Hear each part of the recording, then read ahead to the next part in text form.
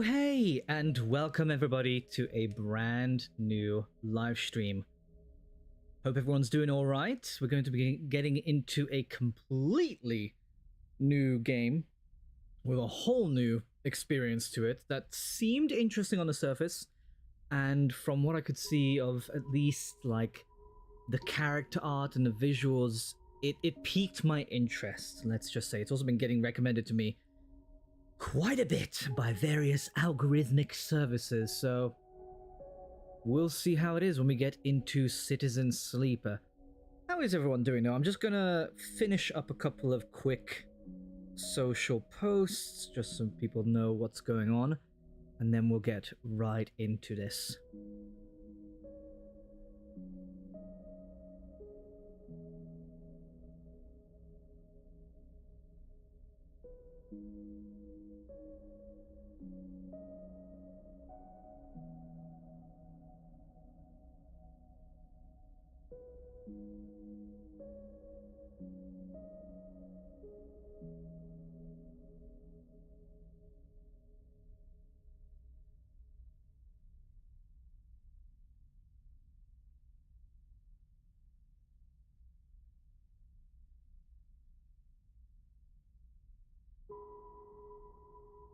Okay, let me just make sure that everything is coming through fine. I should be coming through okay.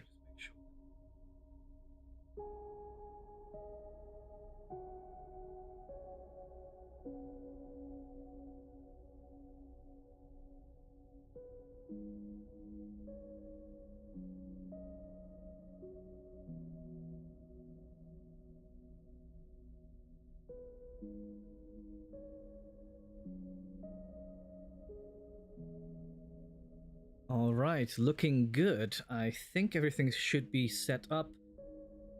All the social stuff has been posted. As far as I'm aware, everything is set and I'm coming through fine. Well, alright, let's start with Citizen Sleeper. Yes, I know that there is a second one. That's kind of where it was first pushed to me. But I figured if I was going to experience it, I might want to maybe start from, you know, the beginning.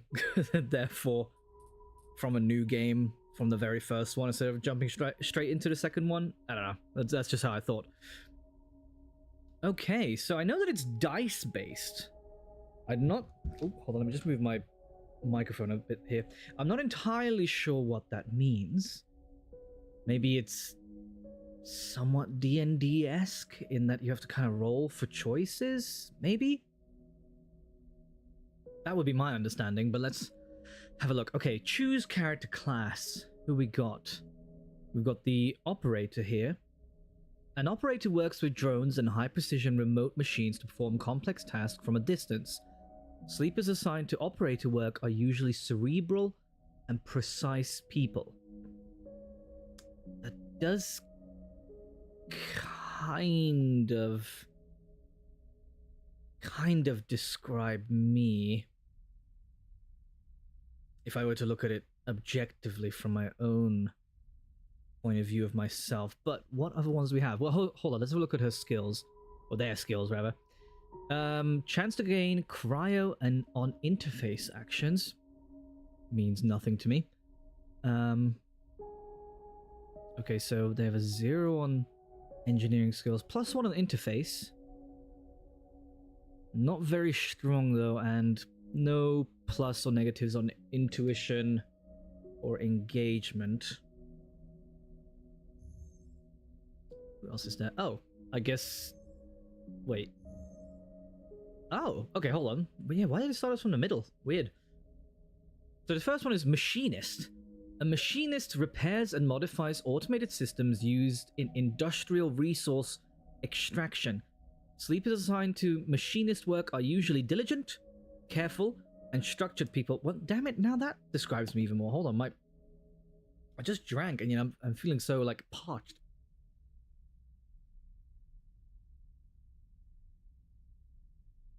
Ah, that's a bit better. Okay. So, chance to gain random scrap item on engineer actions. Obviously, they have a +1 on engineering. -1 for engage. Or we have extractor. Extractors work on resource extraction, often in hard vacuum environments. Sleepers assigned to extractor work are often confident, self-sufficient, and have a high level of endurance. They're not massively aware, but they're kind of just brawling their way through. Sunbathe dice action allows energy recovery at home. I mean, I kind of like the sound of the extractor. Let's go with the extractor. Plus, I, you know, the whole pose and the outfit is just, it's kind of cool looking. Okay, I truly have no clue what to expect from this, so we'll see. We'll see what's gonna happen together. Okay. Ooh, where am I? In the unknown. The first thing you become aware of on waking, is the disconnect. The delay between thinking and feeling. Between wanting to act and acting. Minor, almost imperceptible, but always present.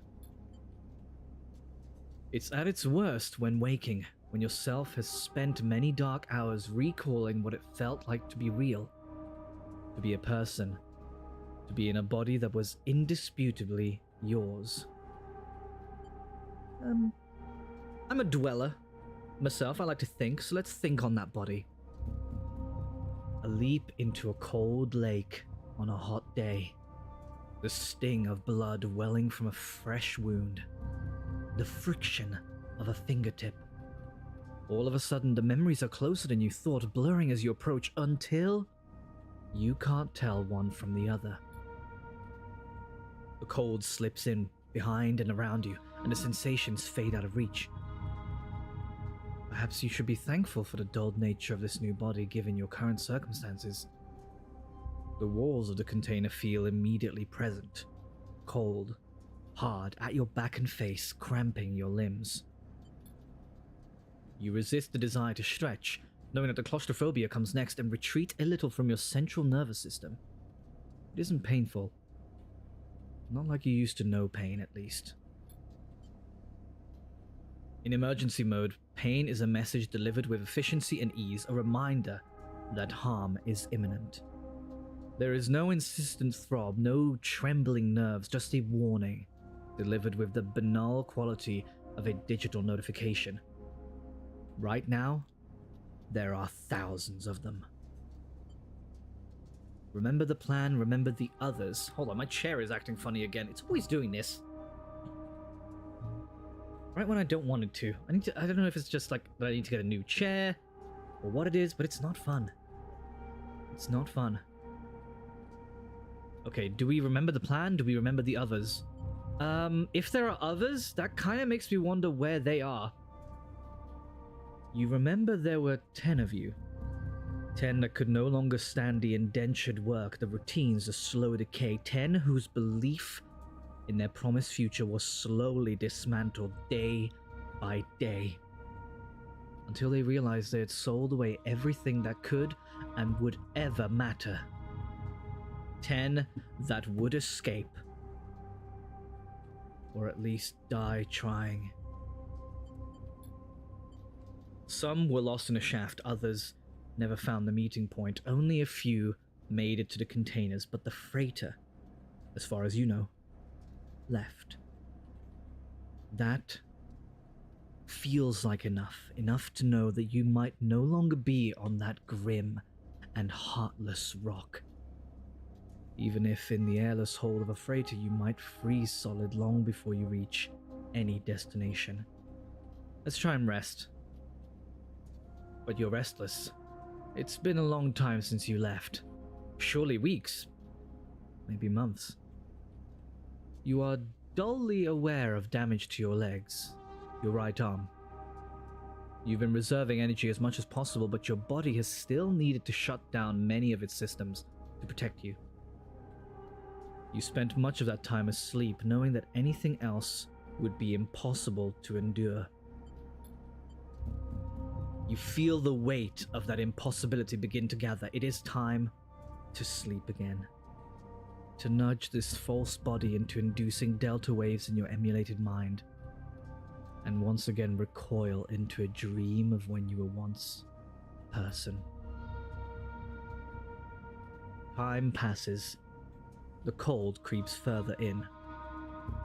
You feel something. Warmth. Not true warmth, but the indication of its presence. Your joints release from their rigor. Sound, too, everywhere. Screeching and shimmering so loud that your body ducks your hearing to protect its senses. Oh, whoa. Got a flash on the screen that time. Oh, wait, is there other stuff that I can press? Data. Items. Wait, what is this? Cryo. Cryptocurrency stored in air-walled sticks of memory known as chits. Okay. Oh wait, I have like different options too. Sick. Maybe let's make the text large, just so we can definitely see it, you know? Oh, there we go. A little bit easier to read. I know my thing is sort of in the way, but that's why I'm reading it out for you guys. Then light. White as the cold, softer and softer until in a haze of dirty yellow, a figure appears. You are out. Whoa, hello. Okay. Yeah, we're definitely out. I can't... Oh. Ooh. Okay, I move around with the keyboard, so this helps me sort of look around. Ooh.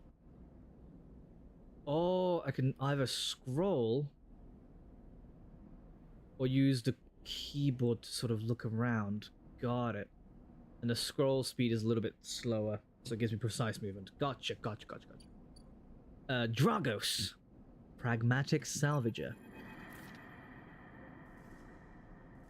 It's been hours since Dragos... Oh, sorry, that's not her. Them. It has been hours since Dragos pulled you from the container. You sit in a huddled corner of his scrapyard, swaddled in the reflective folds of a mylar blanket. You're slowly coming back to consciousness, back to life, and you stare at the ornately curving element of an improvised heater. You are surrounded by angular, incoherent lumps of ships, some corroded beyond recognition, others still carrying glassy wounds along their edges where a plasma arc sliced them apart. As you trace their steps, with fogged eyes, you hear a voice. Hold on, let me just quickly adjust something here.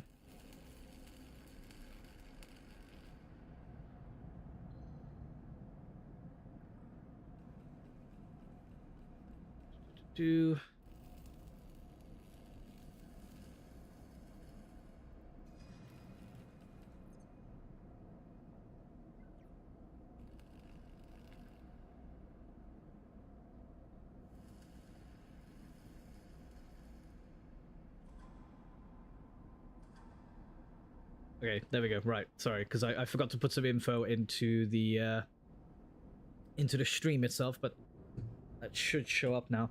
Right.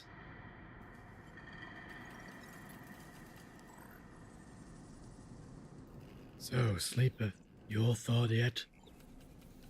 Almost. Never seen one of you come in like this. New frames must have been preserved in sub-zero vac. Seen more than a few of you frozen solid to hull plates or inside outer locks in my time. They weren't so lucky. Dragos comes into focus, shrouded in makeshift tech, his headset with its glinting eyes, the mark of a drone operator. On his shoulder, one of his symbiotically linked drones perches, its irising eye locking you with an unflinching stare.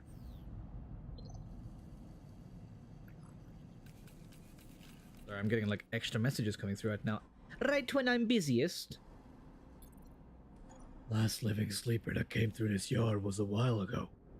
They didn't last long. You struggle to read his expression beneath the tech, but he seems lost in memory for a moment.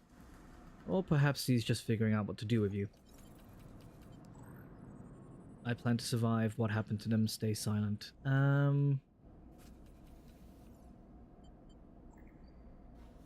Yeah, I guess I'll ask what happened to them. He ignores your question. I won't ask you what led you to do it. To sell yourself to a corporation. I suppose you know you can't go back. Your old body, that's theirs now. And you're just software. A rogue emulation illegally possessing corporate property. You nod along. You remember biometrically signing the forms, the cold floor on your feet as you padded to the sleeper cells. The promise of a life off-world. But as you do, you get the now familiar sensation that these aren't your memories. These are things you know, but not things you feel. You are no longer that person. You're an offshoot. A copy. What you won't know is what's ahead. At least the last one didn't. There's no easy way to put it. That body of yours is falling apart. It's the same for any sleeper who makes it out. SNOP wants to protect their property, but if they can't keep hold of you, well, then no one can. You remember that too, or at least rumors of it from the other sleepers. Planned obsolescence. A built-in dependence on the regularly administered supplements that were part of your routine. Stop taking them and your body begins to shut down, separate from your emulated mind. How long has it been? How long do you have? But for now, sleeper, you're one of the lucky ones. Dragos glances up and away towards the glassy dome of the yard. The Eye is the best place you could be right now. The Eye? The station. You'll see soon enough. Dragos impatiently shifts his weight. Look, I've got things to be getting on with. He trails off. There's an old freight container I've been using as storage out in the stacks. We haven't been pulling in much valuable scrap these days, so you're welcome to it. Something wells up inside of you. Emotion, fatigue. You shakily get to your feet. Alright, you head on up there. You look like you need some rest. And with that, Drago stalks back into the Rex, his drones already converging on a rusting hulk, plasma flashes silhouetting his spindly figure as he returns to work. Well, alright. Welcome to Erlin's Eye.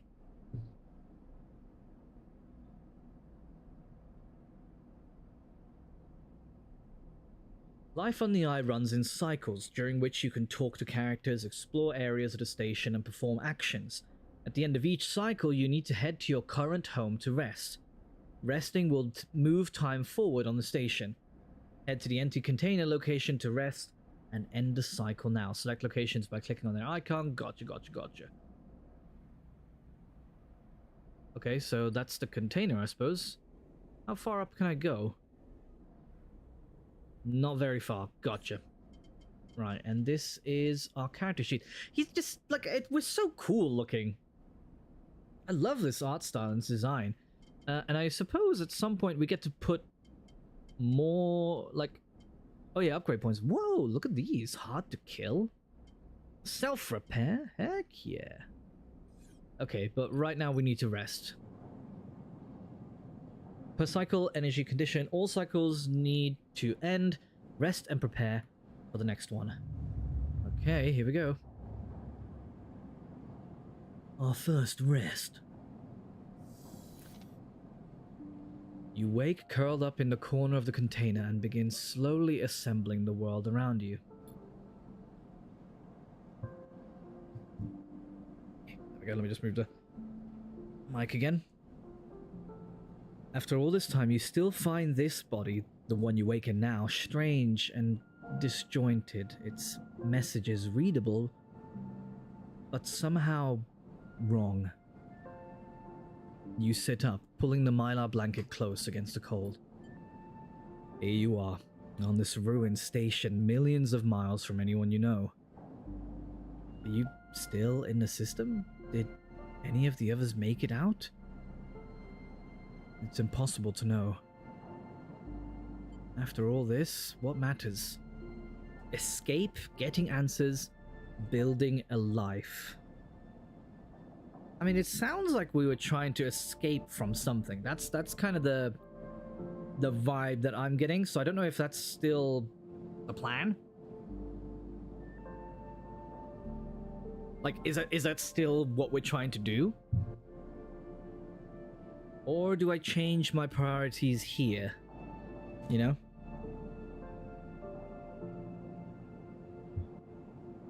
I'm so sorry, I'm having to, like, juggle some stuff around here.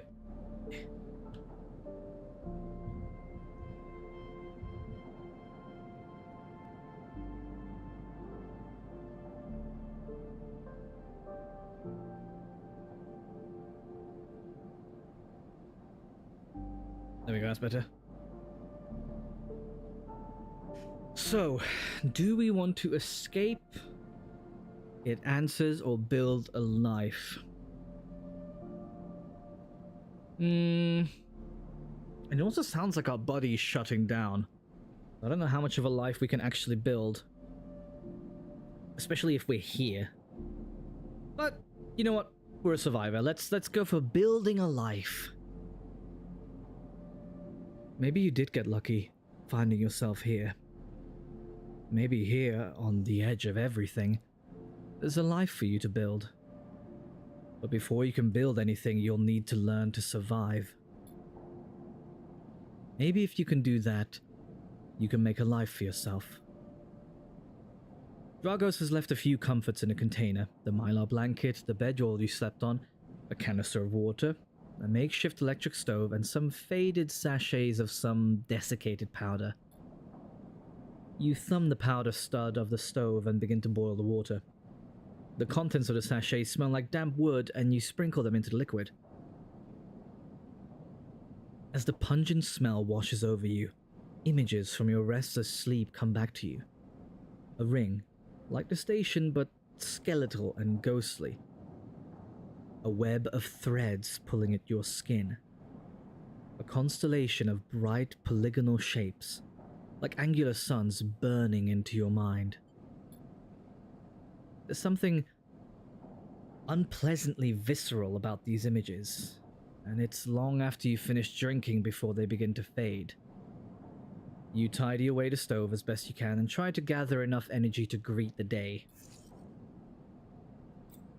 Oh, okay, alright, so now we get to go over what we can actually do. So, condition. Your condition represents the current state of your artificial body. It depletes by one segment each cycle, but can also be damaged by violence, injury, or lack of food. If your condition bar empties, you, wait, which one's my condition? Oh, that's the one on the top. Okay, with the orange. Got it, gotcha. If it empties, you will suffer a breakdown. You'll have to figure out how to recover your condition now that you no longer have access to corporate pharmaceuticals that were keeping you alive. Well, crap. Action dice. At the start of each cycle, you roll your action dice. These dice can be used to perform actions on the station. The number of dice rolled is based on your current condition. The worse your condition, the fewer dice you have. Once you've used your dice, you cannot take any further actions and must rest to recover them, ending the current cycle. And then we have the energy bar. So you also need to eat to survive. This is represented by your energy bar. You can refill your energy bar by eating, but first you'll have to find somewhere to get food. Your energy depletes by 2 segments each cycle. Well, that's quite a bit.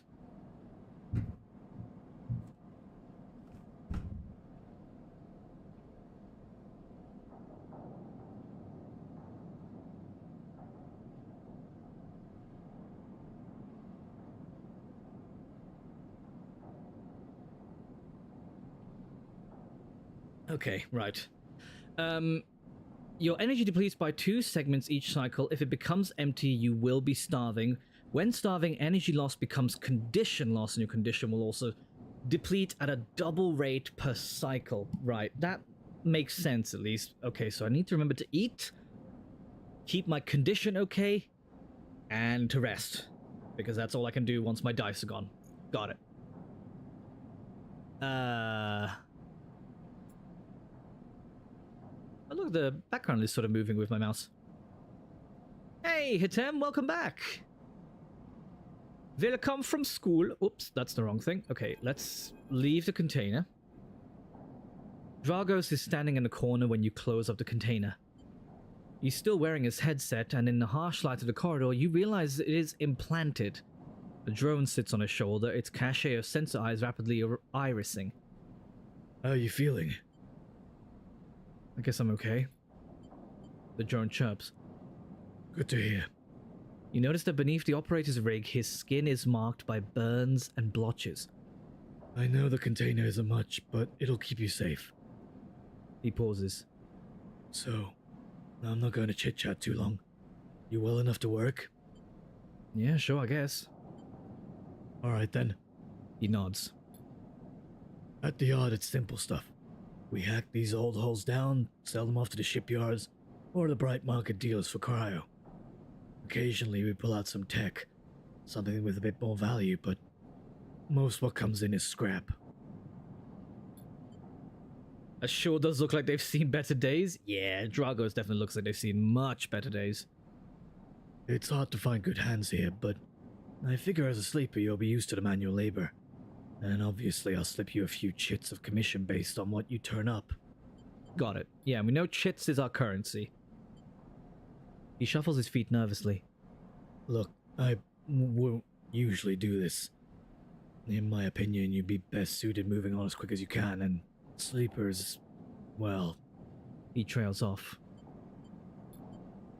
But things being the way that they are for me at the yard... He pauses. I need the help. Happy to help. Okay. He pauses, thinking of something else to add. Look, just come down to the yard when you're feeling fresher. There's plenty to do. Will do. Thank you for the love. I'm seeing it come in. It's very kind of you. Let me take a quick sip. Ah, that's that good juice. He nods distractedly and turns and walks away, the drone hopping along ahead of him. See you later. He calls back. Well, looks like it's time to get to work. Where do we work? Right, so empty container, that's our home for now. Dragos' yard. Decaying scrapyard. Look at this. Also, the little, like, ambient music that's going on. Very nice. What is this? A gate into the low end. So cool. Okay, well, let's go to the scrapyard. Right. Actions are the primary way you interact with the world of Citizen Sleeper. To perform an action, click and drag your chosen action dice to the slot. Okay. Actions reward you with clock progress, energy, condition, or items depending on their outcome. Does it tell me what they're gonna give me? There are 3 types of outcome. Positive, the action goes better than expected. Neutral, the action succeeds. And negative, the action fails. Action dice affect these outcomes as follows. Right, cool. Basically, the higher dice number I have, the more successful I'll be. Got it. Oh, geez. Okay. So there's repeatable action. So type either critical or repeatable. Critical actions can only be performed once. Gotcha. Oh, right. So this is where like modifiers come in as well. And risk. That's number 2. Either safe, risky, or danger. Safe means there's no loss of condition, energy, or cryo. Negative outcome means cryo or energy loss on risky. And danger's just bad all around. Yeah, either way I'm losing something on danger. Got it. Skill, the skill that this action requires. Yep, that's fine. Modifier. -1, 0, +1, or +2. This is added to the action dice when slotted and improves its value. Some actions require a +1 to perform. Right, so that's where like our own character sheet stuff comes into play.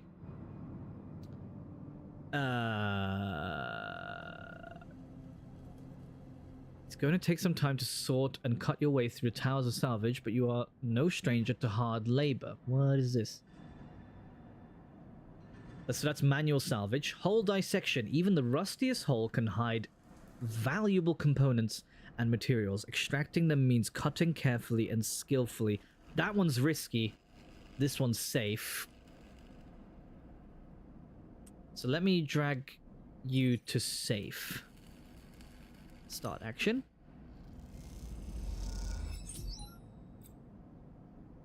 Actions often progress clocks. Clocks are displayed below the actions that fill them. They track your actions and how they affect the world. Filling a clock means something good or bad is about to happen. Some clocks, such as the one tracking Dragos' debt, are cycle clocks. These clocks tick themselves once each cycle and can complete without player input. Any active cycle clocks will be displayed on the icon for that location. Okay, I kind of get it, I guess. Right, that got us a little something. I may as well put my lower ones over here, because it's less risky, you know?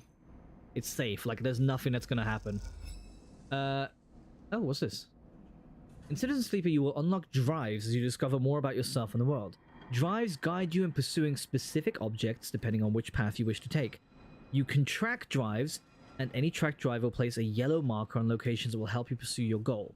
Access the drive menu with the arrow button at the top left of the screen. Okay. You're now free to explore Erlin's Eye and make a life for yourself.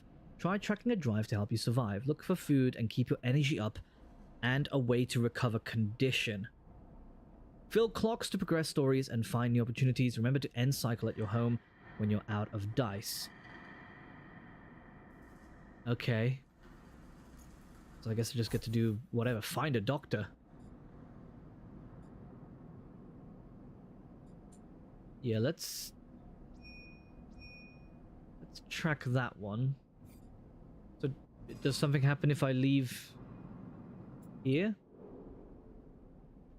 Ooh. Oh, hold on. Here we go. Shipyard. Is this the one that's being tracked? Havenage Construction Yards.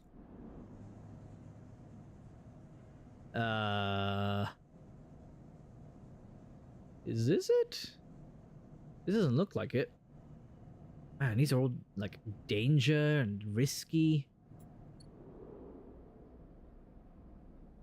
Oh, wait. Are these the ones that might have the doctor? Or is this the one? Because it has a yellow dot above it. Maybe it's this one.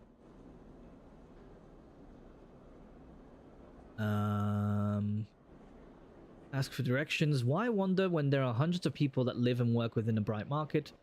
All you need is the courage to approach them. Yeah, the fact that it says danger, no thanks. Or explore the market. The smells, sounds, and buzzing activity of the bright market makes it a dizzying place to wander, but an enticing one too. I'm gonna go for that one. Yeah. Okay, got some local knowledge. Nice. If you keep your attention on the crowd around you as you pass along the bright walkways, taking it all in with an expert eye. Cool. Cool. I only have a plus... Well, I only have a 3 dice left. So I don't think I'm going to be able to use that for anything good. Oh, street food. Oh, here we go. Here's a doctor. What's going on here? Next, comes a call from the enforcer at the door.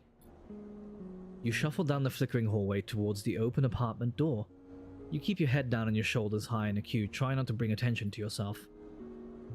You are thankful for the tip-off that a doctor was operating out of this place, but now that you're here, you aren't so sure. The gang enforcer on the door, the flickering light strips, the decaying hab block, they have all made the long queue a test of your nerve. But your options are few, and without a supply of stabilizer, this body, your body, will... You suppress a shiver and shuffle toward and forward the front of the queue.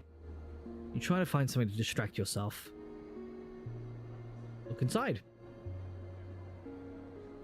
You lean against the door frame and look into the apartment. The entryway is dark, punctuated by the green indicators of stacks of sealed containers. You lean in and see amber light filtering through a far doorway, screened with plastic sheeting beyond which blurred shapes move. The slap of the enforcer's palm against the doorway jerks you awake. Wait your turn, he growls. After a few moments, a figure pushes through the doorway and you catch a distant voice. Send the next one into 0. The enforcer jerks his head and you slip inside, passing through the dark entryway and pushing through the plastic sheeting on the far door. The room beyond is bathed in warm light. A floor-to-ceiling transparent panel gives a full view of the bright market's sealed roof and the buzzing traffic above. And for a moment, you're transfixed by the motion. Well, I gave this person the wrong voice. Come, sit, calls a sharp voice, and you see a silhouetted figure turned away, replacing the plastic sheeting over a frame of a simple folding bed. You make your way across the room. The figure turns, and as they do, you see an expression of confusion flash across their features. They open their mouth as if to speak, they blink, and then quickly regain their composure. Please, sit. They gesture to the bed and then turn to an open case of tools on the table. You sit. Sabine turns, a compact diagnostic scanner of some kind in their hand. They hold it to their eye. Remain still, please. Their tone is clipped and businesslike. You stare ahead, still dazed from their expression when you first entered. Fear, recognition, sadness unmistakably etched across their face. How long have you been on the station? They ask, a scanner still to their eye. It has not been a few cycles. Or maybe it has been, I don't know. Few cycles. They nod. It's good you came to me. They set the diagnostic scanner on the table. I'm going to start by assuming you don't know anything. They take your arm and roll up your sleeve, inspecting your synthetic skin. Your body is dying. They say it without ceremony, without drama, but not without empathy. Essenop doesn't like to see his proprietary technology let loose. To prevent bodies like yours, frames as they call them, from being stolen, repurposed, or in your case, escaping, they built in a process of so-called planned obsolescence. Frames decay rapidly when not regularly injected with stabilizer, one which Essenop remains the sole producer of. They look up. Sound familiar? Yep. Good. That may help. They swap to your other arm, running some thin metal device over your skin. You feel your forearm tremble. I'm sorry, Sabine says, and you're unsure if they mean for the cold touch of the metal or everything else. Emulations like you, sleepers as most people know you, aren't classified as people in any way of the surrogate system. You have no rights, no status. They focus hard on the inspection of your arm, and Essenop has no reason to release stabilizer into the market. Sabine looks up as if to apologize again, but they stop themselves. I know little of this is of use to you. They turn away, disassembling the metal instrument and cleaning it. Silence fills the room as Sabine works, and then the silence gives way to tension. You stare at their back, willing them to say something. Anything. Sabine turns to face you. I may be able to help. They sigh, and you see the darkness under their eyes, hear the fatigue in their voice. They gesture to the door. You saw Toshiro outside? You nod. He works for my benefactor, Yadigan. They are influential in the low end. They give me the space to work, run a door, and take the profits. At the same time, I have to fix up their enforcers, tend to their implants, sew up their wounds. They look away. But Yadigan has connections. Smugglers from the Starwood Belt. Mercenaries working for the corporations on Ember. If you can source a stabilizer, maybe you'll have a better chance. Sabine sets down their slate, their notes complete. This is dangerous, and it'll be expensive. But I think we can do it. Why help me? Sabine walks away to the window, their face draped by the shadows of passing drones. Let's just see if this works first. I'll let you know when I have a lead. You nod and leave, Sabine still staring out, unmoving. Before you reach the lower level of the market, you look back up through the panels of the roof to see if you can see their face, but the room looks dark against the lights of the market. You duck your head and walk off into the crowd. Alright, right, maybe food would probably be a good idea to get. Memphis is busy, his broad face uplit by the makeshift gas burner in front of him. With precise, delicate movements, he lays thick chunks of marinated fungus onto a dented wok, his other hand idly tossing a metal bowl of sliced vegetables in some red-flecked dressing. The smell is incredible. You watch as he fulfills a set of orders, heaping the fungus with a bright salad and depositing it in plastic trays. A stack of chits rattles in his apron pocket as customers file past the burner, handing over payment. Payment. I guess I'll approach. I've got a little bit of money. You join a queue. It's mostly made of off-duty salvagers, vac suits unzipped and rolled down to the exposed stained vests, grubby mods, a lattice of scars and tattoos. They discuss the best food on the eye, the best drink, comparing notes on bright market dives, their words cut through with heavy spacer slang. Eventually, it's your turn, and you shuffle to the front. Memphis speaks in a deep, even tone without looking up. First try is free. Thank him. The smell is almost unbearably strong as he cooks. The earthiness of the fungus laced with something so spicy, the smoke makes your eyes water. The heat from the burner is like a bonfire and your skin hardens in its glare. I know you. You sleepers. Memphis says while he cooks, his voice deep but clear. A hard life. A lot of stories. He glances up from beneath his cap with piercing eyes. I know. Tell him a story. How strong is that guy? He's carrying like 30 kg, no sweat. Yeah, he's a tough little buddy. You begin to tell him about your journey to the eye and he nods as he cooks, his eyes never leaving his work. You tell him of the confusion, the pain, but also the sense of possibility and its sudden arrival. You tell him of the cold and dark of the container and the endless cycles spent within it. Now it seems, you tell him, like some dream that you once had but can never forget. You tell him that the eye excites you and scares you, and you're unsure where to walk, where to look, and what to do. Eventually, you tail off, running out of words. He places a plastic tray of steaming fungus in your hand. Next time we can talk some more. He smiles. But next time, you pay. He slams a heavy hand against a button on the burner side and it shuts off. The roar of the flame and its impressive heat fades. Next time then, sleeper. He waves you away and begins to oil the wok. Before you turn back to the alley, you notice the geometric patterns of circular scars across his forearm, each surrounded with a constellation of glinting pin marks. You walk away, and as you do, you take a bite of the rich, spicy, delicately sweet fungus. Your taste sensors light up like a fusion reactor. You'll be back. Okay. And we didn't even have to use our dice for that. Wait, what's this?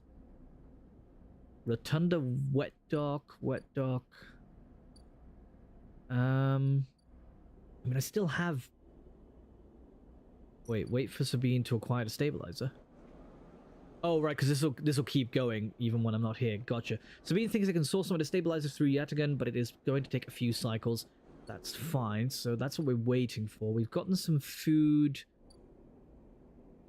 I don't think we want to go to the low end just yet. Sleeper, does the MC sleep like 15 hours? I think they've been sleeping for a long time. And as far as I can gather, we are like an emulated state of consciousness within this cybernetic body that is falling apart. We underwent some kind of procedure to put our consciousness within this body. There were possibly other people as well that we were trying to escape with from somewhere, but there's an awful lot that we're not quite remembering just yet. Let's see what's at the docks. Helion Crossing. Merchants willing to run the gauntlet of the Helion system are rare, but those that do always return. Eventually. It takes several cycles to reach the Starwood Belt and return loaded with scrap from the old wrecks. Right, so these are just working in the background. Oh wait, no, we went to the Bright Market. There's not much else that I want to do there. Shipyard. Well, let's see if there's anything else we can do here.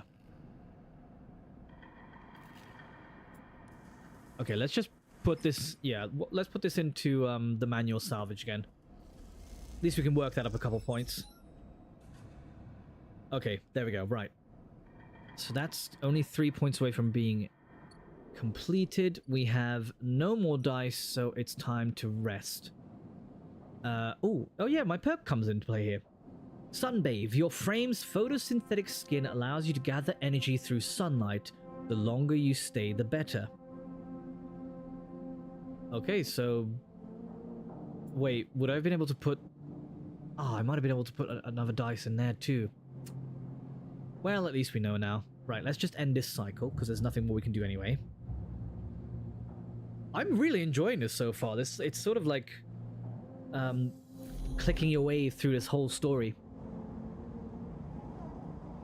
This time you don't wake up. Instead, the ghost of the station, that shifting skeletal ring, surrounds you. For a moment, you're gone, absent from your own body, stretched out across a colorless void. Then, the connections begin to establish themselves, threads tugging on the edge of your mind. These threads become vectors of exchange and then extensions as you feel your thoughts slipping away down them, dissolving into millions of distributed nodes they connect to. You see the station. No. You feel the station like a web of texture in a smooth, black liquid. Touch it. You find a point in the station and you connect to it. Pulse through it, follow loops and paths under and around it. You touch more points than you have fingers, and then you try, in a moment of impulsiveness, to connect them. The flow passes through you so rapidly that you feel yourself being carried with it, splitting and separating, eddying and gathering. As you do, things occur to you, things that you can't possibly know. You reach out, try to grasp them, try to touch them too. You notice a tugging feeling, pulling at you, insistently, as if you were a small child. Something is pulling you in two directions at once. You look down. All of a sudden, everything shuts off. You come back, trembling into this unfamiliar body, both yours and not yours, all at once. You find yourself standing in a container, eyes now open to the dark steel walls. You feel a change within you. A shift. You close your eyes for a second and you feel it waiting there. A station splayed out across your mind. A storm of connective nodes waiting to be explored. And then it's gone. Dang, I only get 3 dice this time? Huh. That's no good. Well, let's just pop you into here already. Let's regenerate a little bit. Okay, cool. Right, so that gets us some energy at least. Let's leave from here. We've got these 2 dice. We can still do something with these. Ah, see? They're progressing, the little bars over here. That's good. Let's go down to the workyard. This should finish that.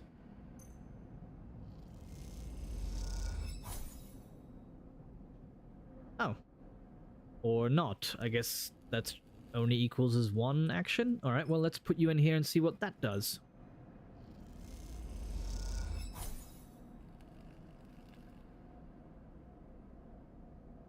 Okay. It takes you a while to get a handle on Dragos' equipment, but before long you are precisely slicing down whole plates into neat piles. Salvaging is brutal work, but you take no small sense of satisfaction from the ordered piles and clear yard you leave behind. Every salvager knows they are always just one lucky haul away from their next payday. Dragos is tied up in something ugly, and if he misses a payment or two, things could get nasty. So am I meant to be helping them with that?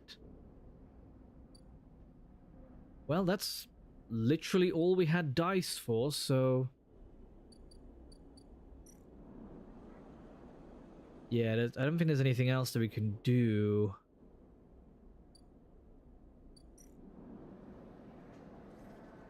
Oh wait, I could have been exploring here too? Jeez, okay. Oh, but these are like dangerous and risky and... ugh. Alright, those are gonna have to wait. Oh, there's stuff over here too?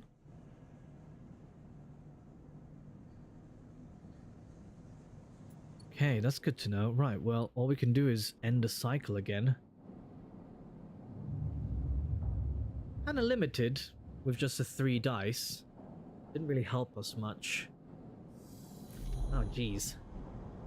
Still fading, that's not good. Again, the skeletal ring of the station fills your mind. It sparkles with glittering lights, like stars reflected in a winter lake. It's clearer, crisper than before.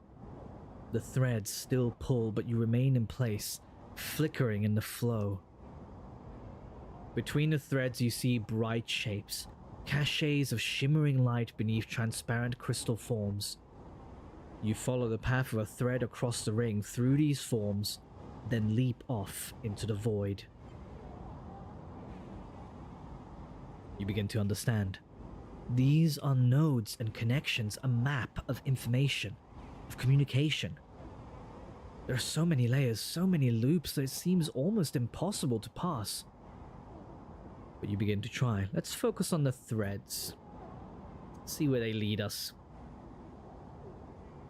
There are more threads than you can count. You choose one that passes nearby and approach it. As you inspect it, you understand why you instinctively chose the word thread when you first saw them. They're not single lines, but rough, fuzzy things woven from data strings of all kinds. The threads are nodes, passages and puzzle boxes. One leads to another.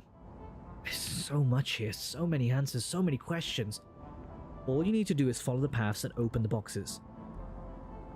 You look out across this ghost landscape of exchange and see an opportunity. But then that insistent tugging again, pulling at you. You look down again and you see 2 lines, 2 threads pulling in different directions as if they were tied around you. Let's go with the second.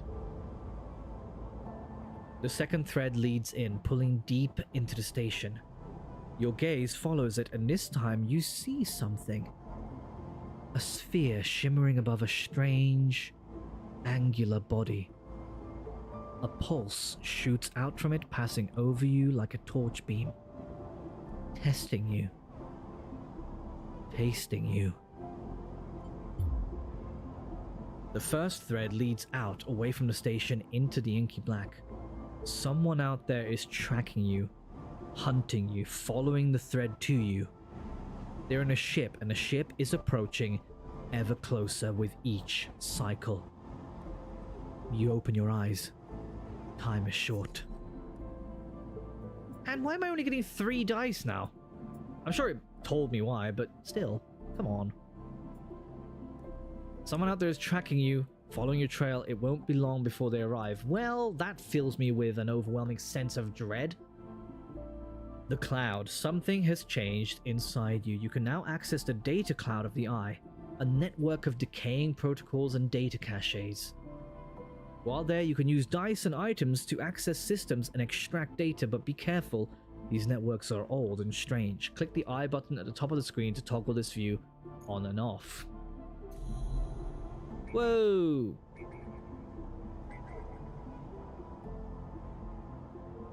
Okay, but we're not going to do that just yet.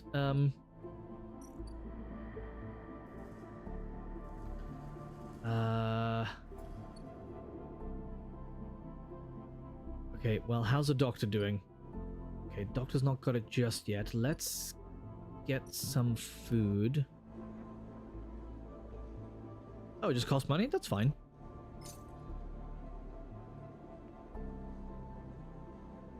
Okay. Emphasis 5... Oh, your mouth stings as your sensorium sends warning signals over and over. This is the good stuff. Fungus fan Emphys doesn't trust people easily, but he notices his regular customers in his own quiet way.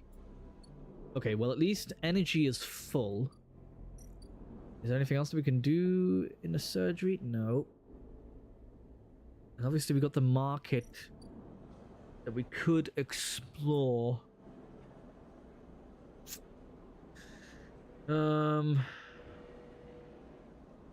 Critical action over here, but none of my dice are high enough for that.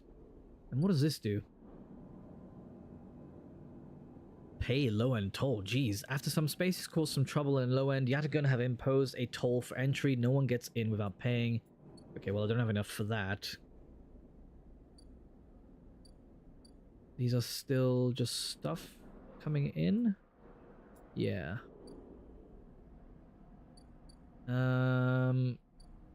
Well, let's see if we can get something at the shipyard. At least on one of these. As a newcomer, you can only gain favor by grabbing a load of materials and asking the nearest yard hand where to take them.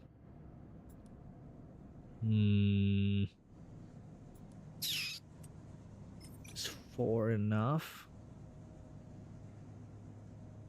50 chance of neutral and the rest not so great. Let's risk it. Okay. The materials are heavy and you barely understand where you're going, but you keep your head down and haul your fair share. Aight. We did that. Right, what if I pull this into here? 50% neutral or 50% negative.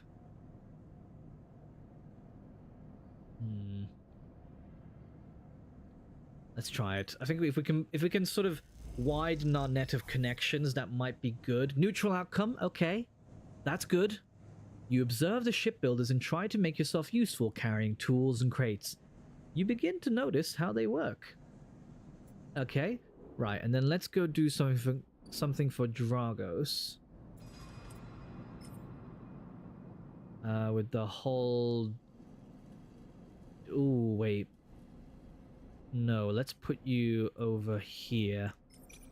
Because that should complete the back-end business part. Or not. Screw me, apparently. Alright, damn. I thought that would be the last node that I would need, but I guess not. And I don't think I can interact with these without... Right. Oh, okay. Data actions allow you to extract data from the networks of the eye. They work like dice actions, but in order to unlock them, you must match your dice to the one displayed on the right of the action. If you have a +1 or +2 modifier in interface skill, you'll be given more possible dice to match. You can use any dice that matches a dice displayed. Once unlocked, the data can be extracted. Right, yeah, so it's still going to need the dice, so that's not going to be helpful to us right now. Let's just end the cycle again. I feel like we're fading faster, so hopefully that doctor does get something for us.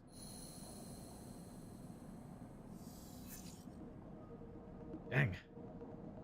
No dream that time, we just woke right up. Ooh, we got a really big one. That could be good for endurance. But let's just see. Oop. As you close up, a voice echoes down the corridor towards you.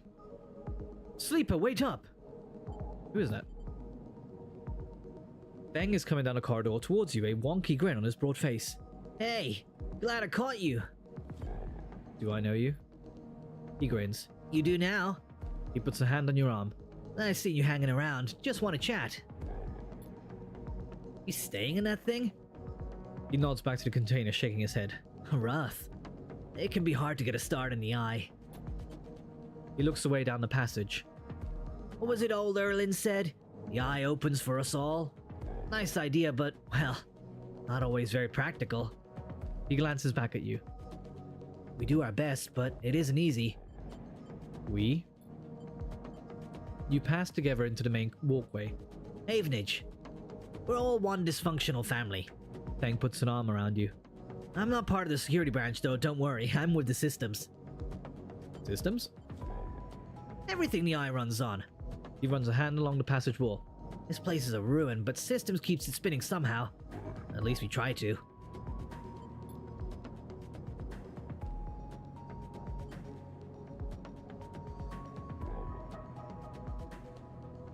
He stops you in a quiet passage.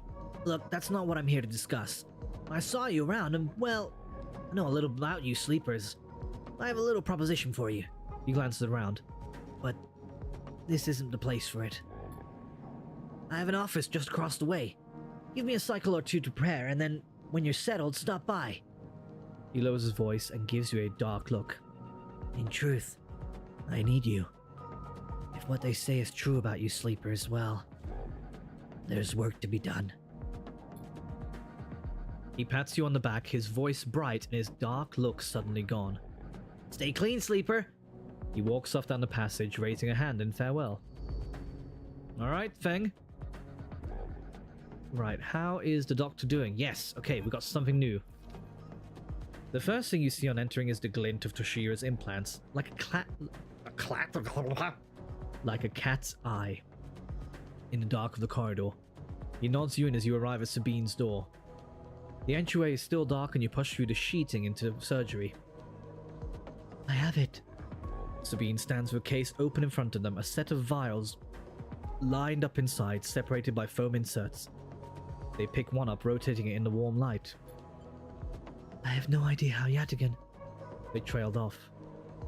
We should treat this with caution. It looks authentic, but I have no idea if it really is what it appears to be. I'm the test case. That seems to be the case. Unfortunately, I'm not sure we have another choice. They gesture for you to sit on a bed. The stabilizer works under a similar principle to an immunosuppressant in a transplant operation, in that it stops your body from rejecting the unfamiliar part of itself. In the case of your frame, the unfamiliar part is each of your biosynthetic organ groups, which over time are identified by your body as foreign material, and therefore must be eliminated. Fair. That is probably how your body would react. Sabine holds up a vial of the would-be stabilizer. However, unlike an immunosuppressant, the stabilizer doesn't do this by limiting your entire immune system. Instead, it re-encodes your biosynthetic organs with new protein chains, which act as passcodes within your immune system. The stabilizer refreshes these passcodes, keeping your frame from rejecting all of its own organs. Which means the stabilizer should be able to encode any organic or biosynthetic matter to be accepted by your immune system. They glance away. At least if the stabilizer is genuine. The only way to know for sure is to inject the vial. They begin readying a syringe. I'll start with a small dose to limit the risk. Well, let's do it. We don't really have a choice in the matter, to be honest. Sabine cracks the glass neck of the stabilizer vial and uses a syringe to extract a fraction of the liquid. They tap the syringe and you watch as if any sign might emerge from the clear liquid. You barely feel the needle, your frame registering the initial injection but with little response. A sensation begins to spread from the site. A fizzing, trembling wave that disperses through your arm with incredible speed. Your vision goes white, and when it returns, Sabine appears encased in shards of sparkling light that slowly fade into darkness as you settle back against the bed. You swim in darkness. Muffled noises like an argument heard from underwater, prickling waves of cold. When you sit back up, Sabine is sitting in a chair by the window, facing away from you, backlit by the glow of their slate. Awake? Yes. The stabilizer is genuine. They sit down beside the bed. I don't know how yet are going to acquire a case of this stuff, but they did. Sabine looks troubled, distracted. You should rest some more, but you're going to have to do that somewhere else. They gestures to the door. I have other patients. Sorry. Sabine nods towards the case. I'm afraid I can't offer you any more doses. You're going to need to pay for your next dose. Silence fills the room and they return to their glowing slate. Looking around the room, it seems different somehow, as if things have moved or shifted. You wonder how long you've been out. Sabine? Nothing comes free, sleeper. Remember that. You manage to get to your feet and wander out into the hallway. The queue stretches down the flickering corridor. Toshiro stands impatiently by the door and fixes you with a glare as you leave.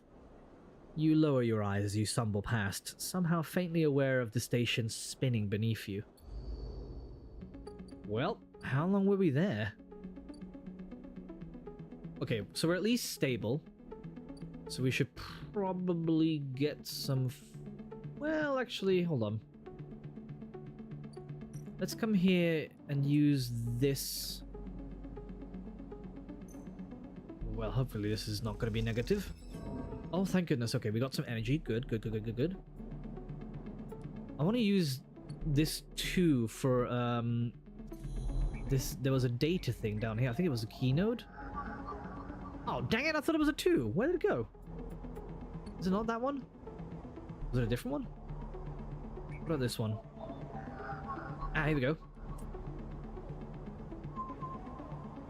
Keynote 2. The data here is part of a cache tucked away during the collapse. Who hid this and for what purpose? Let's bypass. Extract data. I wonder what we're gonna find. One encrypted key. Okay. A stream of passcodes able to unlock the station's aging maglocks. Have we seen the maglock already? Keynode. Havenage agent. A Havenage member is broadcasting on the open network from here, leaving them to open to data extraction. So that's not it. This was another key thing. 1,000 cycles ago? Jeez. Okay, and this one's a gate. One Solheim ciphered. I don't think we have that.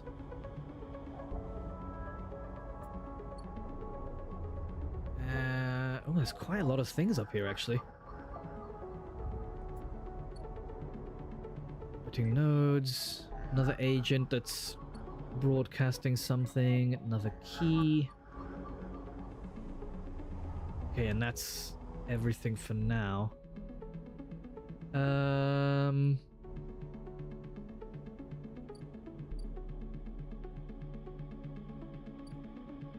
Probably could have used food, but can I do anything in Dragos's yard?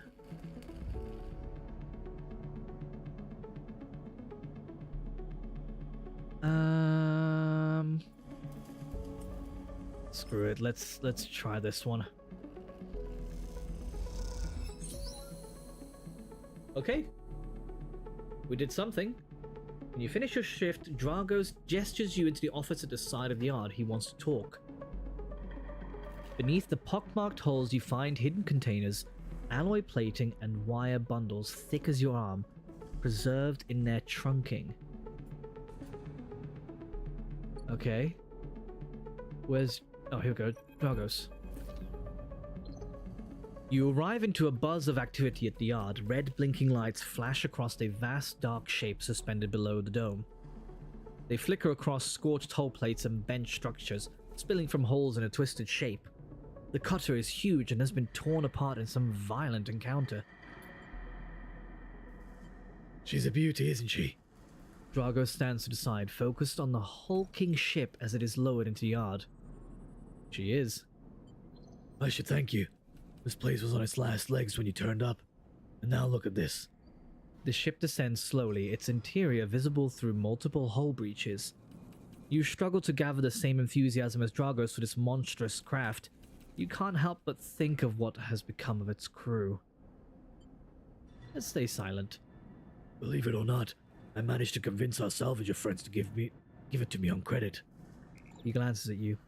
The ship creaks like a calving iceberg as it reaches the base of the yard. Dragos is visibly excited. I know I said you shouldn't stick around, but I'm gonna need some help with this one. The drones start to crawl over the hulk, their lights illuminating flashes of dented hull.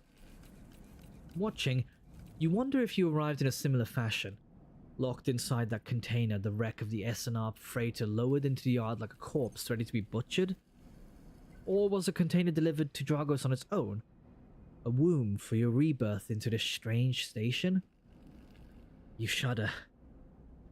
Perhaps if you could learn something about the ship, you might be able to trace the path that led you to this yard. Dragos squeezes your shoulder. After these past cycles, I think we're up to it. What do you think? You see the fading name of the ship emblazoned on its side. Winter Light. Let's do it, why not? Let's give him a hand. He's been helpful so far. He claps you on the back. Glad to hear it. Come back in a few and we can make a start. Yeah, I mean, I'm definitely gonna have to come back in a few, because I ain't got no more dice. A real beauty, Dragos repeats, perhaps just to himself. You take one last look at this shattered ship as the drones start cutting, and then slip out of the yard, feeling suddenly cold in the empty passage.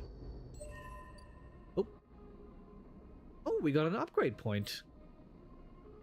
And a notification.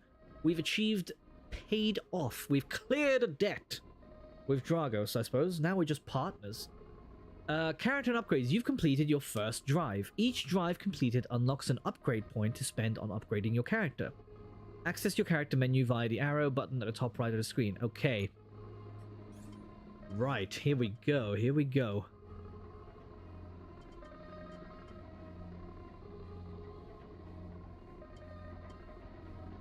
Okay, so clearly I can't put anything into the endurance one because that's already got something. So it's only something with these three. And wow, I really just can't do... Oh, wait. Can I do something with intuition?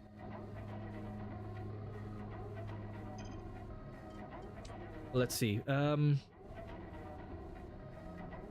Thrill Seeker. Chance to gain energy after any engage action. Chance to gain cryo on interface actions. Wait, because I can...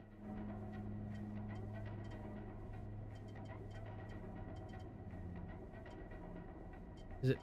Oh, nope. Hold on.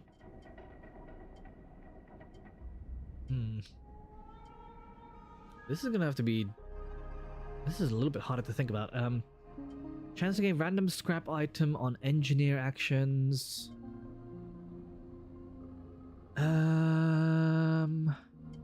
Hard to kill. Keep 2 dice even when condition is breaking. Oh, that sounds equally good.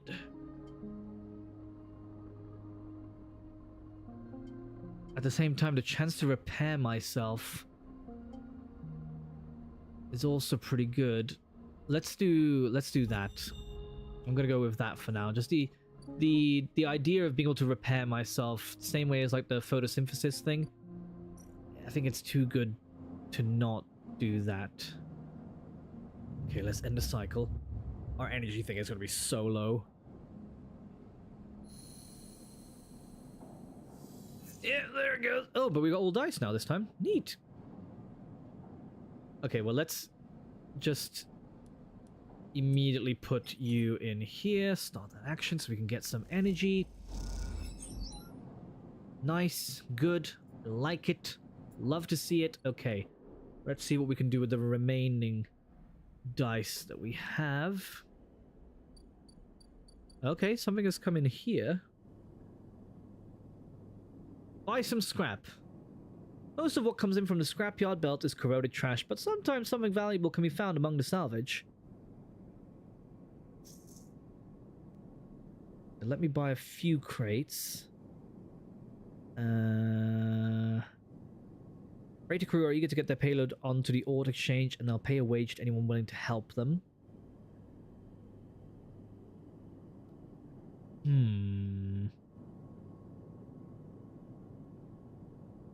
I'm gonna buy some scrap.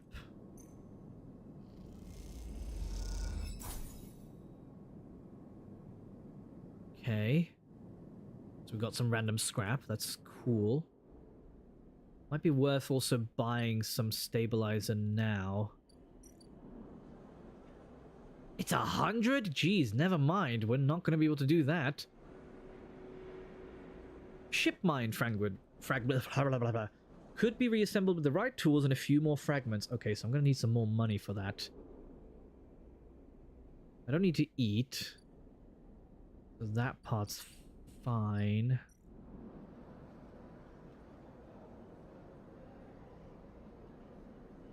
Trying to weigh my options. There's not much that I want to do in here. Because frankly, steal dock plans? Havenage security has to have plans. Stealing them would be the fastest way to get to know this place and the most dangerous. Absolutely not. It's docking base, but my intuition's -1. What about the market, actually? Was there anything in here? Dang, these are all really sucky. Okay, so we're not doing that. Oh, wait. Feng, are they ready for me? Sleeper! Feng catches your attention as you approach the Havenage building, leaning against the bay door to the side of the entrance. You approach. Easier to come in this way, security and all that. He gives you a look. You know. He slams a button and the bay creaks open, blinking lights in the dark behind it. You follow Feng inside. Truth be told, I don't spend much time upstairs. This is where I work. The door hisses as it closes behind you. The bay is filled with pieces of hardware, all rigged up to generators and diagnostic slates, and things you don't recognize that glow with blue screen light. There's a chorus of hums that blends into a single wave of static, filling the dark corners of the room. Feng leans on a server stack and gestures around. You like it? What is all this? He taps the nearby server stack, which bleeps in response. This is my treasure trove, all dredged up from this sea of systems we call the Eye. You wouldn't believe what this place runs on. He steps over to a towering block speckled with vents. Some of these systems are built from the original station, A1, the one Soline build. We've had to invent new components, repair things we've never built, reverse engineer entire subsystems into existence. Residents here look up at the Eye and think they're seeing a constant and concrete reality. But this place is a system in a constant flux, decaying and growing, collapsing into new configurations. He walks down beneath the hardware stacks and you follow. We are keeping this place alive, but also remaking it into something new, dragging it away from those corporate origins. He stops. At least that's what I'm trying to do. He turns back to face you among the flickering machines humming all around you. I know you can see this too, Sleeper. All these systems and sections. You can, can't you? I can see it. It makes sense, right? You're between here and there, between the people and their systems. You light this place up like a beacon, that's what I need.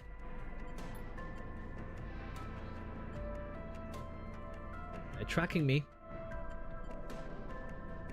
Oh, you glance at the lights around you, and as you do, they seem to flicker, to realign, to follow your gaze. Feng notices it too. I'm guessing being a beacon isn't always ideal when you're on the run, though. Yep, they're tracking me. He pats you on the shoulder. Maybe I can help with that. There's a lot of old growth in this place, subsystems I can't see, access protocols lost to time and decay. Secrets. A crap ton of secrets. With your help, I can unlock this place. Break off those last ghost limbs of corporate control. He lowers his voice below the hum. Even in Havenage there is old growth. Those whose roots trace back into those bad old days. You help me dredge up the past, and I'll see what I can do about that tracker of yours. He winks. What do you say, Sleeper? I'm in. Why not? I'm just in with everybody. Feng pumps his fist and claps you on the shoulder. He meets your eye. You won't regret it, Sleeper. Feng passes you a ragged-looking metal tab. A gift. He smiles. It's a Solheim cipher. I dug it up from the depths of the station. Slot that into an old network gate and you'll be able to pull out all kinds of secrets from the nodes inside. Ooh, that's what we need for one of the gates. He walks you back to the front of the bay. Start by bringing me whatever you can turn up. Use that emulated mind of yours and see what's out there. Let's get a picture of how things are. Those above, he nods to the ceiling, have granted me an acquisitions budget. I can pay you for whatever useful data you bring in. I know you need it. He slams the door button again. Keep it quiet and keep it clean, sleeper, and I'll see you soon. You step, blinking, back out into the passage. Those flickering lights are still in the back of your mind. Alright, new drive discovered. What is a new drive? Whoop. Disable tracker. Okay, so I don't want to track the survive one for now because I don't have enough money for it anyway. So let's... Wait, what's this? Yeah, extract Solheim data. Let's do that one. Because we should be able to do that right away, right here. Oh. Wait. Is this not it? Where is it? Is it in the middle? Oh, there we go. Clicking on the wrong one. Alright. What are we gonna find? With a squawk of noise, the old gate flips open, granting access.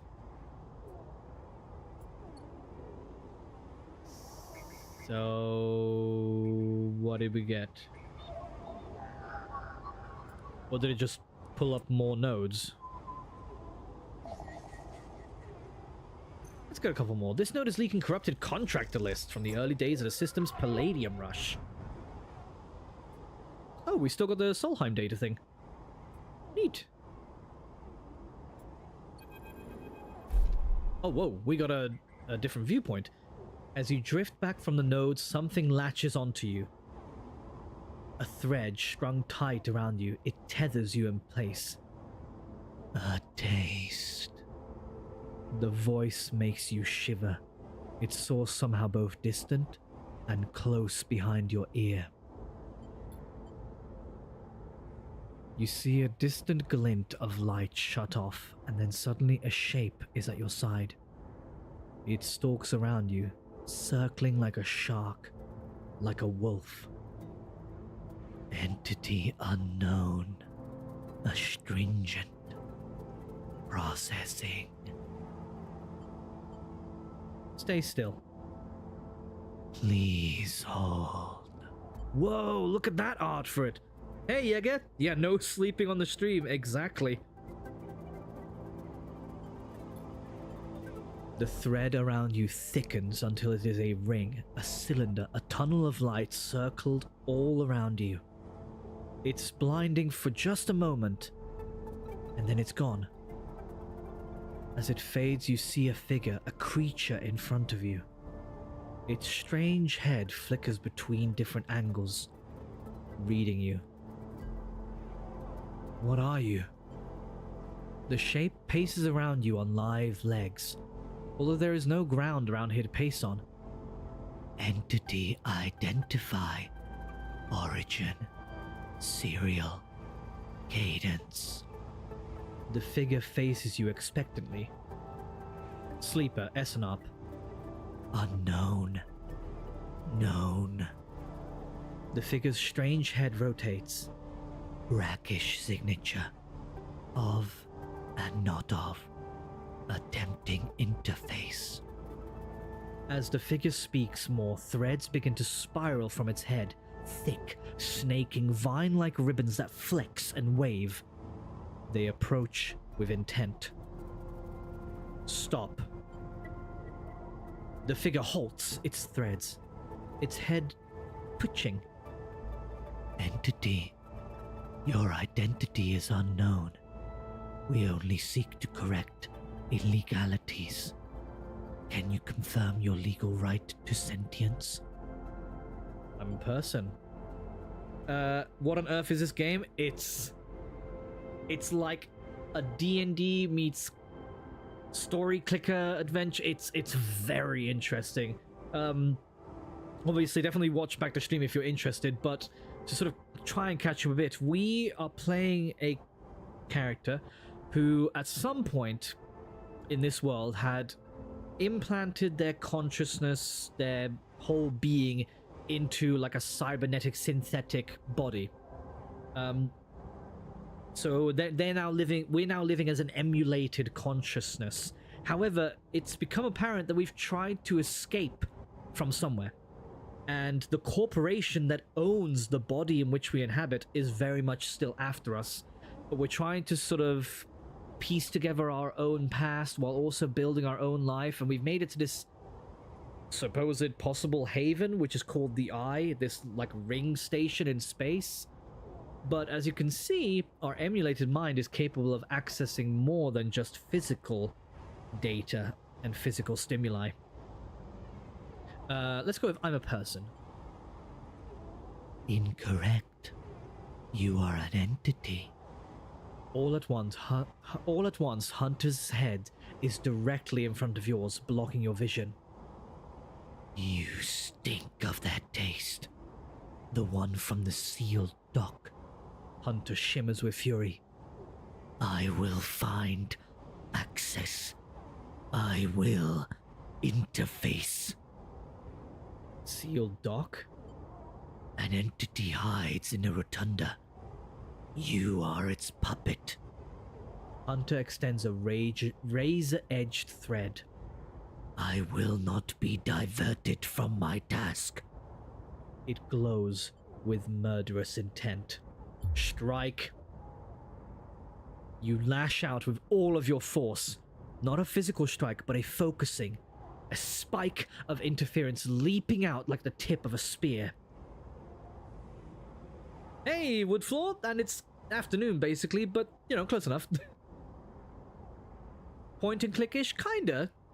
And this placement of things on screen is just like Disco Elysium. Ooh. I don't know what that is, but if it's anything like this, that's pretty cool. This is very unique. Hunter stumbles, shifts, separates. Wake up, samurai! You open your eyes, blinking back into the station light, shaking with fear. Yeah, that was not good. Okay, I don't think we have other ones that we can access right away. Yeah, because the dice that we have up here needs to match certain ones.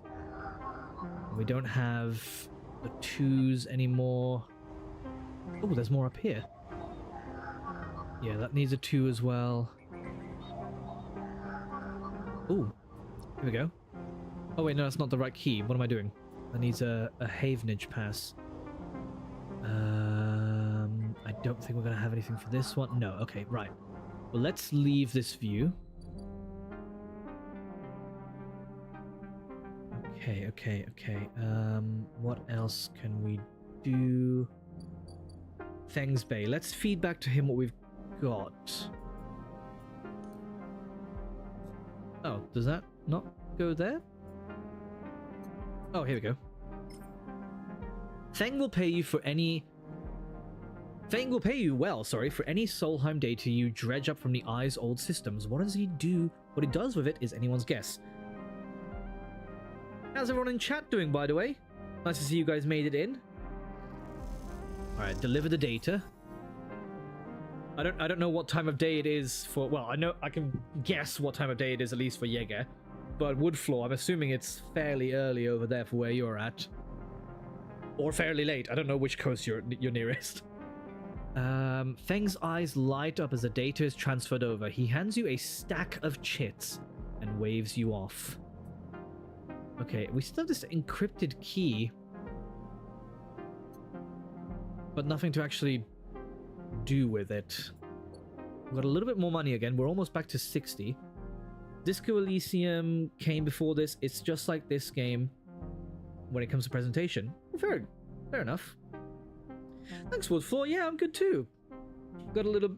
I had an early sort of end to my work day, so I wanted to jump into this game. Technically, the Citizen Sleeper 2 is what's been just constantly being thrown at me from various algorithms recently. But then I thought, hey, if I'm going to try this, I should probably start from the first one to get an idea of what this game is like. And so I figured, why not? Let's just jump in and do it, you know? Just woke up 6:47 a.m. for you. Yeah, that sounds about right. Oh, and it's just like this game. I see. Gotcha. Okay, so we've got Dragos that we could help. Do I want more scrap?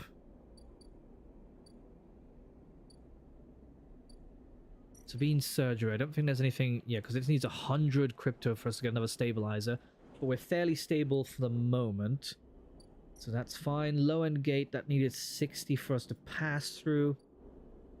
I'm not really that bothered with passing through. By the way, since you just joined, here's who we are. We are the Extractor class. So we've got a few different sort of skills and mods that we can work our way through to try and, you know, make ourselves a little bit tougher. A little bit more easier to survive. But yeah, I love the character art that's going on. But you can see the synthetic body that we have that's sort of falling apart. Let's see. What can we do? Scrap allowance. Offloading. The freighter will stay docked for as many cycles as it takes to offload its haul of scrap into the Havenage yards. Let's just use one of these for that. I know it says danger, but Hell yeah! You finish unloading ahead of schedule, and one of the crew invites you aboard to share a warm meal as thanks for your efforts. Nice. Okay, so we're getting some good know-how with the people around. I want to come back to this shipyard as well, actually, and do a little bit more here with them. We go risky, or do we go this one? Let's go with this one. You do well, and when their shift is up, a couple of hands invite you to share a ration pack and some of their well-worn advice. Nice. Okay. We're working our way around, which is good. Right, let's go back to Dragos, though, and see if we can lend him a hand. Ooh, we got some different options this time. Okay. Dragos' nerve. Dragos seems increasingly nervous about your presence in the yard. You're not sure he's going to hold his nerve for much longer. Well, crap. So we are going to have to move out eventually. Forensic trawl. Investigating the winter light means picking through its systems and structures with care. It won't pay, but you may find answers. Cutter salvage. Shipbreaking is tougher than slicing up loose salvage, but Dragos is happy to pay you a fixed wage if you're up to it.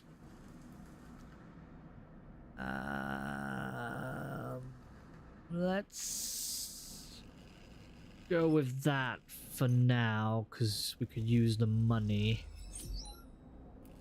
Okay, 86. Nice. Right. So we have no more dice, which means we have to end our cycle. Whoever is hunting us is getting closer and closer. That fills me with quite a bit of dread. But maybe it'll be fine. Maybe it'll be okay. Okay. Your frame's into... Yep, so let's get a...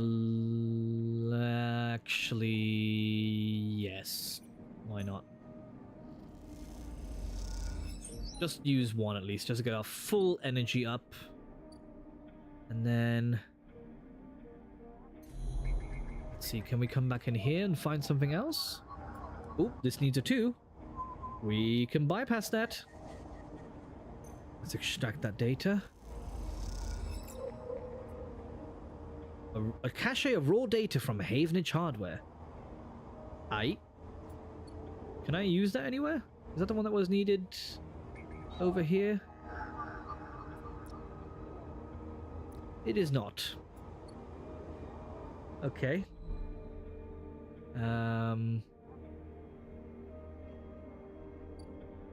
Will Feng want that?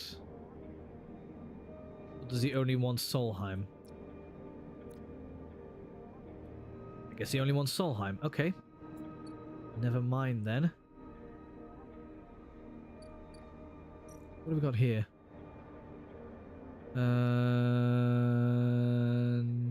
Nope. So nothing with you guys. Rotunda. Okay, it's more of... Right. That's just exploring the docks there. Could go with you guys again. Unload some containers. Maybe buy some scrap. Let's buy some scrap. Because again, that's always handy. You hand over your chits and they point you to a crate of salvage. Time to see what you just bought. Feeling lucky? What did I get? Filters capacitor sensors useful salvage to the right person. But what do I do with it, sir? What can I do with that? Let's just help unload and see what happens. You finish unloading ahead of schedule. One of the crew invites you on board. Share all meals thanks for your efforts. Cool. Cool. That's fine, I guess. Oh, we could get through the gate. I'm not really that interested in the market here. I know that there's local knowledge that I could be getting, which, fair. But it's not particularly of much interest for me right now. We don't need a meal from here. Let's have a look and see if we can get through this gate then. We can pay our way through. We're not going to have much crypto left after, but why not? You hand over the chits to the Yatagan enforcer and he nods you through. Ooh, we actually get to go through. Low end, ramshackle residential district. Alright, what do we got? Block maintenance. Maintained by their residents, the ramshackle blocks are always in need of repairs. Helping out is a good way to make friends. Cool. Obviously, we're a low end and no one knows you here. You'll need to change that if you want to access the low end's residents and facilities. And play Tavla. The clack of filter caps can be heard in every concourse in the low end as the residents play rotating rounds of this game for cryo. It says risky, but we could probably get a fairly good response with this bigger dice. Nice. Okay, got some money back too. And let's go with... Ugh. That's not so great. But let's try it anyway. Let's risk it. Oh, thank goodness. Okay. You join a group of residents trying to repair the tangled innards of an elevator motor and manage to spot the problem. A burnt-out resistor. You dueled with a sharp-eyed teenager, blocking each other with careful moves. You win, and the crowd chatters, clearly impressed. Okay, so we're making a bit of a name for ourselves. Nice. So there's another food place. Neat. Okay. That's good to keep in mind. Can I do anything with these scraps?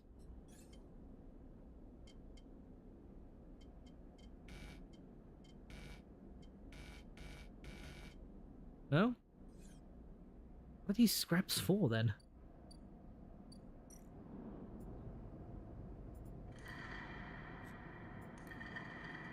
It doesn't help me do anything, so I don't really know what I'm supposed to. Help Fang chase his leads. Yeah, let's do that for now, just so we can help disable the tracker, because I feel like the quicker we get that off, the better for us in general.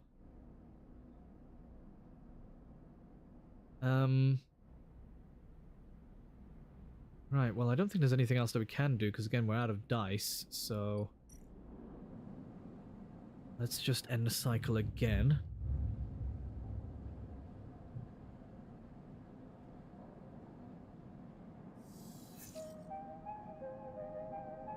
We got a lot of ones that time. That's probably so we can get some more data. Whoa! This goes way further back. Gap in the ring station. Founder's Gap. Pay for passage. Oh, it's another way to get across. 150 cryo. Okay. Yeah, money is definitely something we're gonna need. And the spoke. A tangled network of service passages and makeshift tunnels cut through the spoke as if it were a hive. There are no maps here. Scaling the scope. The scope? The spoke. Ballisted with precarious elevators and stairways, the spoke can be navigated from the outside, but the climb requires bravery. Yeah, why would I... Oh, right, because it's also easy to get lost in. Great.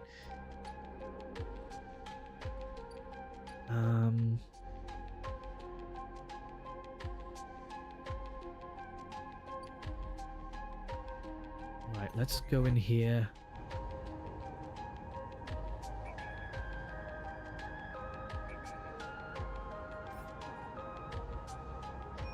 Does this make more show up if I use this one? No? Okay, just tracks a couple more. Solheim, that matches with you. Let's bypass you and extract the data. Okay, good, because that will be useful for Feng.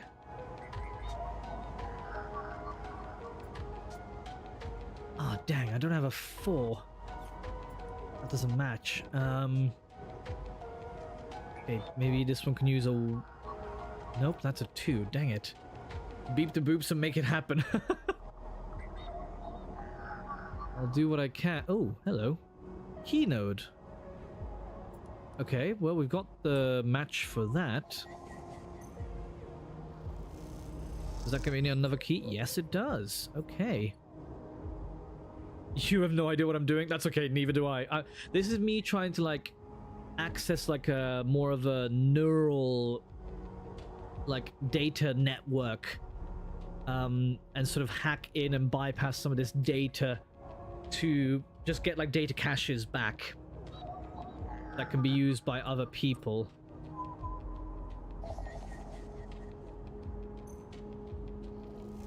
Look at that, I can directly hack into somebody's, like, brain with this. Whoa. Yattigan data. Okay, cool, cool, cool. Was there another one that's just one? Yes, there is. Okay, this is clearly the cycle where we just do a bunch of hacking. Nice, we've got more keys. What does this one do? Right, that needs a 2, which we don't have. And we still don't have this one.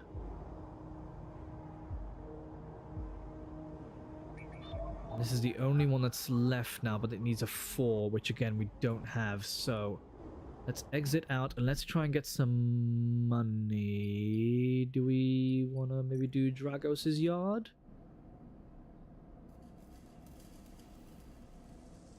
Yeah, why not? Let's do this one. This gets us a 100% positive outcome anyway.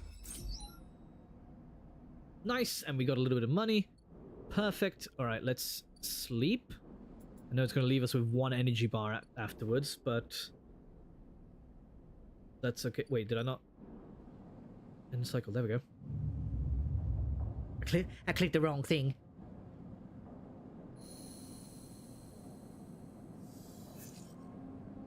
Yeah, it's definitely much more to think about in this game before making any decisions.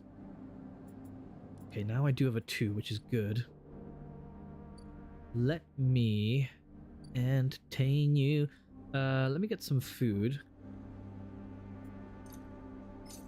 First, because that will get my energy up. Nice, good. Love to see it. Yeah, whoever is hunting us is really close though, and that makes me very nervous. Alright, what do you need? 2. Perfect. Wait, that's Havenage. Hold on. I need Solheim. 4, okay. Because Solheim is the only thing that Theng will take at the moment. I need to remember that. Ooh, uh-oh, the hunter's back. A glimmer in the dark catches your eye as the orb of Hunter's head appears in the distance. It is looking for you. Run or hide. I don't think I can hide from it. Time to run.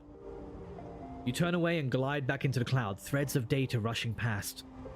Another glimmer catches your eye. Closer now. That roving orb, wreathed in tentacles. It flickers, jumps once, twice. Then it's here. The hunter is here. Entity, submit to inquiry. Hunter reaches for you, and in an unpleasantly familiar way, it's waving threads, creating a cage. You push against the threads as they close in, becoming frenzied as you push them aside. You're caught by whipping tendrils and feel them pulling away from the anchor of your body. You push through, clearing the threads. Entity, hold for processing. Comes a scream from behind, but you are already gliding away back to your anchor, your body. You awake, dizzy, distorted, but safe. It's rough out here. Oh, I see. There's like a bar up here by the hunter's eye thing. I just realized that's probably like what's pointing to how much they'll notice me. Okay, let's get one of these then, because this needs 2. Because why not? We can just get some more data. That's always good. Okay, let's leave now. And where's Fang's thing? Data. Right, here you go with that. Start action. Fang's eyes light up as the data is transferred over. He hands you a stack of chits and waves you up. The hell he does. We got one more for you, baby.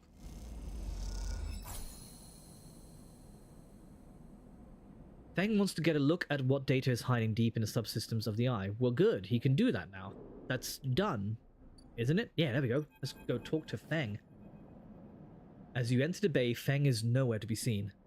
The banks of servers and machines blink out of the dark in staccato rhythms, unseeing eyes of the station's digital ghosts. Fang's voice echoes from behind a stack, followed by the hammer of a fist on a metal casing. I'm just gonna stay quiet. He seems mad. You forgot you had this playing the whole time you were doing something? Well, thanks for remembering me, as Eeyore would say. Sleeper? That you or am I in trouble? Fang's grinning head pops out from behind a stack. Just the emulated consciousness I have been eager to see. Come back here. You pick your way between the thrumming stacks, trying not to trip on the loose bundles of cables that blanket the dark floor. Fang is sat in front of a set of monitors mounted to a stack. Tell me, Sleeper, what do you see here? Fang waves at a monitor to his side, glowing with pale lists of information. You lean in closer, looking for the links in the data. The tables seem to be filled with personal information. Names, genders, dates, ID numbers, all the makers of institutional records. People? People, yes, but whose people? Solheim. Bingo! He taps at the terminal. I pulled these from the old data you brought in. All employees of the Eye's original owners. And... He leans past you and scrolls the list down. This one. This is snaky. He stabs at the screen with a finger. The name reads Hardin Hurst. Who's Hardin? I had headphones so I could hear it the whole time. You just forgot. Is this ASMR for you? Is this like a podcast you just put on in the background? Is that what this has become? Because that's fair. That, says Fang, giving you a sideways look, is the thing. He drags a stool out beside him and motions for you to sit. There just so happens to be a Hardin Hurst in Havenage. He waits for your reaction. In Havenage? That's it. He's right here on the station now. Fang leans back in his chair. Just think about it. Decades ago, Hardin worked on this station as a... Fang leans across to look at the monitor. Senior Strategic Operations Executive. Fang raises his eyebrows at you. Our Hardin was keeping the money coming in for Solheim. He defined priority growth initiatives by making sure the extractors they contracted out to were hooked into a system that outsourced all the risk and kept the profit. Fang, what the hell are you talking about? But old Hardin shuttled thousands of Palladium Rush workers into an infrastructure which meant that their cut of the work they did went straight back into Solheim. So what? So what? He frowns. I grew up here, Sleeper. This is my history. I'm a child of the collapse. Fang turns back to his screen, staring hard at the strings of code flickering by. Before I was born, my parents were Solheim contractors. They ate in Solheim canteens, worked on Solheim ships. They breathed Solheim air and slept in Solheim beds. Feng's voice rises as he speaks, his hands fists on the terminal edge. And the work that paid for their existence? The cycles of hard extraction out in the belt? Solheim took their cut. This was a company town, so to speak, and my parents were just another in the long line of freelance contractors willing to risk their lives for a shot at anything other than poverty.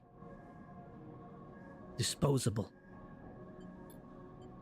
This guy, Stabbing at Hardin once again with his finger. strategized all that, did the sums, and then somehow, thousands and thousands of cycles later, is still going.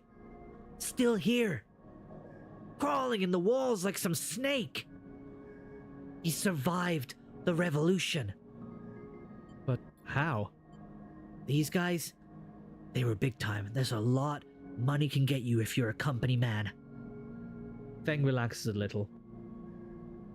But how is Hardin still kicking? I really don't know. He turns to you and smiles. So, we're gonna go and find out. Hardin is now a big shot in the shipyards, just a few degrees back around the eye from here. Feng brings up a map of the lower eye. Havenage might be out of Erling's revolutionary zeal, but a flat hierarchy is not. Hardin happened to be float at the top. Feng zooms in on the far yards. Feng grimaces. The thing is, I don't have access to those systems. The shipyard crew is pretty paranoid and they don't let anyone from systems digging around in their stuff. Plus, we need more than just the name of Solheim executive. We need proof.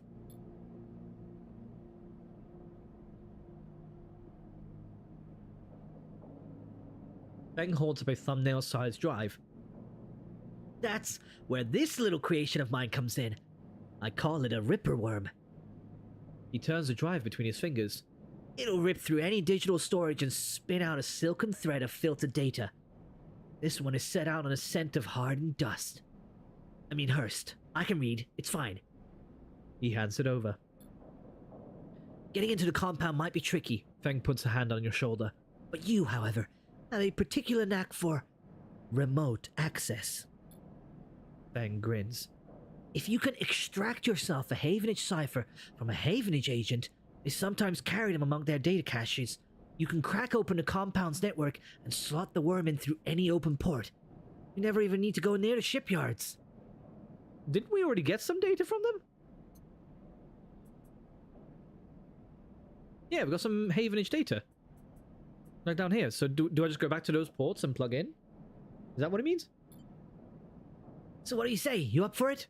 Yes, I'm just in 100%. Whoever comes to me with a problem, I'm like, yes, I'm your man. I knew it!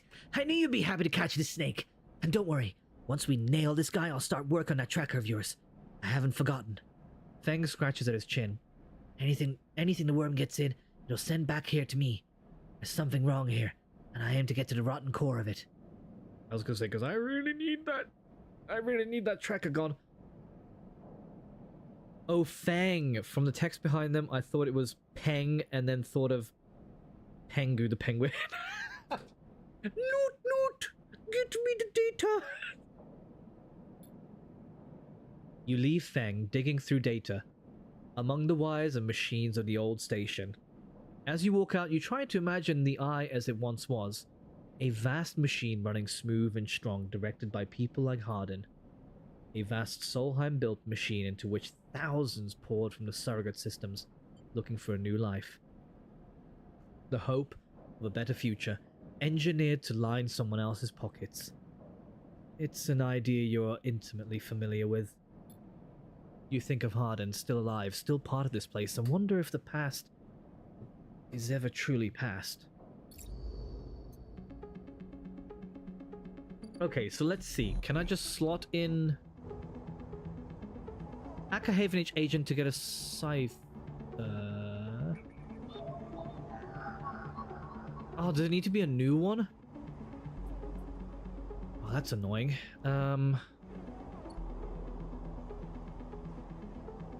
Yeah, it doesn't look like I could do it to any old one.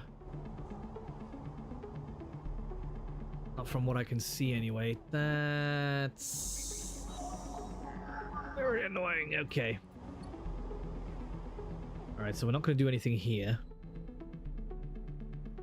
So let's see what we can do out here.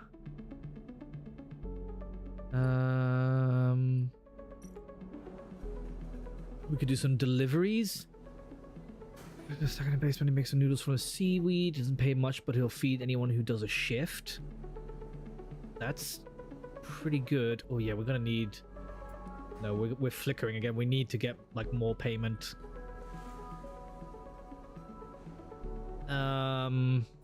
Right, who's paying more out here?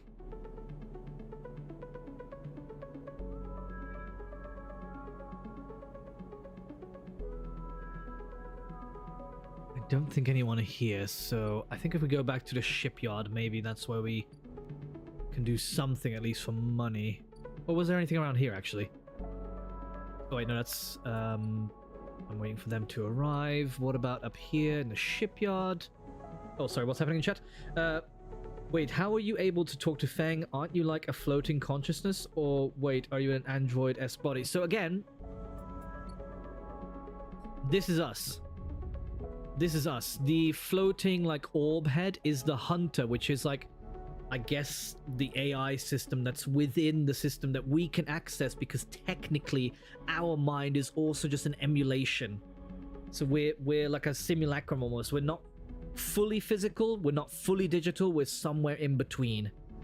So it lets us access both.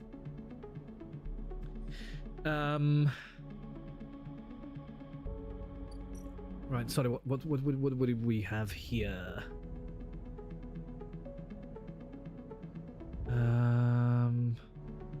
No, okay, I don't think we can get any money for that, so let's go to Dragos's yard.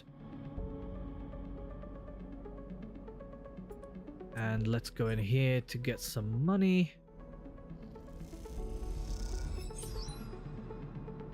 There we go. Okay, that got us a little bit of extra dough. I feel like there was another one somewhere that was some extra money. Was that back up here? I don't think it's in the market. No, because that's just about finding out stuff about them. So it must have been one of these ones. Doesn't pay much, but it'll feed anyone.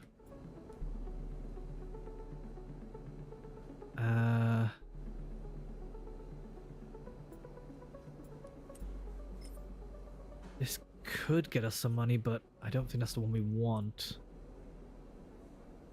Ah, screw it. Let's go with this one. Somehow I saw this earlier but completely missed the context and was just like, ooh, cool design. Yeah, too busy focusing on the art style. Okay, 82. Okay, so we got some money again. What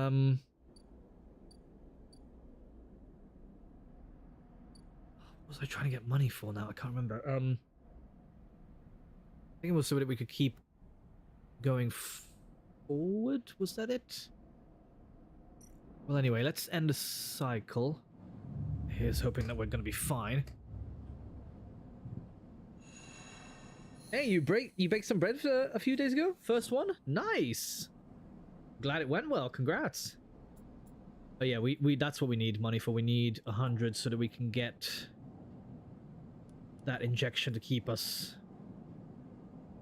okay again. Let's save that 2 for hacking. Right, let's go in. And I believe this one was a 2? Yes. Bypass, extract the data. Okay. And then how do I...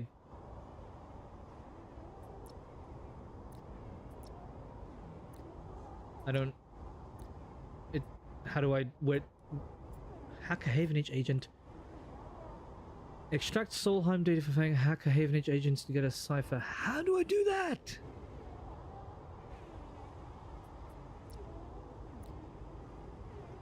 I don't... I don't understand. How am I supposed to... Oh. Is it maybe over here? Gate flips. I'm in. And then where do I put this?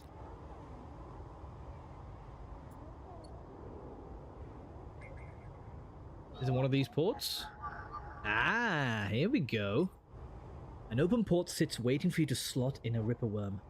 What will it find in there? Let's have a look. I love some bread. Could you airdrop me some?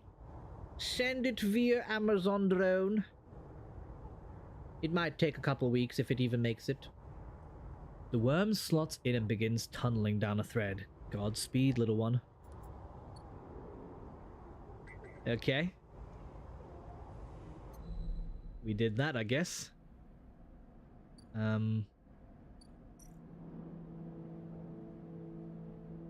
Take a few cycles to run through the closed network. I don't know if I have a few cycles. Dang it.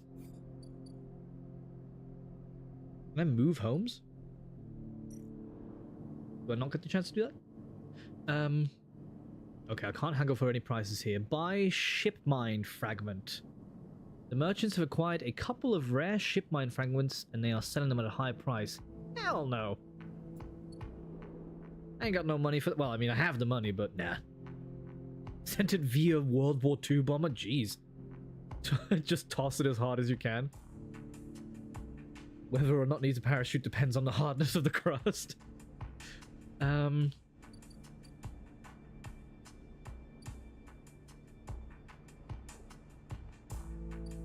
Right, this needed... Yeah, like a whole bunch. For us to pass through, so that's not going to be of much help.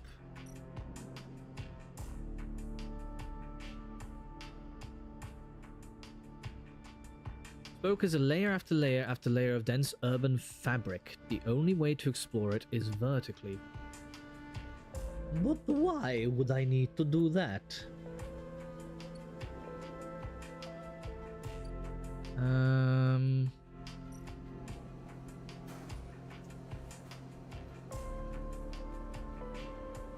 If I ever join the Air Force, I'm throwing it out of a plane. Free bread for everybody!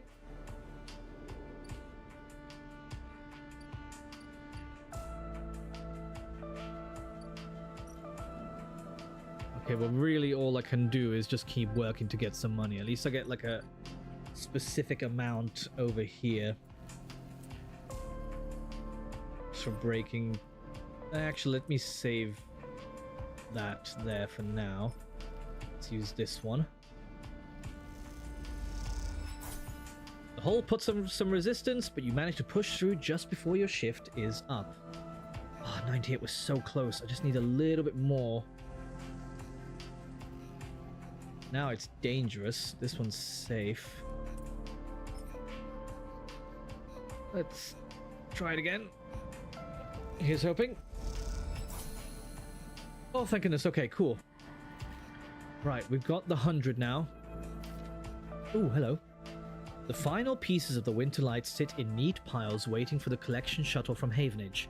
Dragos has managed to sell the remaining pieces to the shipyards, a fact that's hard to forget as he's been telling you about it for past 2 cycles, and all that remains is for Havenage to come collect. You look around the yard, transformed from when you first arrived.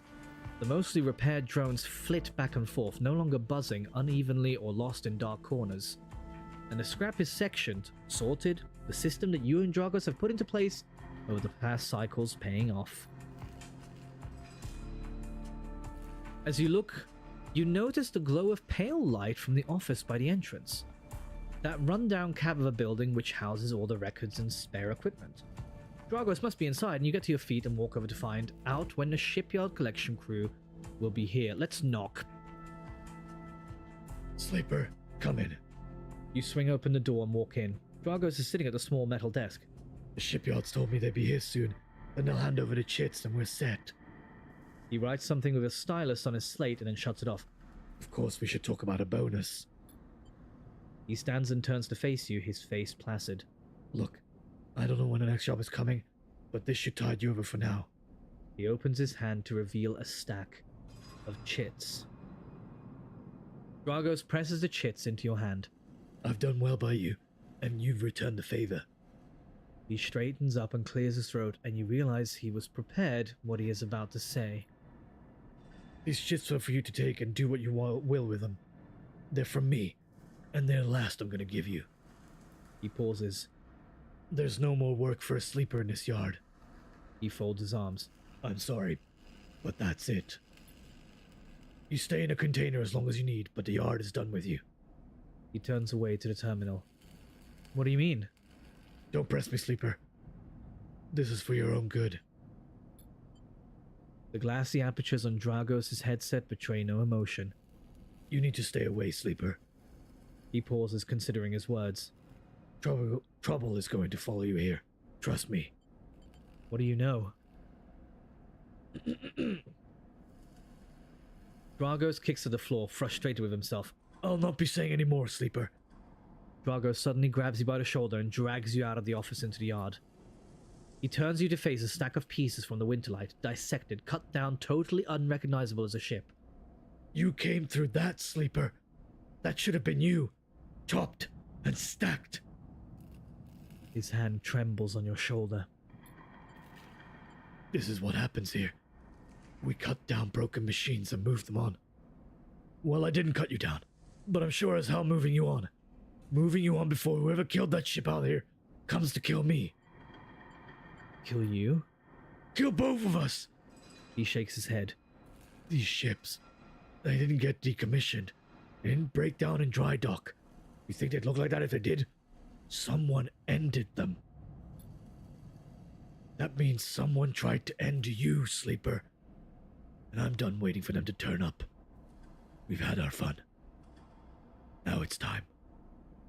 He gives you a little shove. Go on. He turns and walks back to the office. That's it! He shouts and goes inside.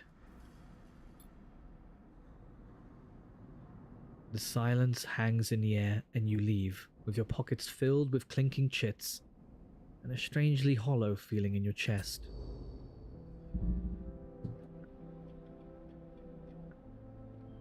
Swift, you want some bread too? I'm sure you can throw some over to your general location. Just throw wherever you want. Yeah, just like start spinning around and just let go wherever. Dragos has like 7 jumpsuits on. It's all to warm that heart. Miss you, Dragos. Okay, so we literally can't get any more work through him there. But we have enough to stabilize ourselves through the doctor, which is good because we're going to need this.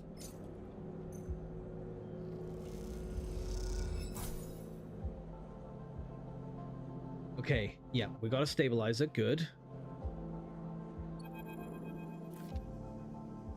As you quickly leave the surgery, eager to be away from Toshira's glare, you notice something wrapped around the stabilizer vial clutched tightly in your hand. You open your hand and a thin film marked with holes and sigils unrolls from around the vial. At one end, it has a hard metal strip, a handle. Inspect the handle. The metal handle is worn and pitted, but you can see a set of numbers imprinted into it. 207-F. And then crudely scratched into the handle at some later date, low end. You hold the cloudy film up to the light. It's perforated with an ornate pattern of holes. You can make out a word among the markings. Passkey. Is this an entry for somewhere? For a moment, you consider going back to the surgery to return the key and then quickly think better of it. Did Sabine want you to have this? Or is Toshiro passing on a message? Time to head to the low end and find out. Ooh, we have another upgrade point available. Neat. What can we do here? What's going on in chat? I'm going to see if I can calculate how hard Jäger would need to throw the bread to get it over to me. I'd imagine that however hard it is, the bread would not survive just from wind resistance.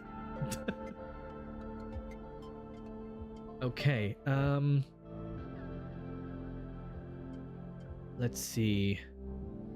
Random scrap on engineer actions. Endure hard to kill. Keep 2 dice even when condition is breaking. That again is still good. Thrill Seeker, a chance to gain energy after any engage action. Predictive reasoning. Dice actions display potential positive and negative. Okay, that one's not as interesting to me.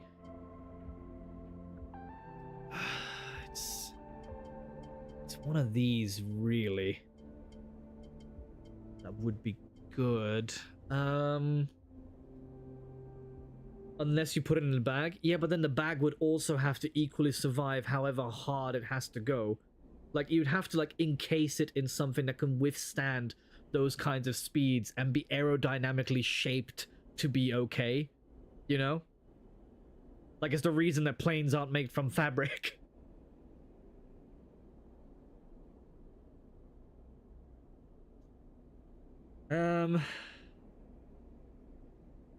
This is hard.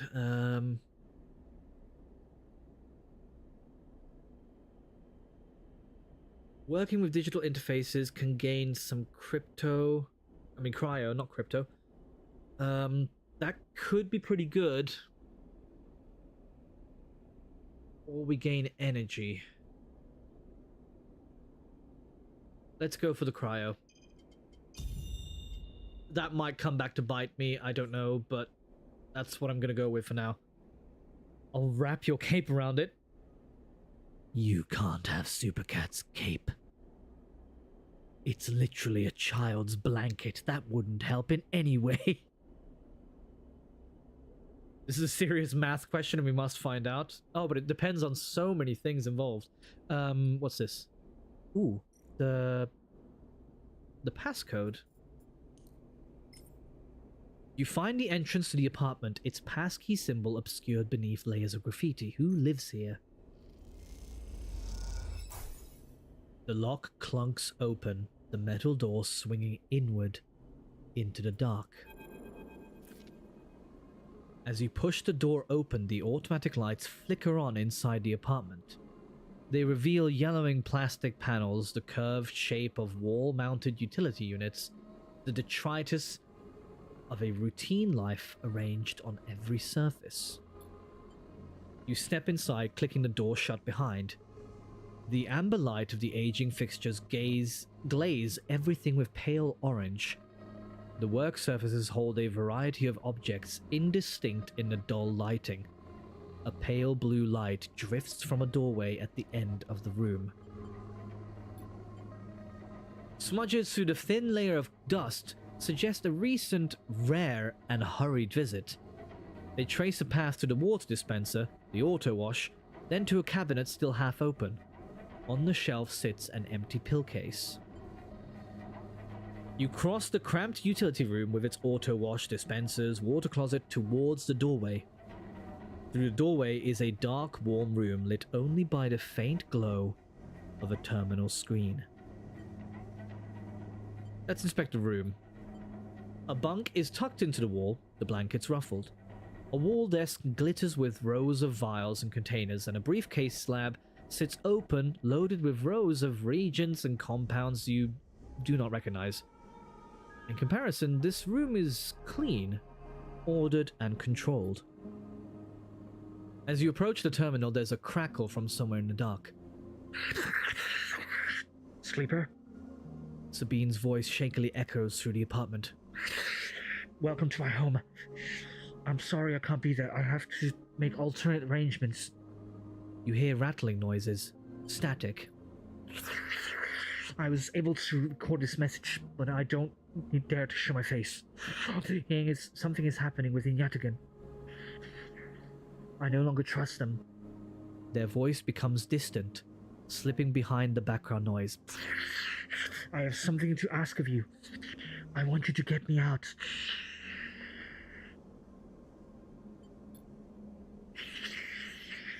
Yatagan was supposed to hide me, to protect me. After everything that's happened, I was desperate. And then after that, I was too tired to care. A noise, like waves, passes over the recording. But I'm done with them now. I want out. Screw the debt.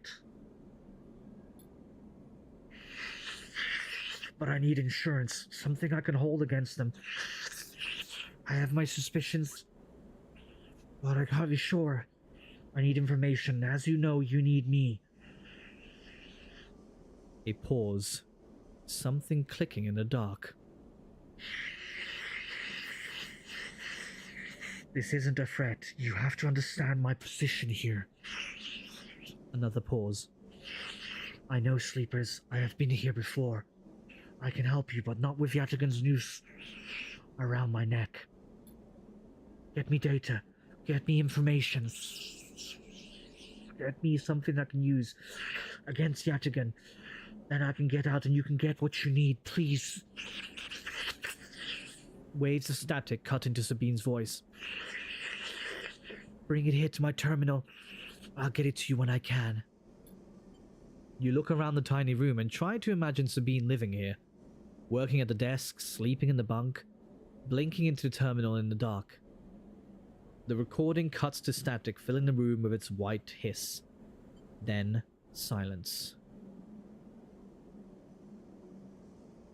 What's been going on in the chat? Alternatively, we can charter a flight and drop it out of the plane. A bread only has a terminal velocity of 25 miles per hour, so it's not likely to damage property, even without a parachute. Wait, is that the view on the left? A city, buildings, and bridges? Yeah, basically, I believe so. Like whole apartment complexes and whatnot. Let's access the terminal. You sit in front of the humming terminal and hit a few keys. Sabine has left an access port open, but the rest is encrypted, locked away behind passcodes. It seems Sabine might not trust you as much as they want you to think. Who does Sabine need to hide from, and what debt do they owe to Yatigan? You try to reassemble the pieces, but too many are missing. The only thing you know is that without stabilizer, your body will die. You glance at the briefcase lab on a desk, its glassware glinting in the dark. This whole time you thought it was like small alleyways and circuitry? This game's world is way bigger in scope than I realized. Oh yeah, it's huge. Again, these are apartment complexes. You turn away and leave, the door clunking shut behind you. Back in the corridor, you notice the scrawled graffiti of a blade on the opposite wall. Yatigan. You feel yourself being drawn into something you don't quite understand. Ooh, new drive. Get Sabine out. Interesting, interesting, interesting. Okay. Don't worry, we are going to carry on. I'm just going to quickly get some water for myself, and I'm just going to let Panda out so she can do her business. So don't go anywhere. Keep the math coming, and we will be right back with the rest of this game.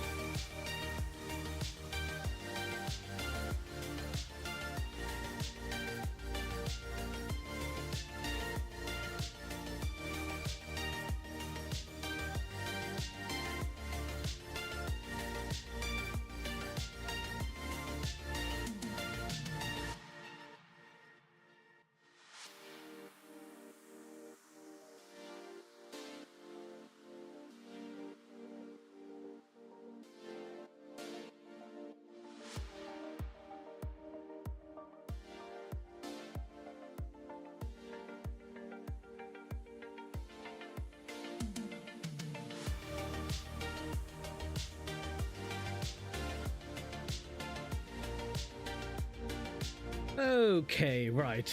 I am back. Let me just get settled properly down in here. What have I been missing? What are we talking about?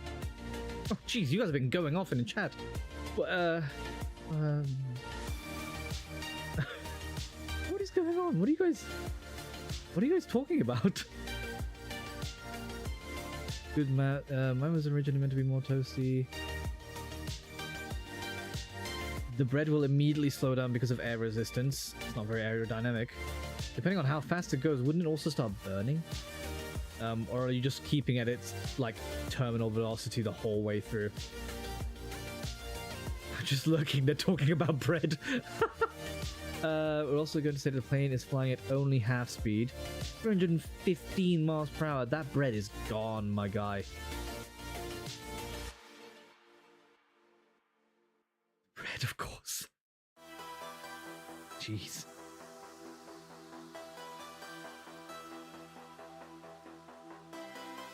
Yeah, what's left of it will quickly slow down to 30 miles per hour, I'm sure.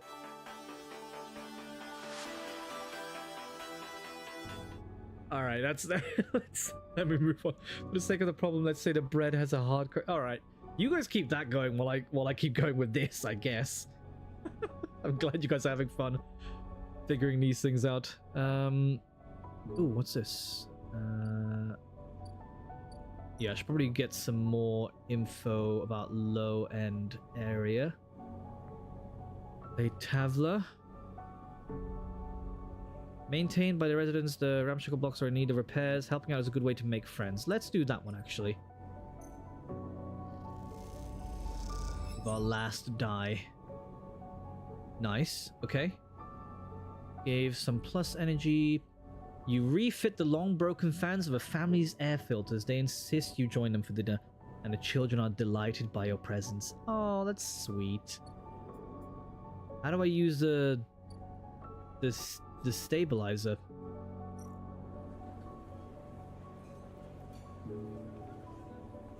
Tracking Havenage. You've heard that the Yatagan Enforcer base here has been paying low-end residents for information on Havenage movements. Yeah, why not? Let's get something from here.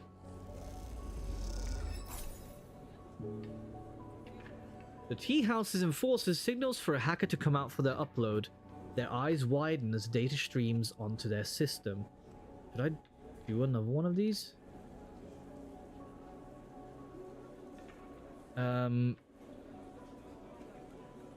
You're working on the solution still. Let's say wind is blowing around 50 miles per hour in the same direction as the plane. It does have a hard crust. He guessed. He knows. Do I dare hack another one? Yeah, why not? Let me get one more here.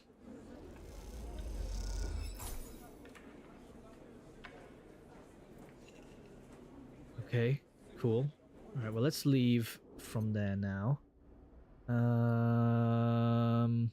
Pretty sure all we can do is just rest.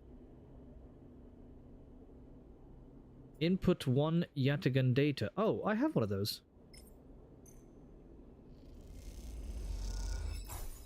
There we go. Neat. Okay, so I just need to get more of those. But then... Wait, where can I rest now? Oh wait, no, he said I can still rest here. In a container, but... It's not good that somebody's still coming for me. Let's input the stabilizer. You feel the stabilizer fizzing inside you, your artificial muscles cramping in sequence. Okay, we're stable again though, so that's fine. Let's end the cycle and see how this messes up our life. From the shape of the... Hold on, let me just see what we've got. Nice, full dice. From the shape of the hallway when you zoom out, I thought those were like big machines and servers and such, but in a simpler style and the thin hallway shape, I thought it was like a ship in Alien. But it is in fact entire cities. Yes, it is. Also, yes, that equation makes me... makes me sick. Get it out. Get it out. Okay, I guess we want to do some more hacking.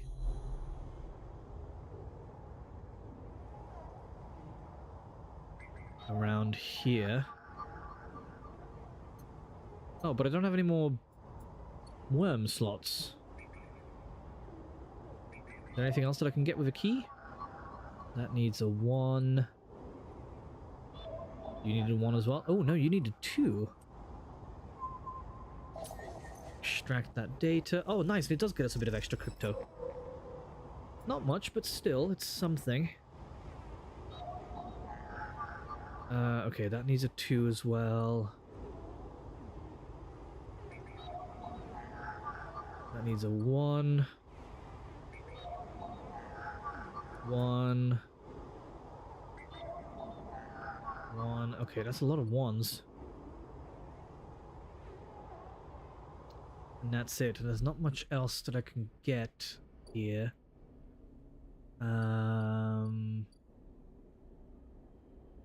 Where did I get the... No, I'm pretty sure I got the Yatigan when I hacked them. But I don't have more stuff to hack them with at the moment. Oh, this is so close. It's so close to getting me now. I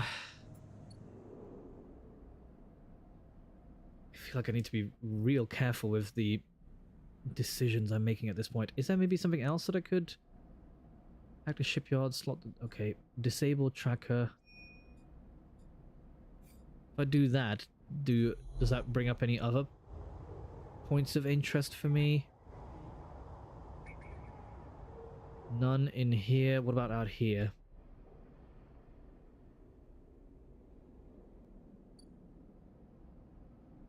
No, okay.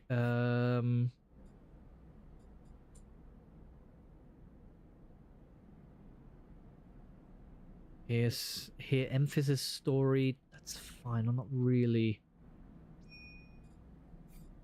That's not really what I'm after right now. And then this is just all going to be the Yatigan stuff. Yeah, in here, which I don't have the right dice for. So, all I can really do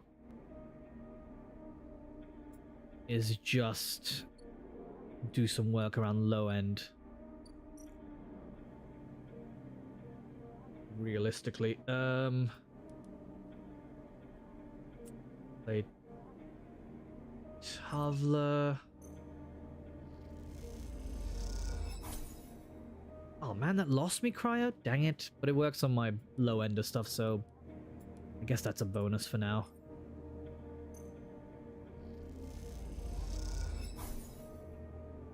Nice. Let's put in 1 more. Sick. Okay, cool. Full low ender. Hopefully that's a good thing. Yes, new drive discovered. Okay, what does that help me with? Build a home. Gather scrap at the unit. Ah, here we go. Is that this one? This half-built unit looks long forgotten, a project that never made it. With enough scrap, you might be able to seal it up. Okay. You tuck the scrap into the shattered interior. It's hard to imagine this place as a home, but it can't be worse than a container. Well, here's hoping. Right, what are you guys talking about? Dense bread. From the shape and slight curve of this hallway shape, are you on a halo structure in the game? A giant ring in space? Yeah, it's called the Eye, but I think it is like a giant ring in space. Gravitational acceleration? You're going to work on converting this into meters because that's what NASA uses. That's what all smart people use, is meters. I said what I said. Ooh, we might have enough for... Need to amass enough scrap to make the repairs. I think we're gonna have enough. Heck yeah, let's do this. And last one.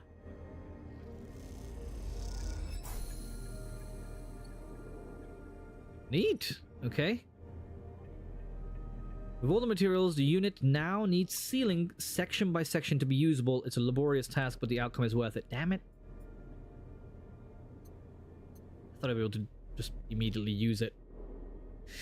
Right, food. Food. And that costs money still, but that's fine. Take a little bit because we need the energy. Okay.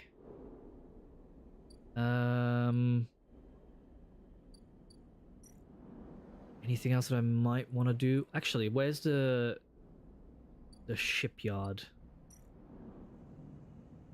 Yeah, let's do something in here.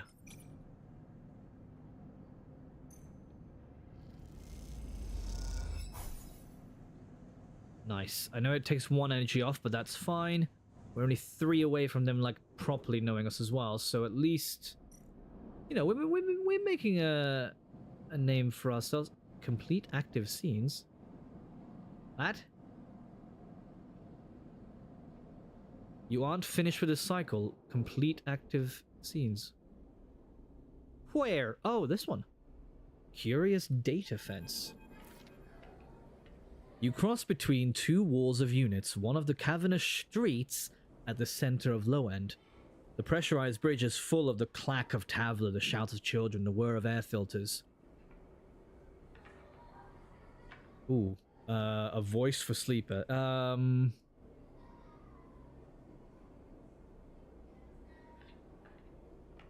Hey, Sleeper. You turn to see a man sitting at the Tavla table alone, somehow untouched by the hustle and bustle of the people around. He gestures to the stool on the opposite side of the table. Sit. Alright. You sit at the metal stool and he starts setting out the board with counters, or at least the filter caps low-enders typically use in their place. Caster. He says by way of introduction, looking over his glasses. Night or day? He asks, gesturing at the caps, crudely sprayed white and black. I will go day. He rotates the board so the white caps are in front of you. Let's begin. You take a plastic die each, pitted and worn, and roll to determine who starts. Caster rolls a 6, you a 4. I lead. He smiles and begins to move his first cap precisely along the board. Play passes back and forth between you, the dice changing hands as the caps spread along the board. As it does, Caster speaks, eyes not leaving the caps. It is unusual to see a sleeper on the eye. That's why I wanted to play you. You take your turn, rolling a 5 and a 6. I'm gonna play carefully. After all, a sleeper's mind must be somehow different to a human one. Being emulated, I mean. As Caster talks to you, you build up a wall of caps, stacking them safely across the board. Progress is slow, but you remain unexposed. Let's go see you guys later. I'm gonna keep working on the bread tonight. Alright, wood floor, thanks. Just dropped in, said hello for ages, did a bunch of complex math formula, and then dipped. You love to see it. I don't mean to offend you. Caster meets your eye. I merely see that you are by definition different. What has been subtracted in the emulation? What has been added? He slides a single cap onto an open point. A risk and an opportunity. He hands you the dice. Do you ever think about this, Sleeper? About what you were before and what you are now? Always. You roll a double 1 and solidify your wall. Caster whistles. A holding game. Commendable. It can be brave to build from what you came before.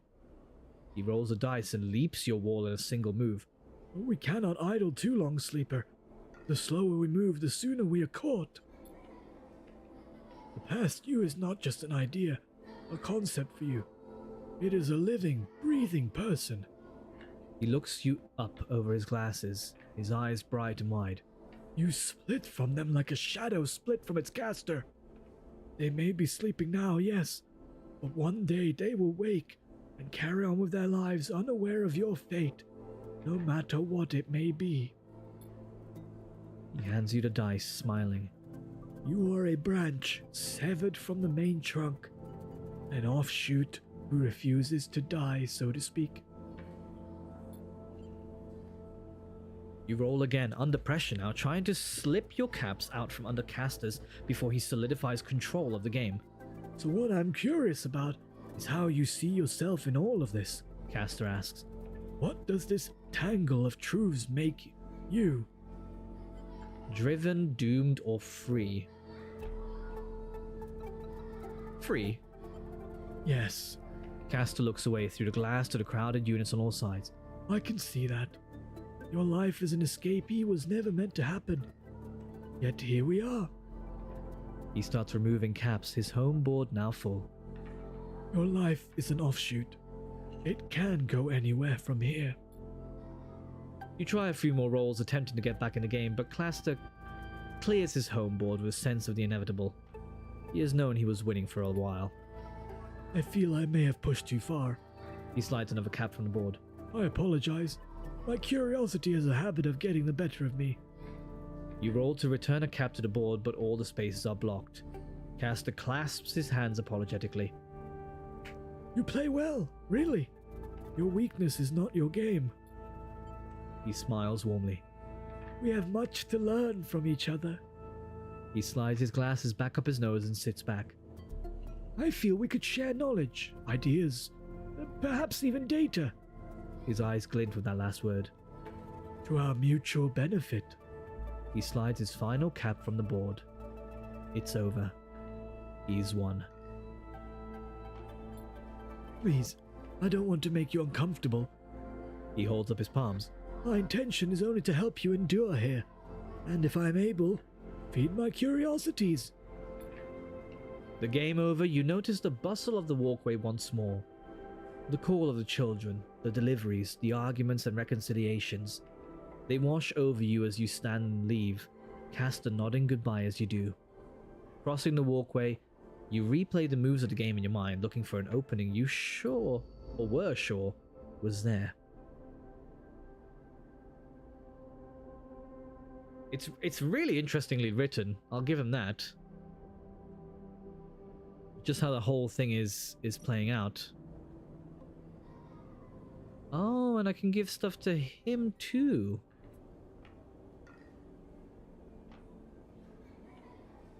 Ooh. Oh, that's not enough. Okay, he needs 5 and he'll give me a ship mind. Got it. Whoa, wait, was that? He has a stabilizer? The stories about Yadagan are brutal, but I want the truth. A vial of stabilizer should provide the motivation. Oh, okay. That's good to know. Right, well, again, there's not much else that we can do in here now. Can I rest finally, or is that still not an option? It doesn't look like there's anything else that's active for me to engage with. There we go, end cycle, and let's see how we die today.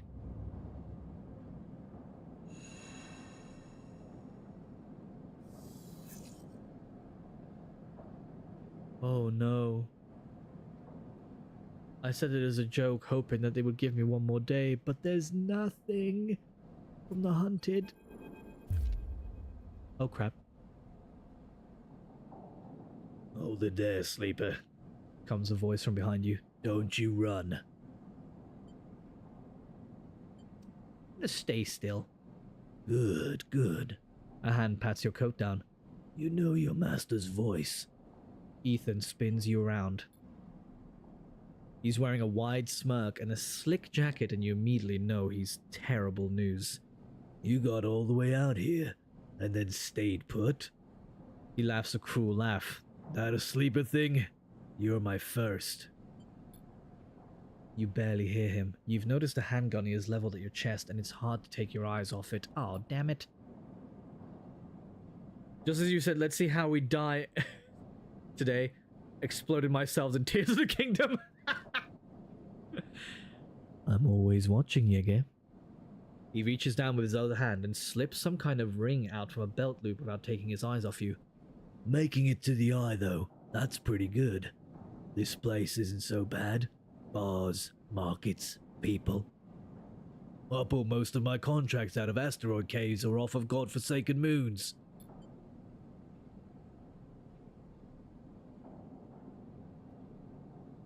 Yeah, he's far too clean. He splits the ring into 2 perfect circles. It's hard to hit civilization when there's so much space to pass through. I'm just gonna stay quiet. He reaches over to slide the rings around your wrists. Go easy. Nope, make a break for it. You see a chance the moment his eyes leave you to watch the rings. You spin, knocking him away and sprinting down the corridor. Oh crap. Then the shot rings out, echoing off the metal so loud it hurts your ears. A bullet hole smokes in the wall beside your head. You freeze and Ethan closes the gap. This is a very boring routine, trust me. I've seen it all before. He slips the rings over your trembling wrists. Ethan nudges you to start walking. To the ship and home. He whistles. Going easy. You stumble down a corridor, your hands behind you, your mind racing. Please stop. Don't debase yourself by begging, please. Ethan pulls a sharpshooter's earplug out, then pops it back in. Consider these death ears. Ethan yawns and continues to nudge you down a corridor. Shame to come all the way out here just to head back to Essenarp right away. That tracker of yours makes this too quick. Was hoping you'd put up more of a chase, you know. A running battle through the Bright Market maybe, or a holdout in the low end. There's a few establishments I would have enjoyed checking out while I asked around. You walk on in silence for a little longer, desperately trying to think of a way to escape. That Essenarp tracker will be the death of you. Hey, I have an idea. Ethan interrupts your thoughts. How about on the way back to the ship we stop for a drink? I'm buying. He laughs at his own joke. Ooh, do we stay quiet? Do we engage in conversation? That's the question now. I have a better idea. This better not be one of those where you do a dramatic pause and then try to jump me, because I'm pretty tired of that. Although, muses Ethan, I've got myself thinking, what's the rush here? Here we are in one of those most lawless joints in the surrogate systems, and we're heading for the exit. He pauses, and you trudge on in silence. Okay, here's the idea, starts Ethan. You and me, we make a little agreement. Here are the terms. He turns you to face him. You run or leave or try to abandon the eye, I shoot you. You plot or scheme, you try to kill me, I shoot you. But he smiles. You come meet me at an establishment of my choice every few cycles and you pay my tab, I don't shoot you. He pauses. You don't pay my tab. He rattles his handgun. You get the idea. I get it. Okay then. Sounds to me like a deal. He stretches. You know, I really thought I was going to have to kill you, but this is so much better. He clicks something at his belt and the rings release from your wrists. I'm going to see if I can find my old stool at a compressor club. Come see me there. He aims the handgun at you, squinting down a sight. Let me just remind you, that body of yours is one big tracker, so don't even think about leaving the eye. Oh no. Ethan turns and strides off down the corridor, slipping his handgun away. The mix of relief and terror you feel is overwhelming. What are you going to do? Well, I mean, I'm hoping that Feng is gonna, you know, help me. What's this new? Build a home, pay Ethan's tab. Wait for Ethan to run up a tab. Where is he, running up his tab, actually? Because this is still working. It's taking ages. So where is he running up his tab, I wonder?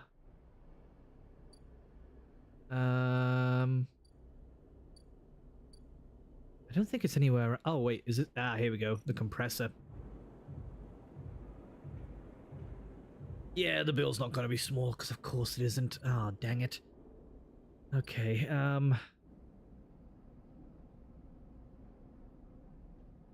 so somehow... Yeah, somehow we're gonna have to do something about that. I don't think I can access any of these still. Because they either need 1s or 2s, and I don't have any of those.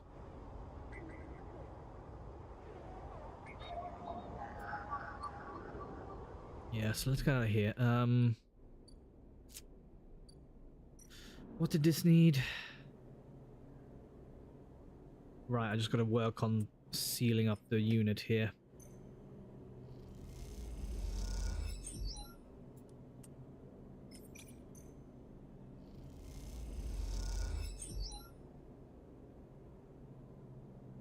Okay, at least that's halfway. That's pretty good for now. You have to go and run tea house. Emphasis stall. Bright market.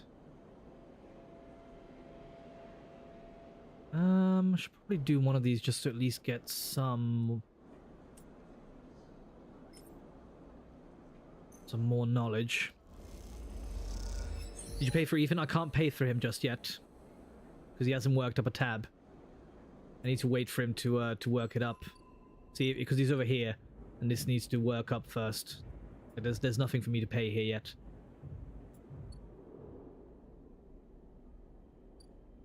Okay, what's this? ORT exchange.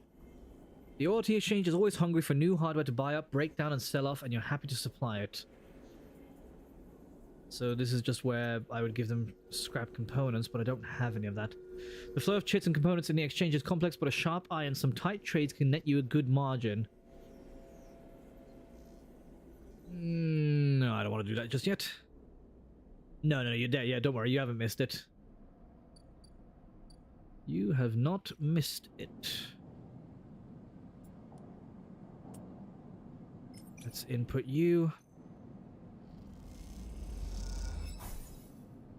There we go, and let's do a little bit more work down. Oh wait, which one of these gets me money? There was one somewhere that gets some extra chits.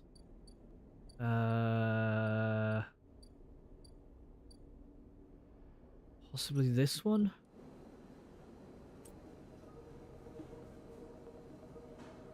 Oh, that's feeding. No, I want to do this one, I think. Oh, cryo, sorry. I keep mixing up, like, what my currency is. Okay, there we go. Right, that's fine. And then let's just end the cycle. I hope this hacking stuff will yield some kind of result soon, because this is taking so long. Okay, let's leave. Thing? Anything, buddy? Ooh, finally. As you arrive, Feng comes striding towards you, taking you by surprise. Let's go, Sleeper. He puts a hand on your shoulder and turns you back the way you came. Follow his lead. He steps into the passageway, guiding you down ring towards the shipyard. Sorry for the hurry. We have something of an opportunity. That data you ripped? Well done, by the way. He grins.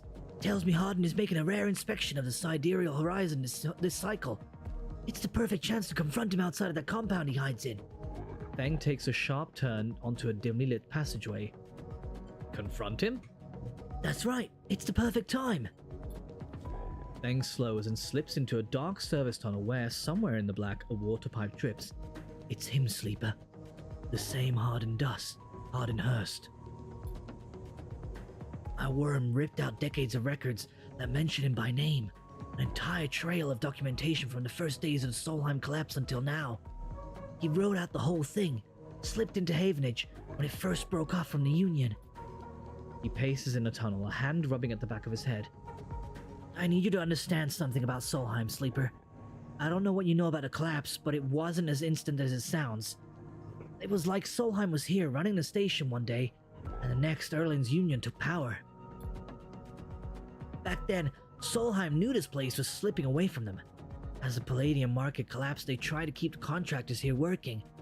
The pay got smaller and the costs higher. People like my parents were forced to work non-stop just to keep a berth on the station and water in their tanks.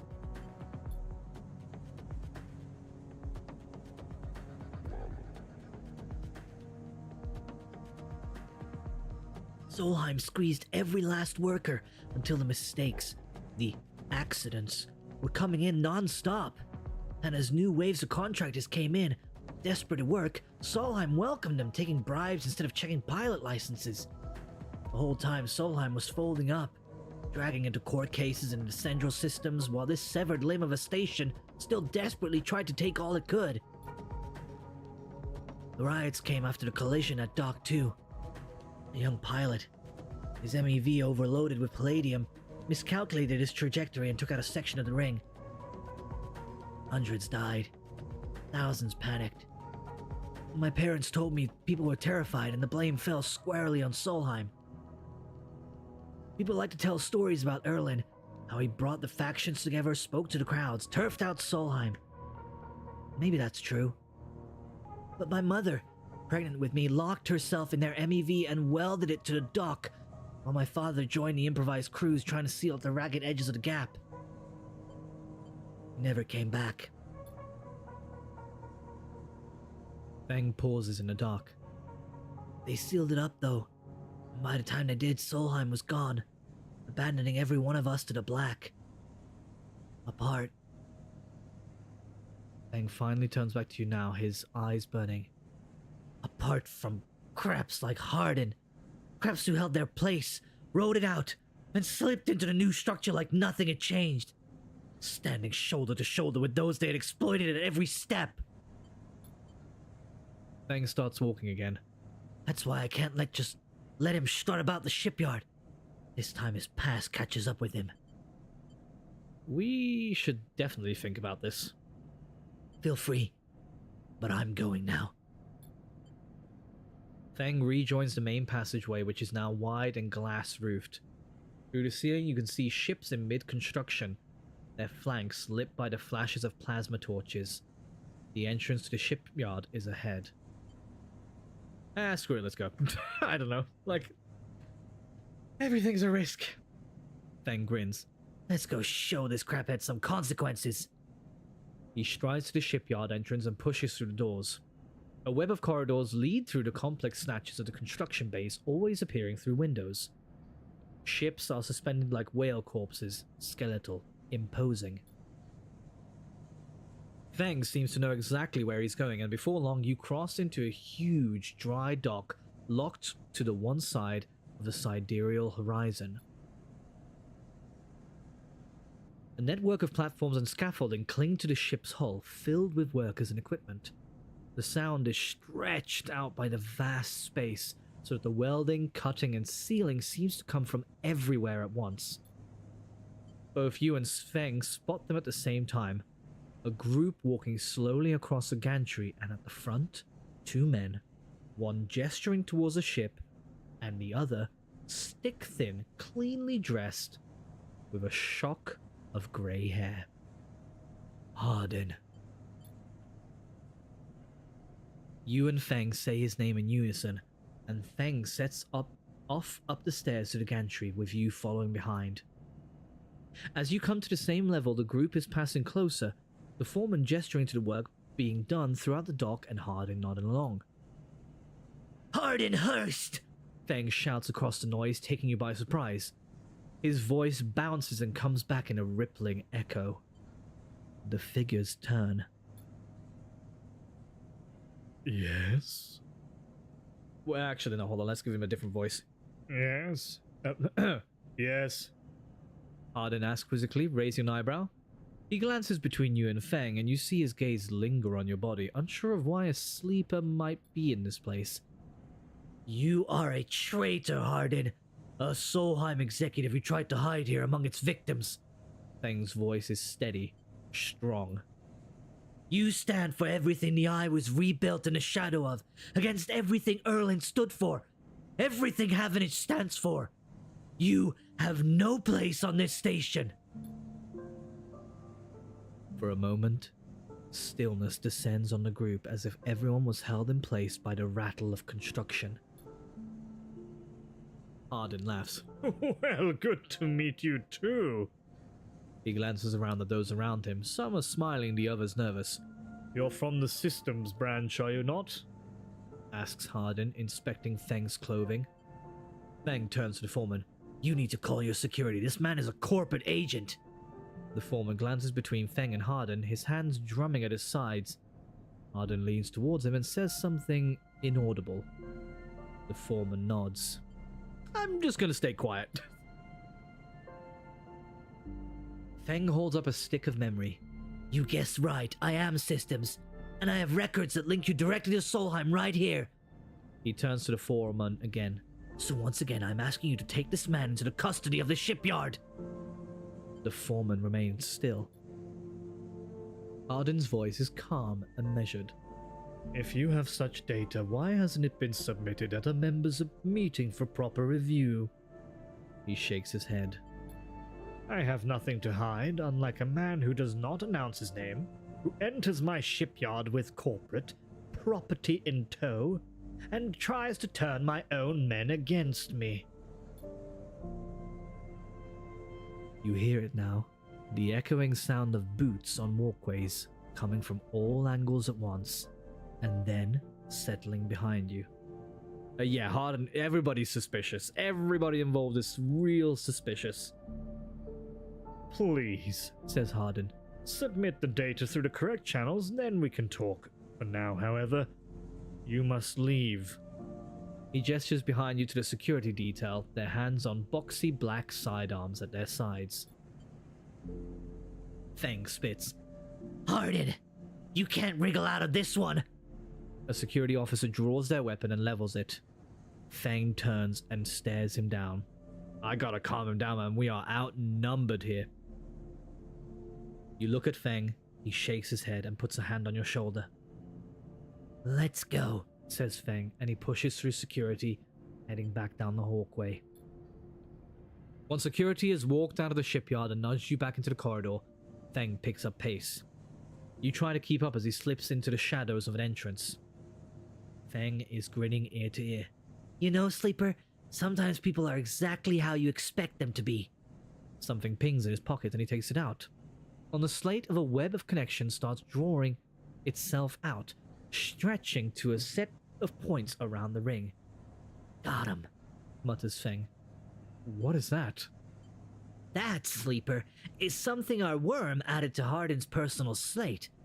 We're tracking his outgoing messages. Feng's grin looks ghostly in the uplight of his screen. The old ways are best. Spook them good enough and now give the game away. He jabs at the slate and you see the web is being drawn over a map of the ring. Lines bouncing from point to point. All these dots? These are Harden's buddies. The ones he's messaging right now. And we're gonna find them all. That was on purpose? Of course! Harden isn't working alone. We need a full set or nothing. Feng glances around and slips the slate back into his pocket. We better split for now, Sleeper. But this is exactly what we need. Good hunting. With a pat on your shoulder, Feng drifts away, back into the flow of people around the shipyard entrance. You watch him go, unsure whether to be angry or impressed. What about my tracker, dude? You're supposed to help with that. I need it so I can escape Ethan. Ever since your trip to the... Feng has been missing from his bay. What's going on? Great, now Feng's missing. Fantastic. So no one's gonna help me with this tracker. Ah, dang it. Okay, Ethan's tab is still just building, so there's nothing for me to do there just yet.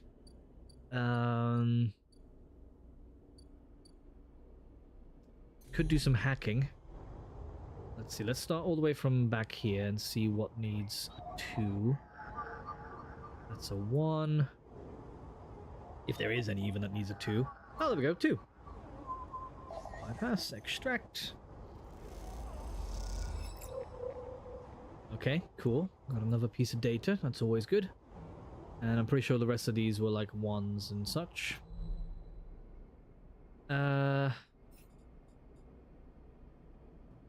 Help Feng chase his leads? Man, like, Feng, help me. I need so much more help. Cast this table. Right, I don't have anything to give to him. How can you track people with this Game Boy? Buy now. Oh, you can track people with this Game Boy. Buy now. What about my tracker? Yeah. What about me? I thought we had a deal. Right, let's see if we can... Oh wait, no, that's the... Hold on. That's the thing for... That's the one I want. The derelict building. That should add 2. Nice. Can I maybe make it all the way up? Oh, it's a negative outcome. Jeez. Let's try it one more time. Oh, crap. I'm starving. That's not good. That's not good.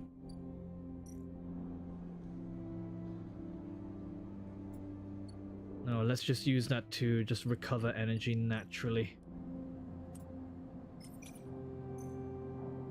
Come on, please be good, please be good, please be good. Oh, thank goodness. Okay, right. Well, let's end the cycle there.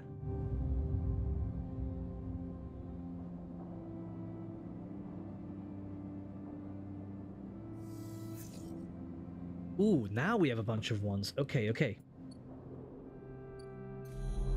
Right, let's try all these then. Yatagan agent, that's a one. Bypass, extract. And I know it means the hunter is going to get us in this next one, but that's fine.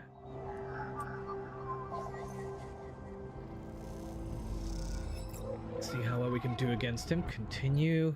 Right, here he comes. Those familiar threads wrap around you, bind you, test you. Entity, submit. Hunter's strange head bobs in your vision. Your ally in a sealed dock cannot save you. In that globed head you see whirling strings of data. So many spinning there that they threaten to tear the thin skin and whip out into the void around. What happened to this creature? The threads squeeze and you lose any sympathy you might have had. You must escape. You lash out once more, pushing Hunter back, severing threads that regrow as fast as they are broken.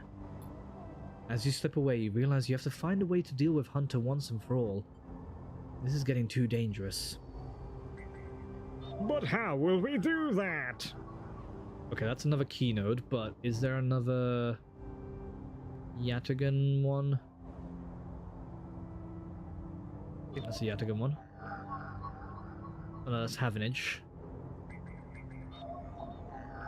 It's another key node.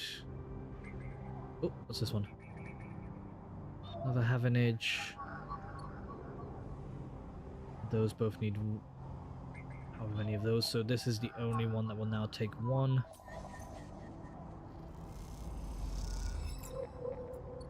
Okay, let's leave. Yeah, I'm starting to fade, which is not good.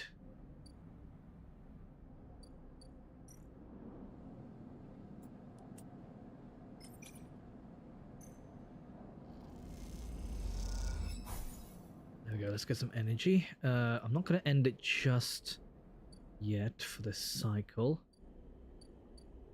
Because... no, I'm gonna need the money so I can get another one of those things, but I've got some more data that I can upload.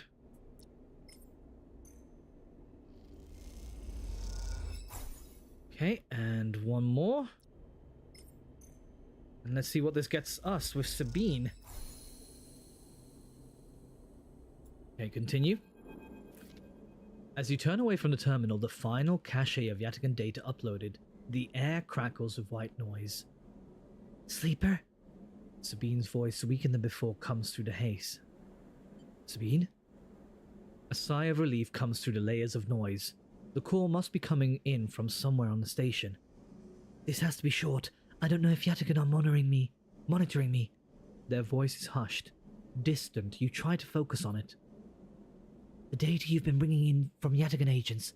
There's something in it I don't understand. A shrill howl rattles through the signal.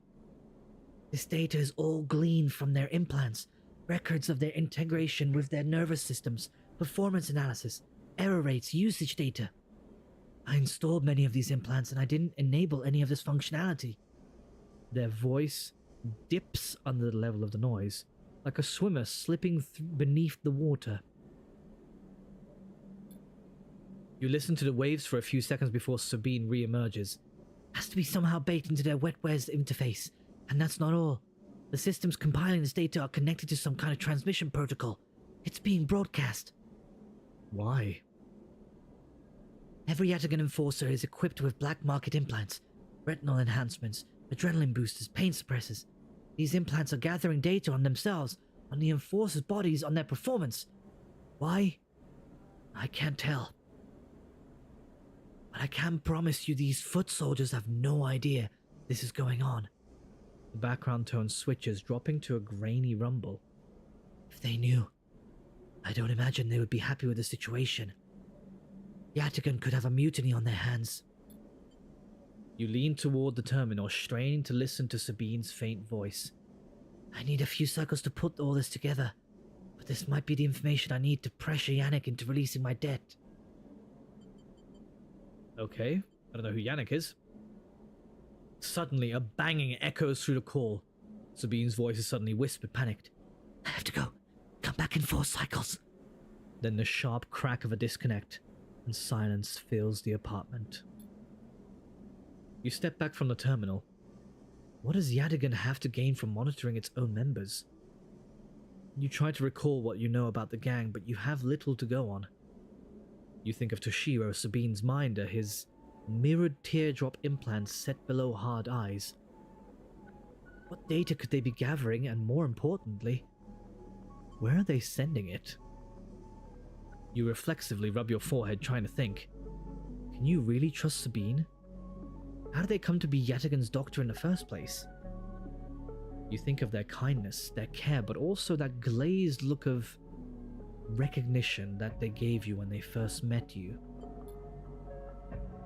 That look stays in your mind as you slip back out of the apartment, glancing around as you close it up and drift into the corridors of the station, unable to shake the unpleasant sensation of being observed. Oh dear indeed, it is ramping up. Oh wait, I've got upgrades? Oh sick, alright.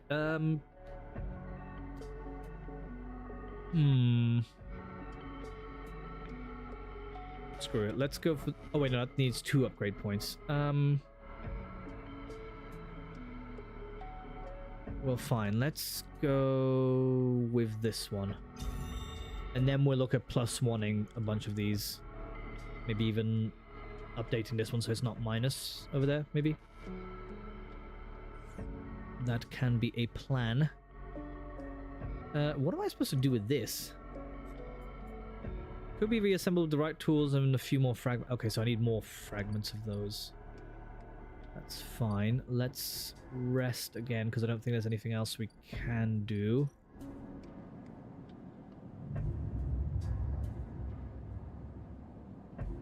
I mean, again, the story is really engaging. That's for sure. Oh, whoa, okay, I'm not getting a lot of options this time.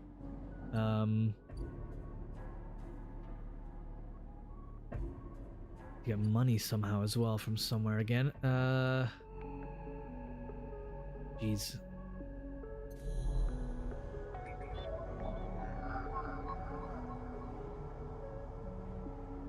Yeah, it's another Yatagan agent, but is there anything else that might be of more use in here?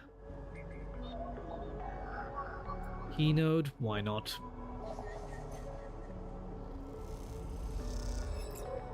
Got 5 of those now. Able to unlock the station's aging maglocks, but there's no... I don't got no maglocks.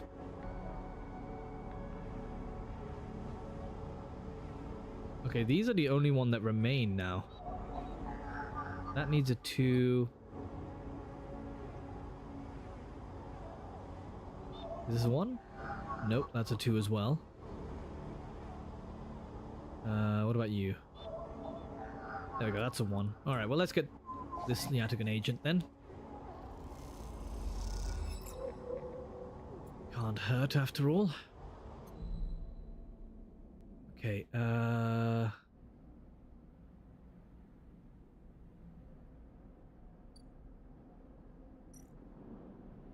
Feng is still just gone somewhere, which is not helpful.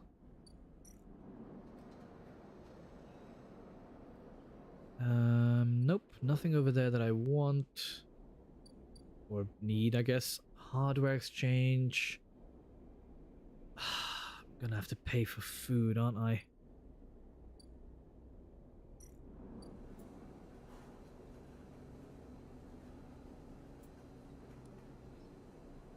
Okay, let's try this. Oh, nice. Okay, got us some money. perfect. Definitely gonna need more, so I can pay off this guy's bill. So I should... Oh, but I don't... but I need to spend some of it for energy. Okay,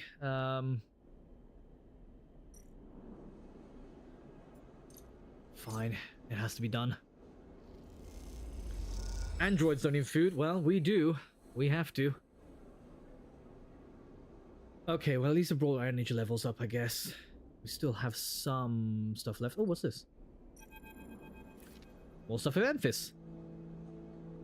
I can't remember the voice that I gave him. Sleeper. Sleeper. Sleeper. I don't know what voice it was. Memphis calls out to you, a booming voice that echoes through the corridor. Tell me a story. Tell me a story. He throws a handful of chopped mushrooms into his wok, the fire leaping up to meet the oil. I see you cycle in, cycle out, but we never speak. Tell me a story. What kind? Any kind.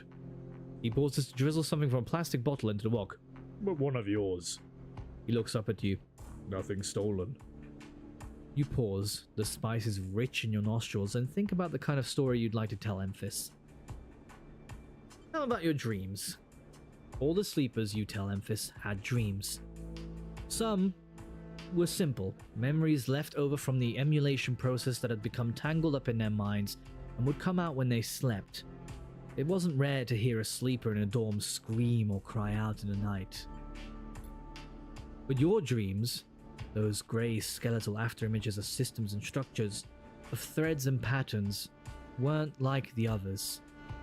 They weren't memories or nightmares. They were reflections of reality. Distorted, yes, but somehow true. You learned back then to keep quiet about them, to let them flow through your mind like water. That was until now, until you arrived in this place. Now your dreams colonize your waking life. They slip behind your eyelids with every blink. And now you understand that they aren't dreams at all, but some process of interfacing, of speaking, of living in another world that flows through this one like smoke through air. You tell him that you do not know if there is a reason for your dreams. Perhaps, you reason, it is just some side effect, or particular quality of the frame you inhabit. But whatever it is, it's a gift, and you hope to make use of it. Memphis finishes cooking and squints a little at you. Sleeper. He smiles. You're quite the storyteller. He eyes you, and you realize that he's trying to gauge how honest you have been in your story. Memphis passes you the meal he has cooked, and you take it gratefully. As you eat, he talks. A natural exchange. Thank you, Sleeper. He looks around at the emptying market. But my time is done for today, and I do not want to keep you longer. So I will make a proposal. He gestures to the plastic boxes of ingredients stacked behind the stall. These are good enough for most, but someone told me a story that made me think a couple of cycles ago. It said that across the gap in a greenway, fresh mushrooms grow. Have you heard this? No, I have not. Neither had I, but I trust the one who told me. Memphis begins packing up his things. Can you bring me some? I can't cross the gap, and I worry about leaving my things behind. He smiles. I'm sure a storyteller like you could handle the trip. I'll prepare them for you, and if you wish to tell it, be the audience of another story. Alright, fine. Good! Booms Memphis. Then I will wait for you to bring them. Memphis slides his walk away and straightens up. I will prepare a recipe then, Sleeper. Good luck with your foraging. You turn away and walk back into the main market, the rich taste of Memphis' food still lingering on your mouth. Stories for food, you think, are a trade that seems more than fair. Does that mean I won't have to pay anymore? Aw, dang it, I still gotta pay. Right, and then now you can just make, like, other stuff. Okay, well, I guess all we can do again is sleep till the next cycle. Memphis, Tennessee. Memphis, Tennessee. I'm Tenfist, Tennessee. Memphis may be nice, but money be money. Money indeed be money.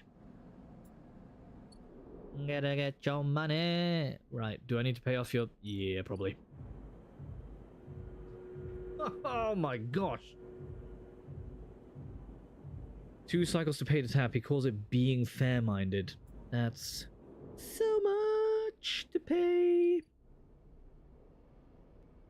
I'm gonna have to get some money somehow.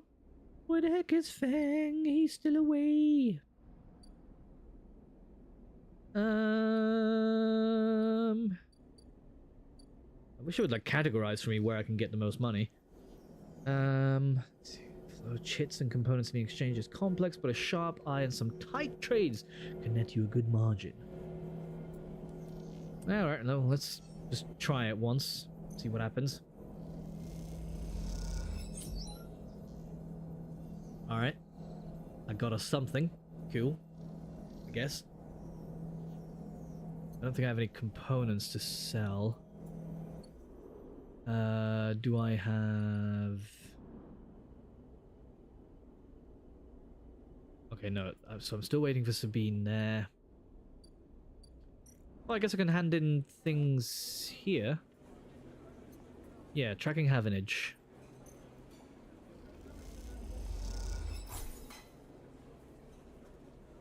Oh, I'm just handing this in for money?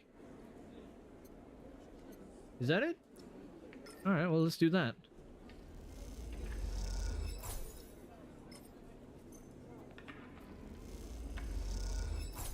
Sweet. Cool. Right, one of these was a 2 in here as well, so let's try and see if we can hack our way in. We're too high up, let's go down. Maybe you? Nope.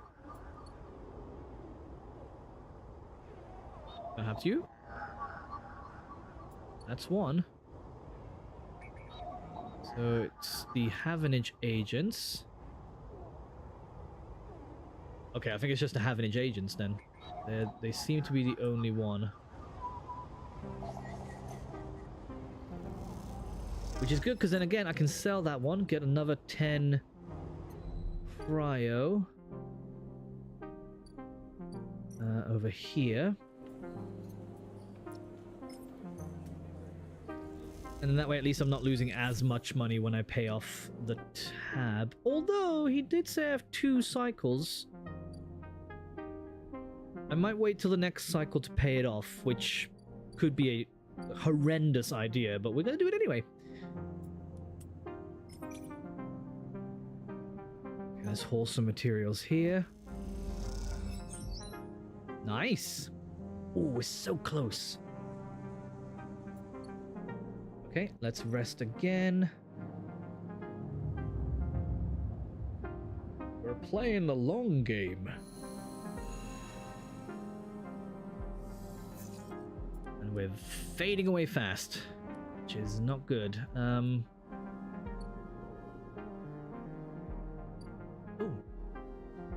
Harden, Havenage leader. It's been more than a few cycles since Feng confronted Harden, and the silence since has been noticeable.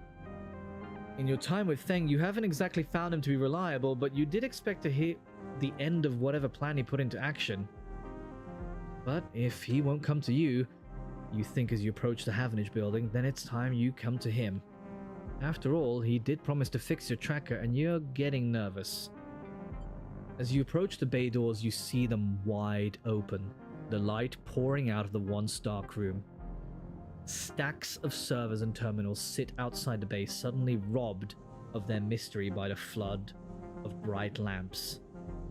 A figure in Havenage security fatigue steps out of the bay as you get closer, carrying a stack of hardware.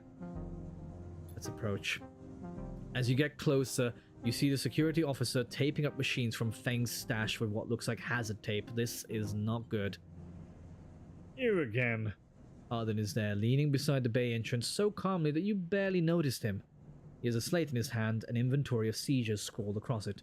Predictable. Further evidence of Feng's collusions. You see another security officer come out of the bay and take notice of you.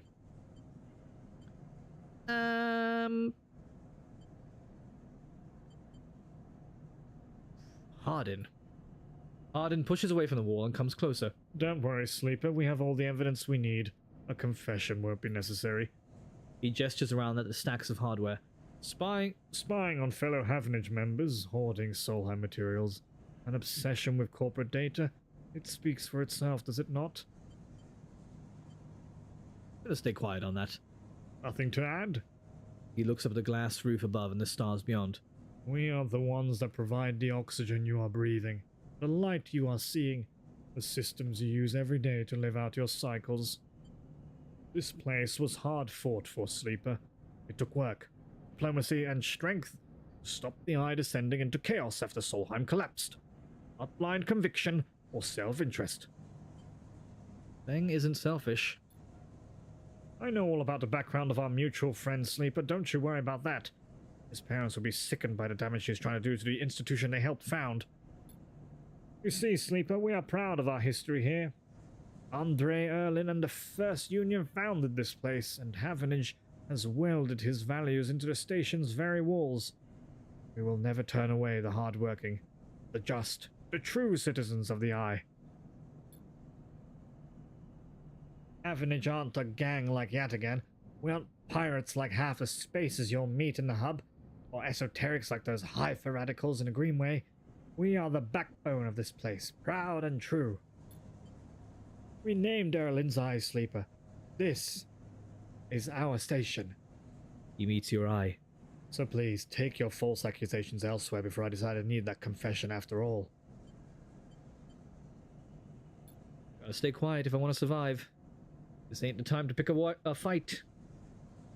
If you have any pride, you'll give up the Feng the moment he contacts you. You know where to find me. With that, Hardin turns his back and walks back towards the security officers, ordering them to continue to clear out. As they do, something catches your eye among one of the server stacks. A crumpled, hand-printed box of synthetic chewing gum. A penguin character grinning from the brightly colored card. And scrawled onto it a speech bubble reading, "Take me to Tambor." You carefully pocket the box, making sure no one is watching, and then turn away just as another stack of servers is wheeled out of the bay.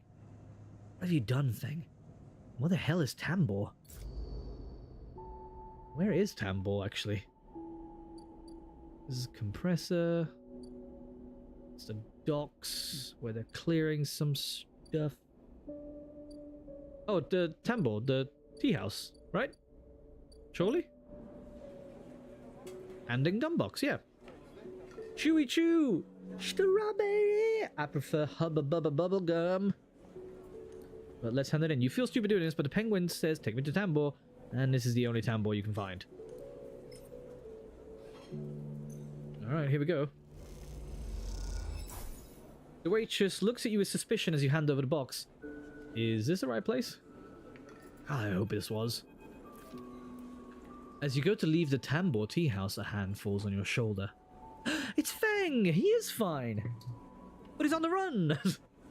Hubba Bubba is incredible. And I haven't had it in years. I don't even know if it's still around. I hope it is.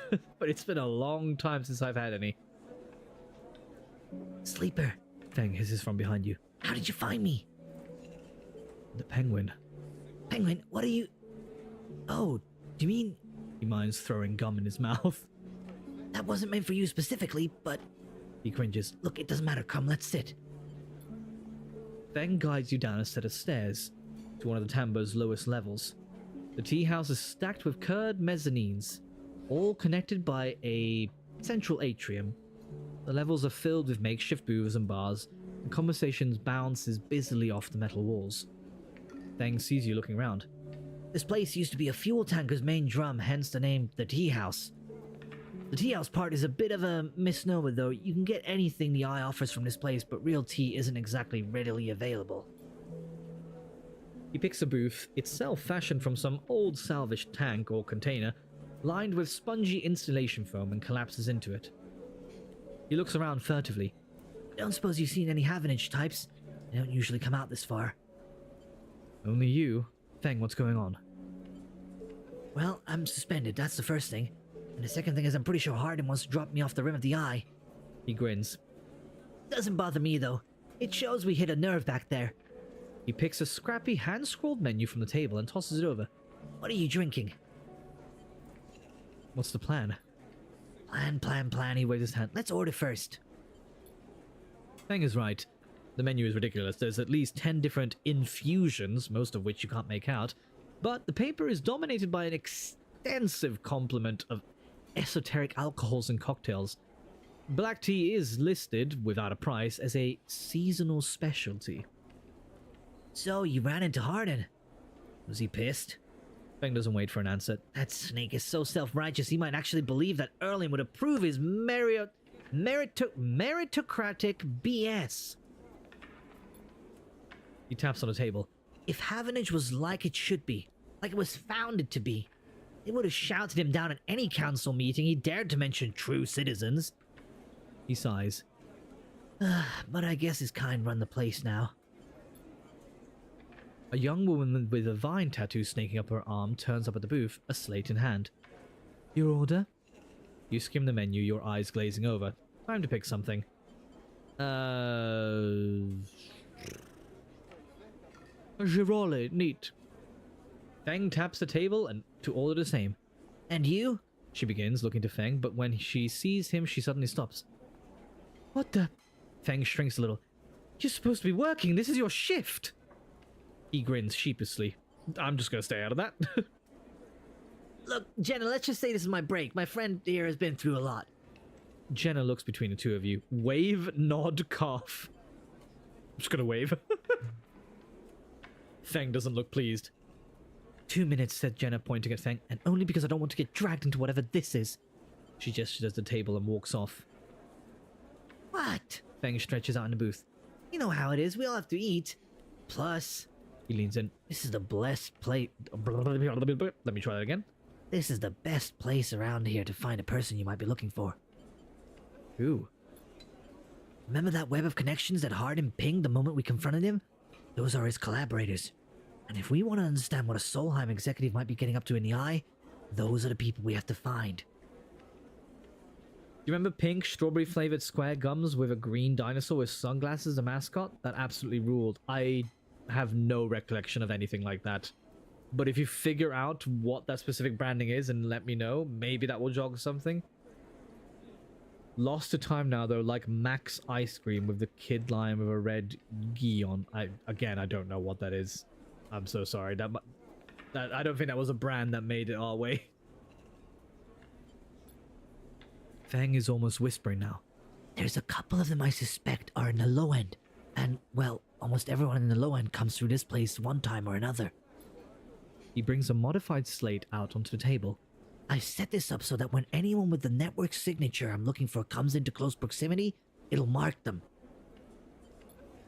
Once they're marked, we can break through their access protocols and get at the good stuff inside.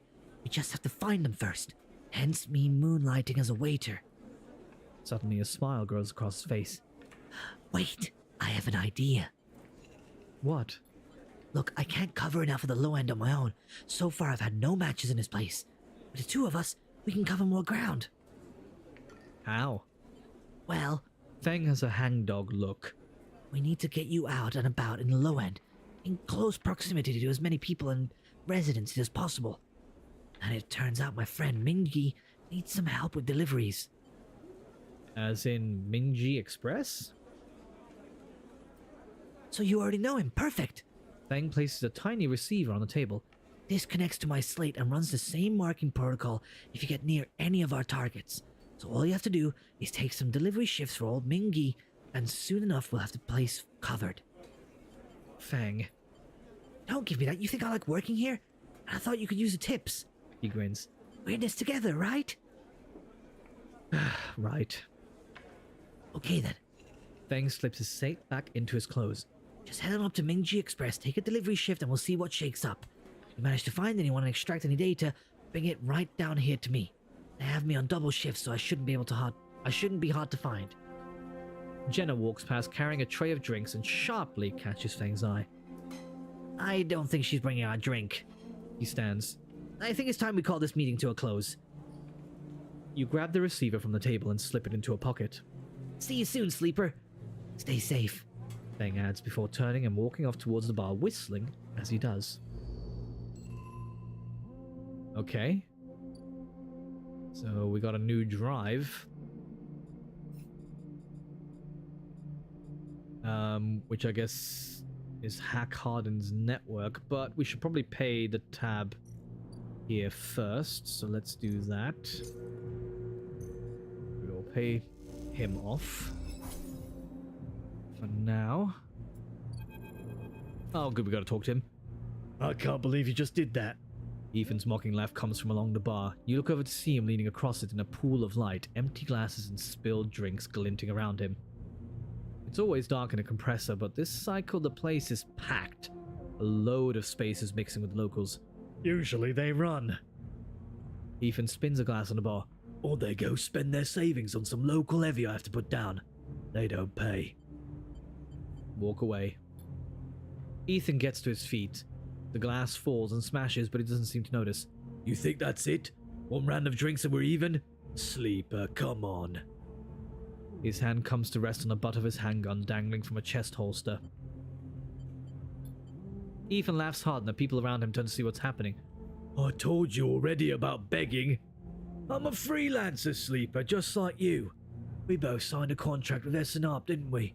The difference is that my word means something. He closes the gap, stumbling a little. What did you think? You could just run away from your contract? Your debt? You could just steal that natty little body of yours and take it for a joyride? Play human for a cycle or two? I'm nothing like you. That's what I'm saying! Ethan is addressing the bar now, having noticed the attention from the other patrons. You're a coward. I'm a professional. So I should thank you. Ethan nods, his head heavy. For giving me such an easy job. I'm used to outlaws, you know. Real bounties. If I knew catching sad little escapees like you was so easy, I would have changed clients ages ago. Yeah, he is a dingus. Someone shouts on the back of the bar for Ethan to shut up. He holds up a finger in that general direction without turning around. I'm just gonna stay quiet. Nothing to add? Ethan turns and walks back to the bar. Good. Lesson learned. Ethan sits heavily back down on his stool and searches through his glasses for one with something left in it. The thing is, Sleeper, I can find you anywhere. It's actually wild you haven't figured that out. That body isn't yours, and it will always betray you, no matter what. He finds a glass and downs the contents. So please go. I'll catch up with you whenever I need another. He laughs and taps the bar for a fresh drink. Give it off, Sleeper. I'm done teaching you for today. He settles his head on the bar and closes his eyes. I'm sick of you. Go find a job. You turn on your heel and are out of the cloying dark and the sweat stench of the compressor. You walk hard and fast down the walkway, anger driving your footfalls into the metal of the rim like hammers. Fang, I really need you to do something. Why do you even have to pay for him? What did he do for you? He didn't kill me or take me away straight away. That's kind of the deal. I think he's just toying with me, but it's allowing me to stay here a little bit longer before he, takes me back to wherever I escaped from. It's, not good. Not good for me. Oh, we got another upgrade. Let's see. Oh, that needs 2 upgrades. I might wait so that I can get this then. Or do I wait for this? I don't really have any scrap components right now. Actually, let's go with this one. We get some energy back from an engage. Yeah, it's complicated, everything that's happening with us.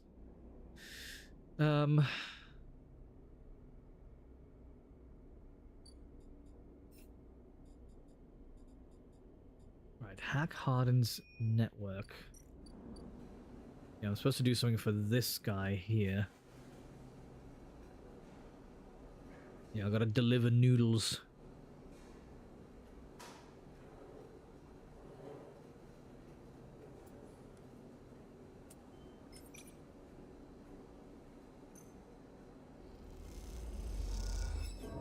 Oh, thank goodness it was a positive. Okay, good.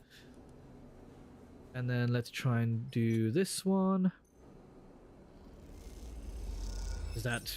Yep, there we go. That works on that. Also got us a little bit of money, which is good. Can't go wrong there.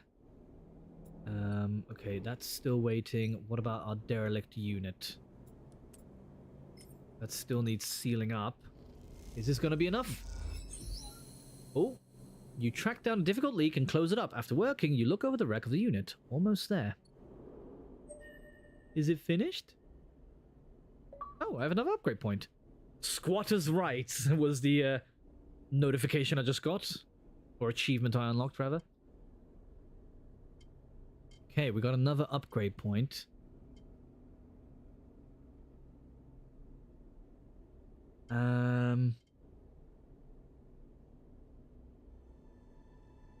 Oh, nice. That would be good as well to get a discount.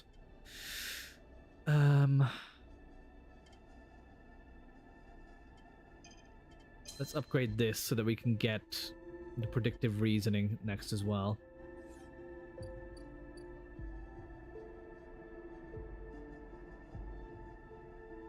Okay, how much do I have? I have 100 cryptocurrency, so I can get this thing to stabilize ourselves. I know it leaves me with basically nothing, but that's fine. We can work up the money again. So I definitely need that. Just so that I don't die.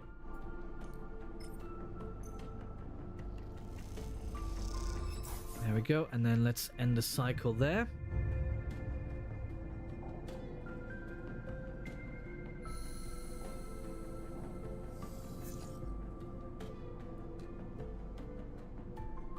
Okay, right, full bar with dice. Which is always helpful. Let's see if we can do anything more. Wait, how close was this actually? I feel like we were really close with this one for yard hand. Yes, we were. I'm gonna use one of these. Dang it. Okay, maybe I'll use one of these. Please be good. Oh, thank goodness. Okay, cool. Okay. Shipyard. From the walkway to the sidereal horizon looks impossibly vast. A landscape of plating and frames. All along her flanks, torches flicker, drones maneuver, arc lights glint. The sense of scale of industry is both stunning and strangely unsettling. Lem and Mina. Oh, look at them. She's quite beautiful, I think. You turn to see a figure a little way down the walkway, leaning at the railing. Oh, wait, sorry. Lem, rather, is a man. You turn to see a figure a little way down the walkway, leaning at the railing. He is thin, ragged, his work gear poorly fitting and loose. The torches of the sidereal horizon flicker in his eyes as he turns to you. Lem. He leans back from the rail, revealing a child standing beside him, staring out at the ship. And this is Mina, he adds with a smile. Hi, Mina. She stares and tucks herself behind Lem, who dutifully picks her up. She's a little slow to trust, aren't you, Mina? She buries her face in the folds of his overalls. Mina looks out from Lem's chest, a dark brown eye twinkling among the rough material. You working on her then? Lem asks eagerly, gesturing to the vast ship. Or just admiring? He shifts Mina's weight to his other arm. Just admiring. Understandable. He nods, gazing back out at the sidereal horizon. You like her too, don't you, Mina?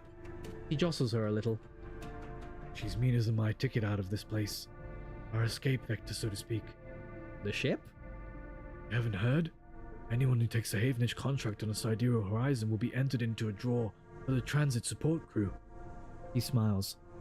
We won't get to sleep the journey through, but a couple of decades of service will be nothing for me and Mina if it means landfall on a new world. He winks.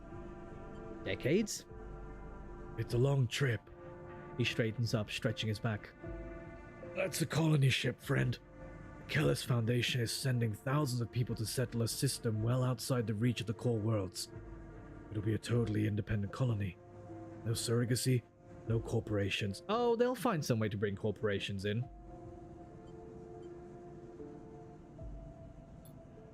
They're Havenage's client, yeah. Some wealthy project from the core systems, interested in independence and self-sufficiency and all that. They hired the whole shipyard out, helped re-kit it and everything. He strokes Mina's hair. Someone else's dream, I suppose.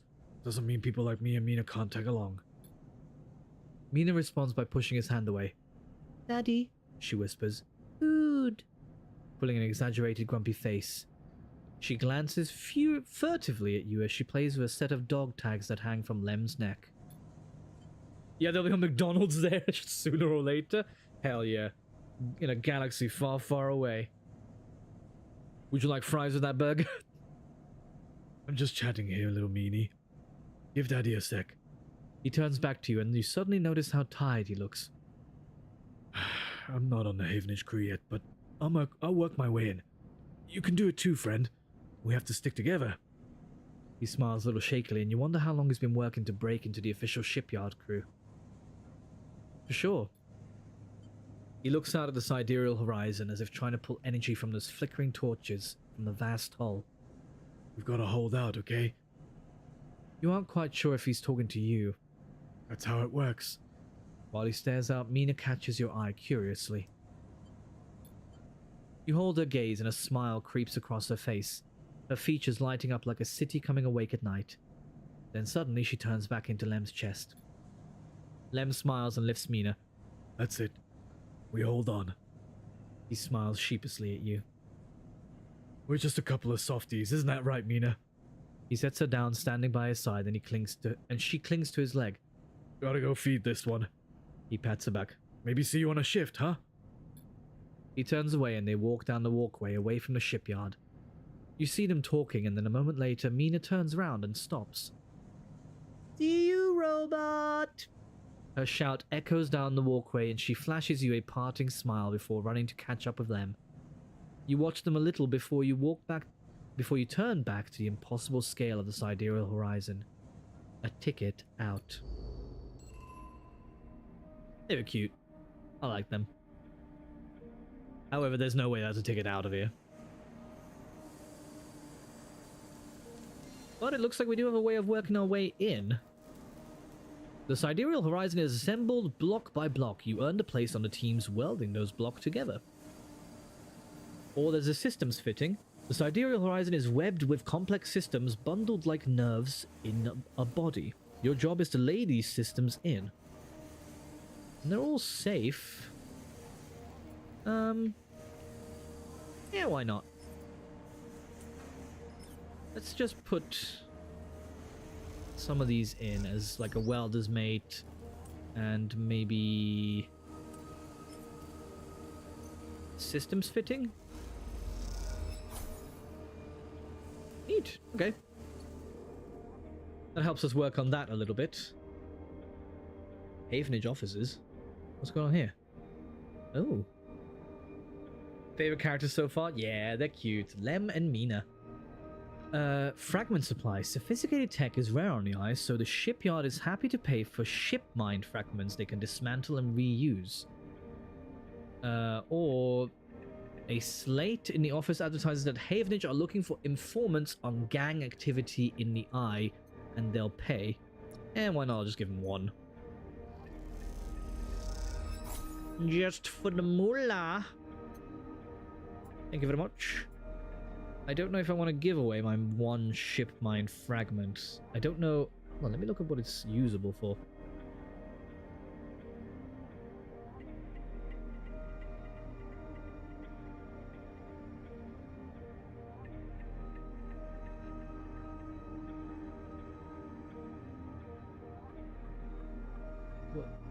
What is a ship mind?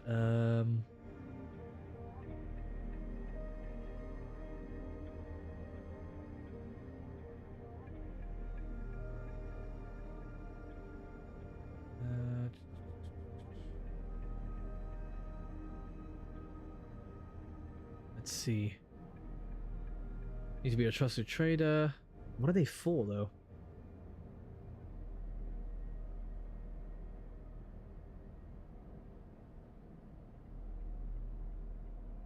Three can be combined to reassemble one ship mind at the ORT fabricator. But what it do?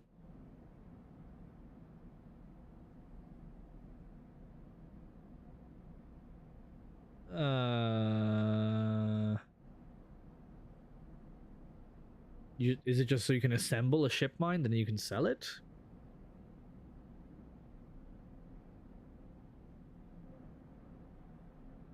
I don't get it. What is it?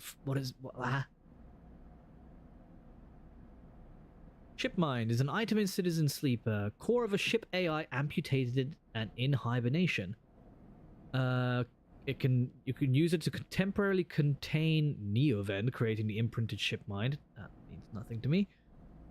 Power a ship, sell for profit, possible life support for a specific sleeper. That feels like I should keep a hold of it then. Because I don't know what any of that means. Yeah, me, like, exactly. I'm just like, I don't know what that is. So I'm just gonna do nothing with that. Oh, hello. Sabine. 4 cycles, Sabine said, and here you are, right on time, with no sign of them. You wait a while in the apartment, the dread descending as the cycle spins onward. They should be here. Check the terminal. You check and double check the terminal for messages or recordings. Nothing, just a pale glow. The silence. Check the door. Hey, Panda. You coming to say hello? Hi. Sorry, Panda's come to say hello to me. You coming up? You want to say hello to the mic? They're not going to hear you because you're not doing anything. You pace back and forth around the apartment, the rumblings of the station suddenly so present and loud. You go to the door and open it to an empty corridor. You close it again. We will wait. You try to settle down to wait. You sit on the bunk and stare out at the tiny room. Where the hell are they? A knock at the door. Another knock. Ooh, that's not them. It's a Yatigan lieutenant. A flash, small, impossibly bright, cuts through the handle of the door. It soundlessly swings open. A figure stands in the door, and immediately you know it's not Sabine. They are taller, sharper, and something in their face glints in the half-light. A dark shape like a stubby baton hangs loosely from her hand. Our local sleeper. Good to finally meet you. She steps into the apartment, glancing around with sharp eyes. What, may I ask, are you doing here? She fixes you with a steady, unwavering stare. You're gonna stay quiet on that one. This will be much more pleasant if we remain friendly, don't you think? She walks past you into the apartment, glancing around. We set them up here, you know. This place is one of ours. She picks up a glass from the dispenser and inspects it. People always seem to forget who put them where they are. She glances at you. And I suppose you're here to help?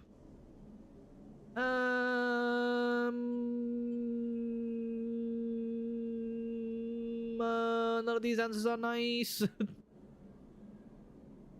Panda, you want to come up?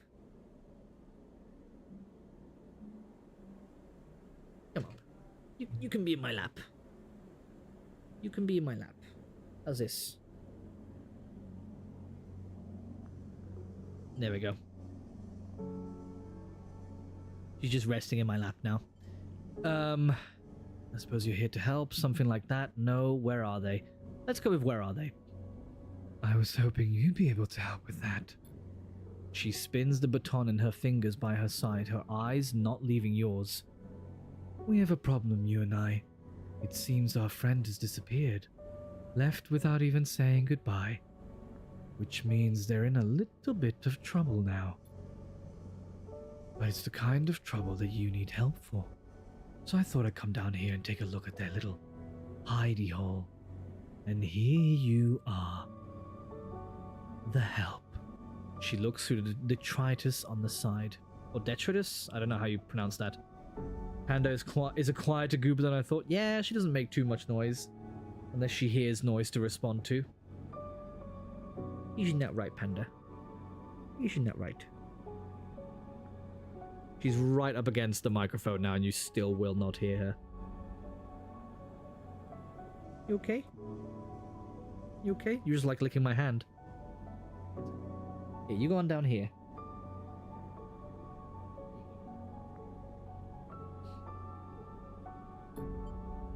And what help? A sleeper, no less. Which I have to admit is a little surprising. It suggests to me that our friend hasn't been very honest with you either. Just gonna stay quiet. She looks away. I know it won't be welcome news, but I'm sorry to report that before we got them set up here, Sabine was working for your owners. She pauses.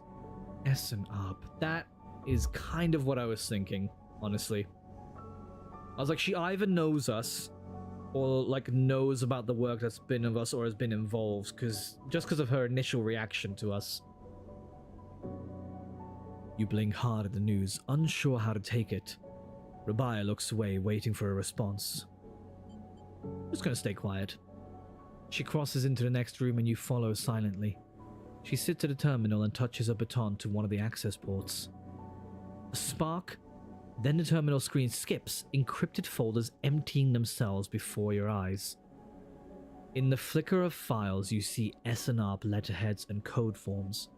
Reports laden with medical data marked with the corporate logo like the sigil of some cult.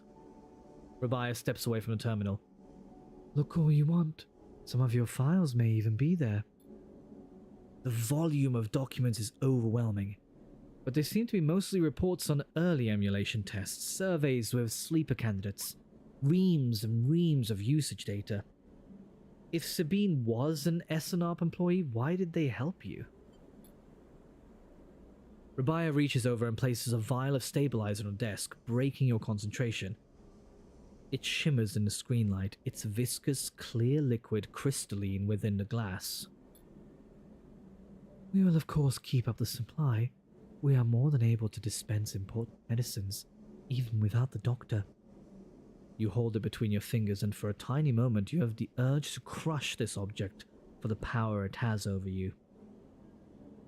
My cousin has a similar breed pupper as Panda, and I think, and that thing doesn't stay quiet for 1 second.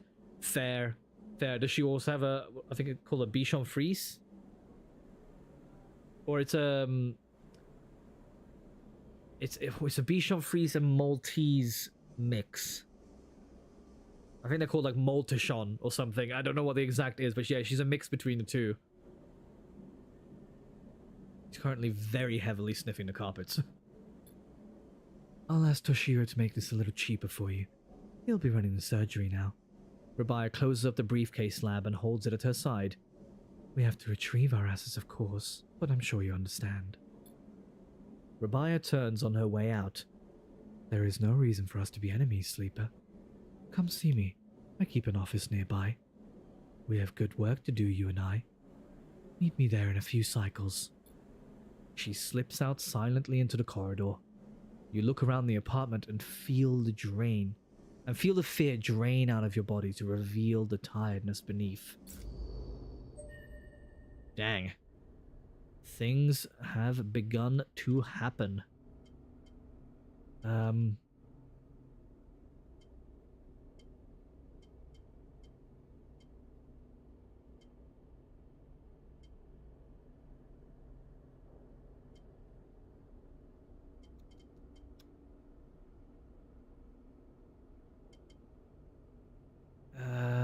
Obsessive Haggler, all cryo actions are discounted by 20. That needs 2 still. So I could either update one of these or I could get this predictive reasoning.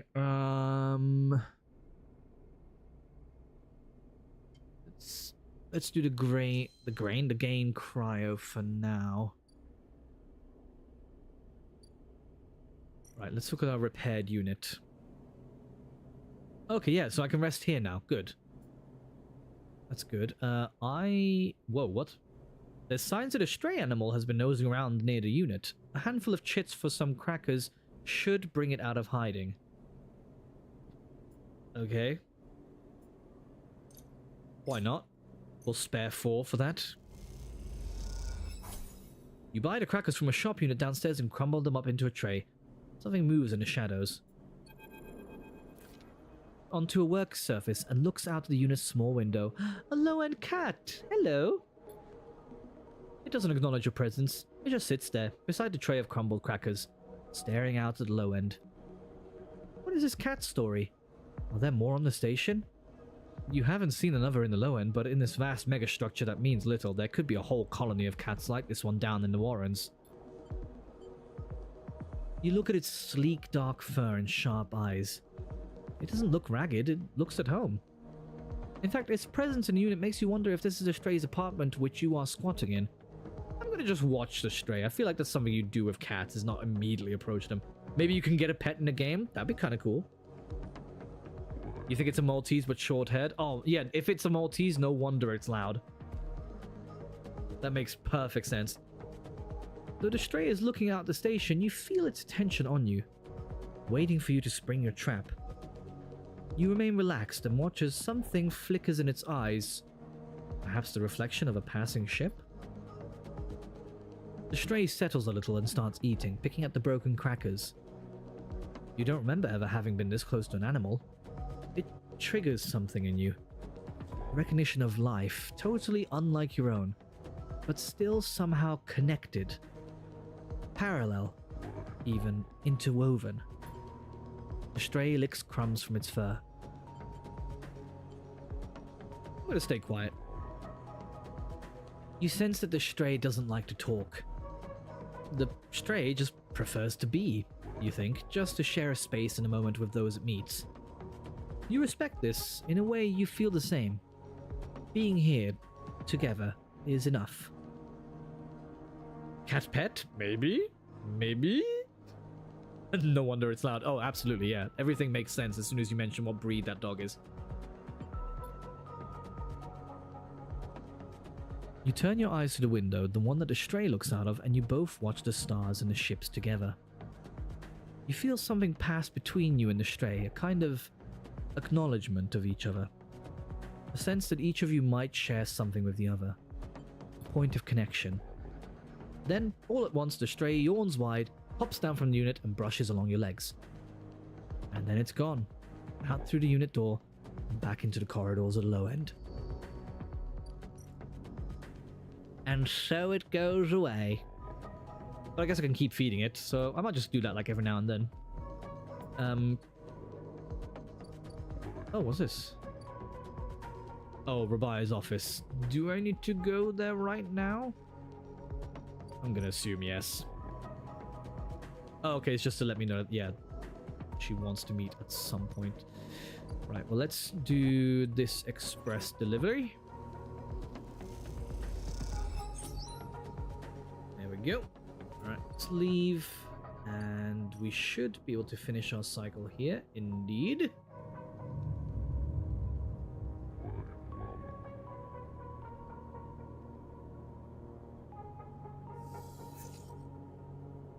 All right.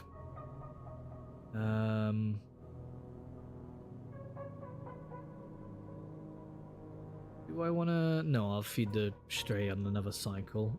Let's do some more for this. Right, that completes Feng's target list. Sleeper! You see Feng coming up the corridor as you step out of Minji's. The kelp noodle smell still clinging to your clothes. He comes up fast and stops close, looking around suspiciously. I don't have long. Take these. Feng palms you a couple of those metal thumbnail-sized drives. Ripperworms. My slate has been buzzing like crazy. It seems your delivery shifts have turned up 2 targets. He squeezes your shoulder. I knew you could do it. Now we nail those snakes. I'm ready. Good to hear. He smiles. Hardin's boys are all collected by some kind of closed network. You break the access protocols on both of them, you should be able to gain the location of the nearest network ports. Slot the Ripper worms in those ports, one each, and they'll feed me anything and everything stored on the Hardman's shadow network. He smiles. Can't wait to see what juicy plans they have in there. You hear the scuff of boots as a group comes up the corridor, likely on their way to place an order with Minji. You turn for a second, and when you look back, Feng is already halfway down the corridor in the opposite direction. He raises a hand in farewell and is gone. Ripper worm sounds like the worst intestinal virus. Oh, 100%. I mean, anything to do with worm, if it's in your body, I'm like, nope, can't do it, I'm out. You run your fingers over the tiny Ripper worm drives in your pocket and smile to yourselves as you wonder how mad Jenna will be at Feng for this little excursion. Time to slot some worms.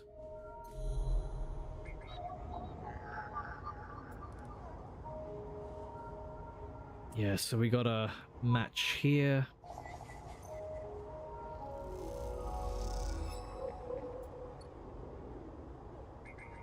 There we go, and then here's where we can add them in. It's one. Oh, is there not another one? Oh, that's a Yatigan agent. Okay, well, we'll still do it while we're here. I can use the data, you know, just sell it for some money. Oh, the hunter thing isn't going up. There we go, another Harden agent, and I don't have anything to match you. Another Yatigan. Wynn tells me I'm not going to match with anybody else now, but that's fine. At least one of them's in. What I need now is energy. Oh, I can go to both to end the cycle. Great. Okay,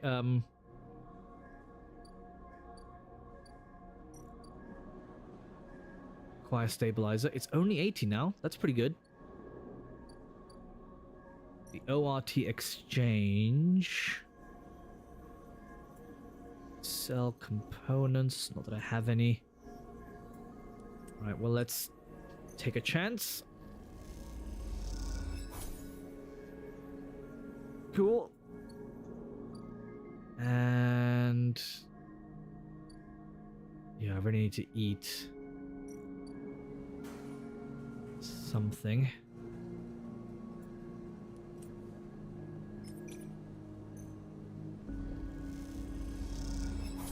Oh, there we go. Nice. Okay, good.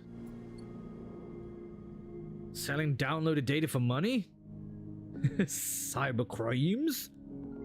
Or, you know, just me being meta. Let that one sink in. It says caster's table. I don't really have anything to give to him because I don't have enough of either of those bits of data that he wants.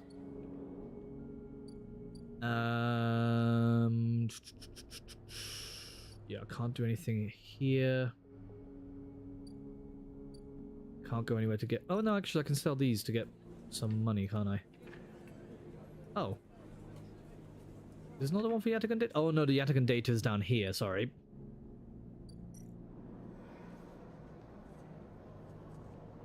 Or is it not?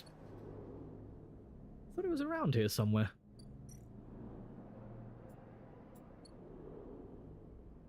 Am I in the wrong spot? Oh, here we go. Here we go. There we go. I cannot let it sink in. There are stairs. I cannot get up. Where do I go from here? Alright, let's go and end the cycle. Yeah, we'll end the cycle for now.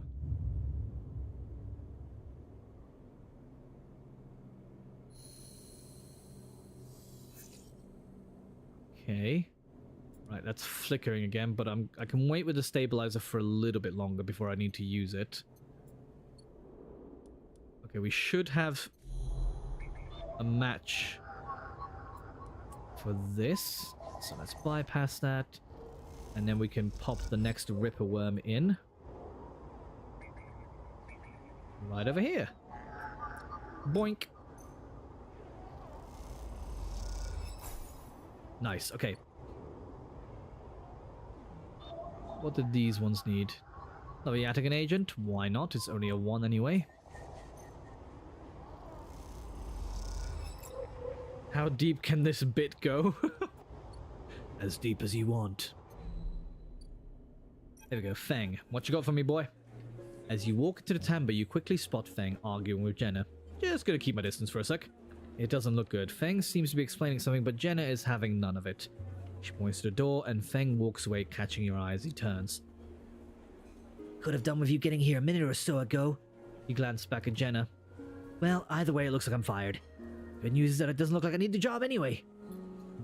He takes out his slate, pulsing with pale light. Now let's take a look at what you're really here for. The slate is a whirring mess of code streams coming direct from the Ripperworms as they dig through the agent's data and spin it into threads for the slate to pick it up. Anything good? Feng scrolls the display with a finger. A lot of junk, a lot of dull as hell message threads, a lot of tedious data caches, but Feng's eyes flash. definitely something good. He stops the screen scrolling on an entry and expands it. Check this out. Feng shows you the screen. You see a bold corporate logo, not Solheim's, and a word below. Conway. Feng says. He's working with Conway. Conway Extractions, right? Feng nods. The way the Ripworms work sounds cool. I mean, it's kind of like little Trojan things, aren't they? He's been speaking with them personally. Got a whole chain of messages here, but it's mostly encrypted or redacted. He rubs his head. Damn it, this is juicy, but we can't nail him with it. He scrolls some more. Wait. What's this? A wasteland reclamation facility. Right here on the eye. He glances at you. What's to bet this place is tucked into the wastes? The wastes? It's the section of the eye Erling couldn't reclaim. Was too damaged, cut off. Back before the collapse, people would have got there by going down the connected spoke from the hub, but that spoke's broken now, so the only way is the long way. Round the rim, past the greenway. He shows you on his slate. Yeah, and they collect data and weave it into threads of readable info. Yeah, I mean, the way they, like, describe data being streamed to different places is pretty cool. Feng looks away, thinking. Conway have been making moves on this system since the collapse. I heard they took over one of Solheim's old belt colonies a long while ago. Moved everyone out and reclaimed the whole rock. Why work with Hardin? Access? Old connections? Not sure. Feng looks back at the screen. But if Hardin is involved, then we need to check it out. Simple as that. So what's next? Feng stares out into the middle distance. We have to get to that facility. The answer to whatever Hardin has been prepping and planning has to be there. And we're gonna catch him in the act. Give me 5, maybe 6 cycles, and then I'll see you on the Greenway. I seem to remember there's some old service docks on the outer shell up by the Haifa building. Should be a good place to meet. Feng squeezes your shoulder. Thanks again, Sleeper, for sticking with this. I haven't forgotten about that tracker of yours either, but I'm gonna need to be back in my bay to pull a solution together. He turns his slate round to face you, showing a mass of scrolling code. I've been working on a fix in my brakes. He winks. Feng grins. See you soon, Sleeper. And he walks out the door of the tambo without looking back. Okay, so supposedly at least he's working on that. You know? Well, I'm gonna wait till we get another upgrade point, though. As you approach the address Rabia gave you, a heavy hand falls on your shoulder. What's your business here? The enforcer grips your shoulder, giving a hint of the strength her implants give her. As you turn, you see the same subsidiary eyes as Rabia and Toshiro, glinting like mirrors on her cheeks. Jaya, please, the Sleeper is here by my invitation. Oh, that's Rabia. Please, the Sleeper is here by my invitation. At Rabia's command, the hand immediately loosens. An apologetic look replaces a scowl on Jaya's face. Of course, Rabia, I'm sorry. Give me 6 cycles. I don't even have a 1 and I don't know how to ride one. How do you ride a bike? Rabia waves her away. Don't you worry, I appreciate your protective instincts. She smiles at the enforcer. How about you head to the timber? They have a delivery coming and they'll need some help with the lifting. Jaya nods and walks away. I'm constantly getting interrupted by people. Yeah. So, Sleeper, you came. I'm glad. It didn't feel like an offer. I was curious. Curious is good. She smiles a tight smile.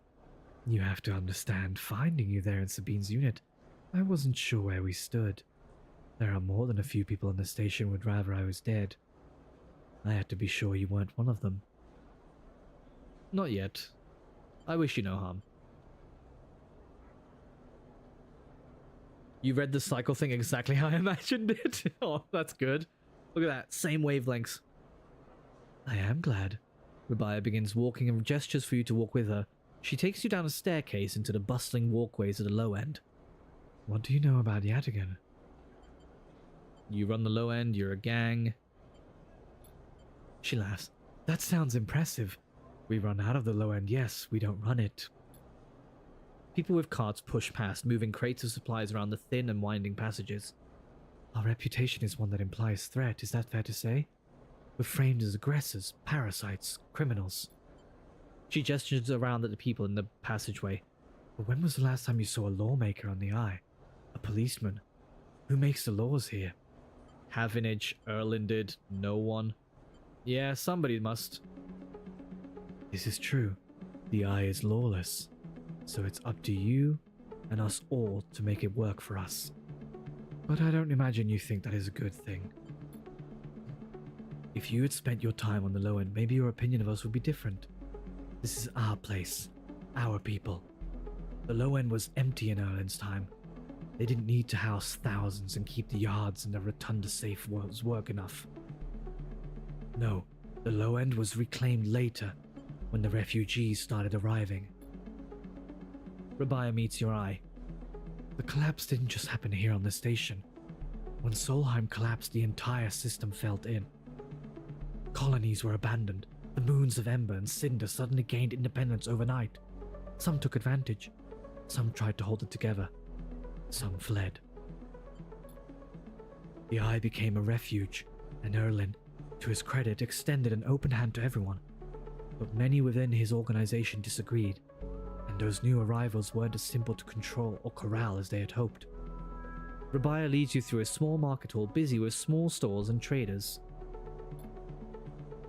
Erlin's union was made of workers, administrators, people who were malleable and already organized into hierarchies and networks.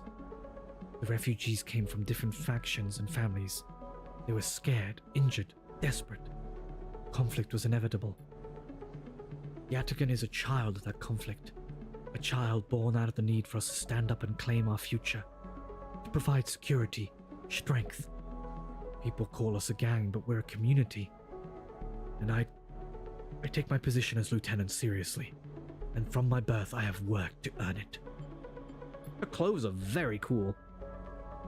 Rabia catches herself before she raises her voice any further, and you both walk in silence for a moment, among the smells and textures of the low end. You start to wonder if this place could be a home for you too. Where do I come into this? Rabia smiles to herself and thinks for a moment before she responds. I believe that you understand the importance of a refuge, so I also believe that you wish to help keep this place safe. She exhales quietly. For this reason, I would like you to trust me. I do not know what Sabine told you about us, but I imagine it was not good. I'll be honest with you, Sleeper. I was never comfortable with having Sabine as part of Yatagan. An ex-corporate employee, it goes against our nature. But their deal was with Yannick. I kept my distance, made sure Sabine had their surgery, kept it supplied, and that was all. But I cannot allow people to go back on the promises they made to us. Yatagan has not lasted this long because it's a charity. We offer and ask for support. Any betrayal will be treated as an attack. Who's Yannick? Yannick is one of the heads of Yatagan. They guide us. He is the newest to be elected. He is an elder. Sabine found something. Please, I don't want to hear the accusations. They only wanted to escape their debt. They would have said anything. Where are they now to stand behind their claims? You realize that Rabia has led you in a loop, and together you come back up a staircase to the walkway where you met. You're free to go, Sleeper. I have said what I wish to say. She looks out through the windows of the walkway. I would protect this place with my life, as it has protected me. I want to make that clear. She turns back. However, if you too wish to come under this protection, I can help you. Return here if you wish, and there will be tasks for you to complete. You will be able to see Yatigan, to see the low end with your own eyes, not as others frame us. As for Sabine, she pauses to consider her words. I will not ask you to betray them, but if they contact you again, consider their motivations carefully. With that, Rabia leaves, slipping back into her office while you stare out at the countless units, each a home, each with a story that makes up the low end. Dang. This getting complex, yo. How much did this need again? This needed like 150 to get over, right? Yeah. Founder's Ferry. Ah, it's so much. I'm still gonna have this idiot's thing to pay off soon as well. Dang.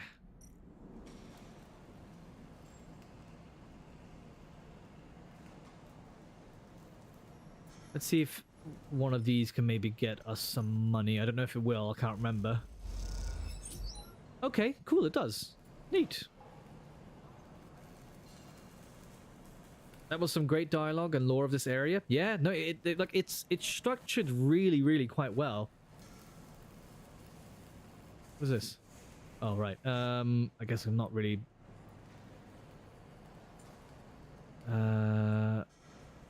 Disable tracker, get to know Emphis.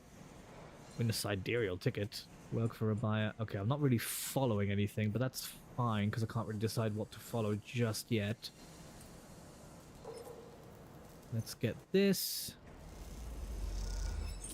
Nice, that's some extra money. And then... Oh wait, do I have anything to sell? Oh no, that's the one I just... Hold on, I meant this one. And let's give this.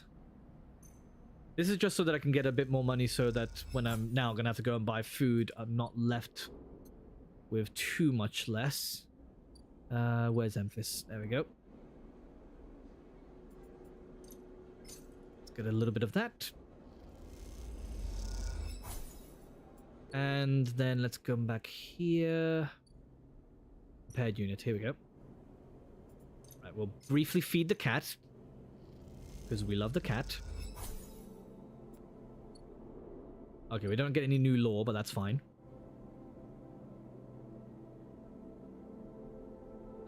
It will still come, but it doesn't mean that they like us. Fair. Definitely a cat. The cattiest cat of them all.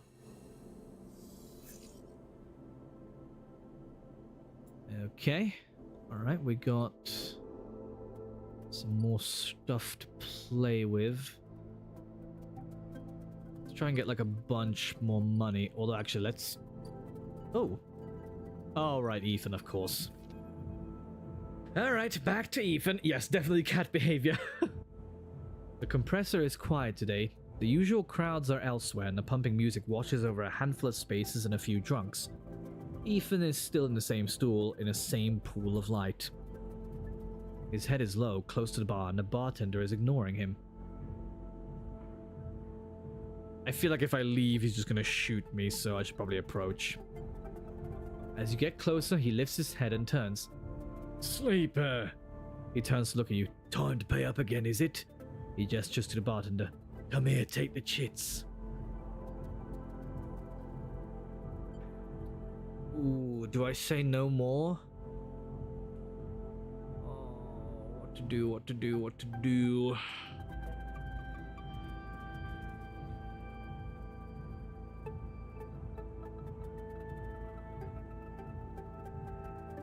See, the thing is... Oh... Yeah, Ethan is definitely on a binge.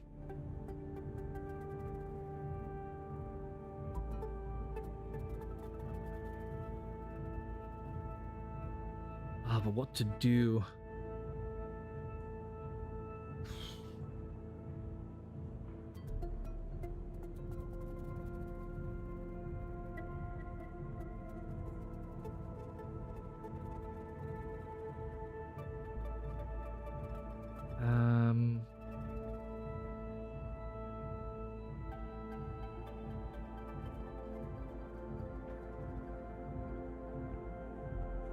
Just trying to think of like what's the best option for me to do right now.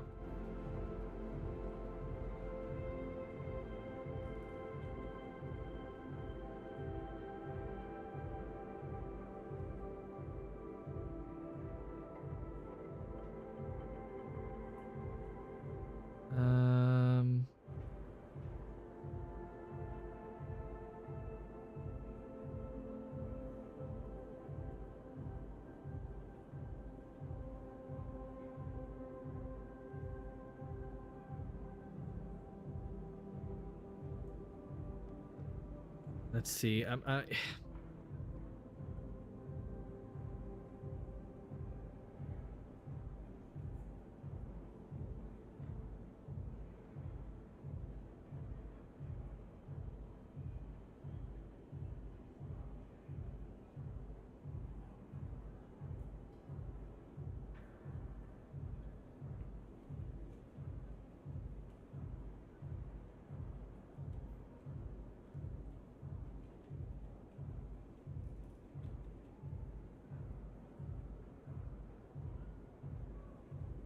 Maybe I'll just pay it. Let's stay silent for now. Because I want to see. AKA Markiplier's friend of formerly Crank Gameplays. Ah, that Ethan.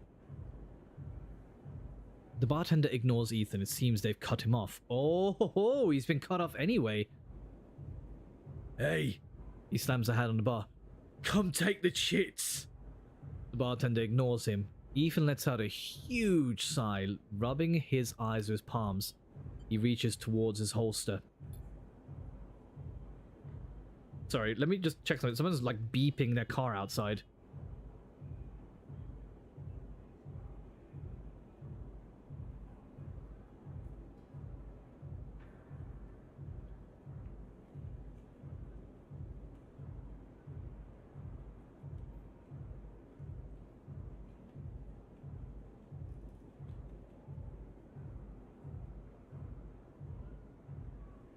It's amazing that whoever is beeping the car literally outside their own home. It's just my neighbor. His elbow slips and the gun tumbles out. It clatters on the bar.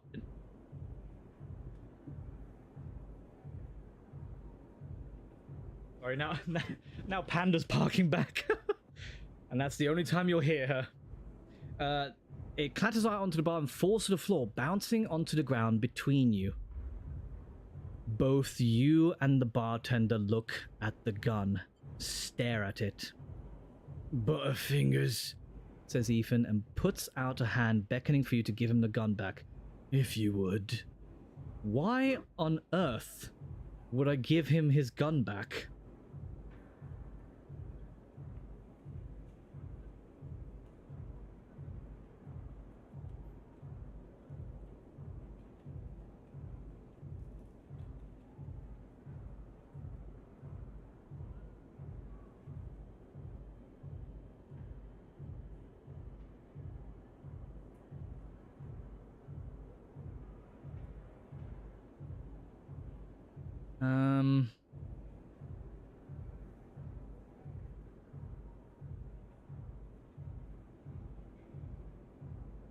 No, screw it. I'm not giving his gun back.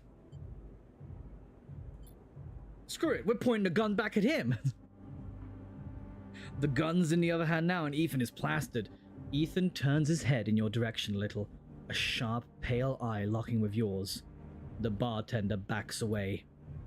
Oh, He turns on a stool. oh, sleeper.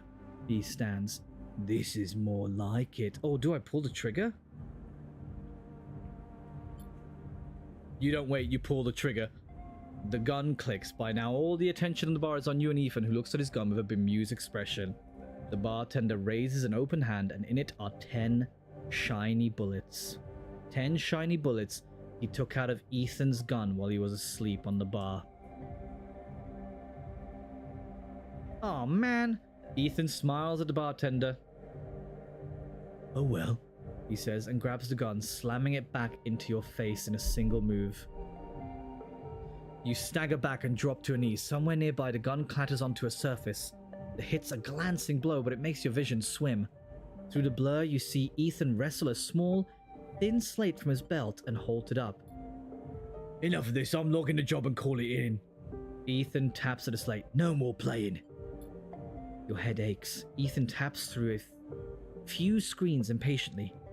He swears and taps again. He starts shouting, a dull echo to your ringing ears. He starts screaming at the slate and throws it across the bar. He crouches down and grabs you by the chin. His face close, his breath heavy with drink. Listen up, just screwed me. He grins maniacally. They cancelled the contract. He stands up. They cancelled the contract! He shouts at the ceiling of the compressor. You stand up, struggling to your feet, the sting of the hit fading. Ethan is rubbing his temples, his face pale. You hear a clicking sound like coins being counted. Like bullets being loaded into a magazine.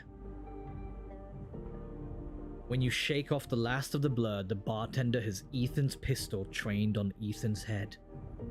Ethan stumbles back towards the middle of the room, all eyes trained on him. I'll kill all of you!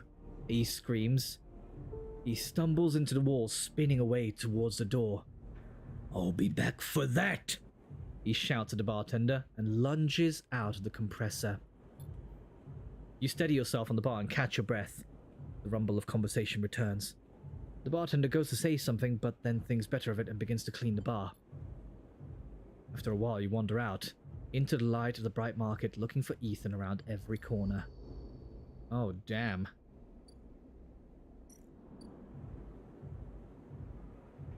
Ethan may be disarmed, but you doubt you've seen the last of him. Do I have to keep coming back? I'm not... Oh, at least I didn't have to pay anything. I just realized. Considering he's been cut off. Ooh, things were happening. And they happened, oh, so quickly. Right, let's see if there's any in here that needed 3. That's 1. There's none up here. How many do you need? 1. 2. 2. Okay, so we can't do anything with those either for now. Let's go do a bit of work then.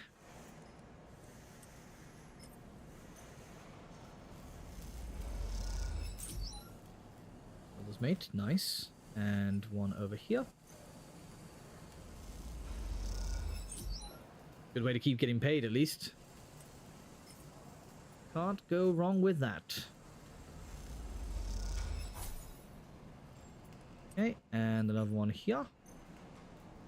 This might get a negative reaction though. But it didn't. Sweet.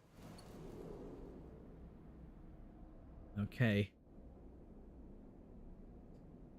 Ethan is my new Jared, or whatever his name is from Road 96. That's the vibes he's giving me.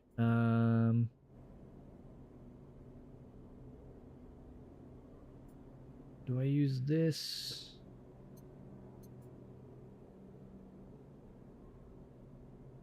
I need more energy actually, now that I'm here. Let's... oh right, no, that's only if we input dice. I need... Emphys. Yup. I'm just gonna spend a little bit of that money. Because we can make up the rest to get across. Because now we'll have enough to get across onto the Greenway side, which is good. Let's end this cycle. Just end this cycle of misery. Agony! And let's put a stabilizer in. Nice. Body repaired. Stable condition. Love to see it. Ooh, we got some 2s now. Okay. Now we can do a couple of these. Bypass, extract. From the Havanage agent. And this one too. Oh, no, wait, no, that's a 1. Wasn't there another one that was 2? Is this the one? Ah, there we go. I knew it was somewhere. There we go. Some more Havanage stuff. Which is good. Let's bump up this one.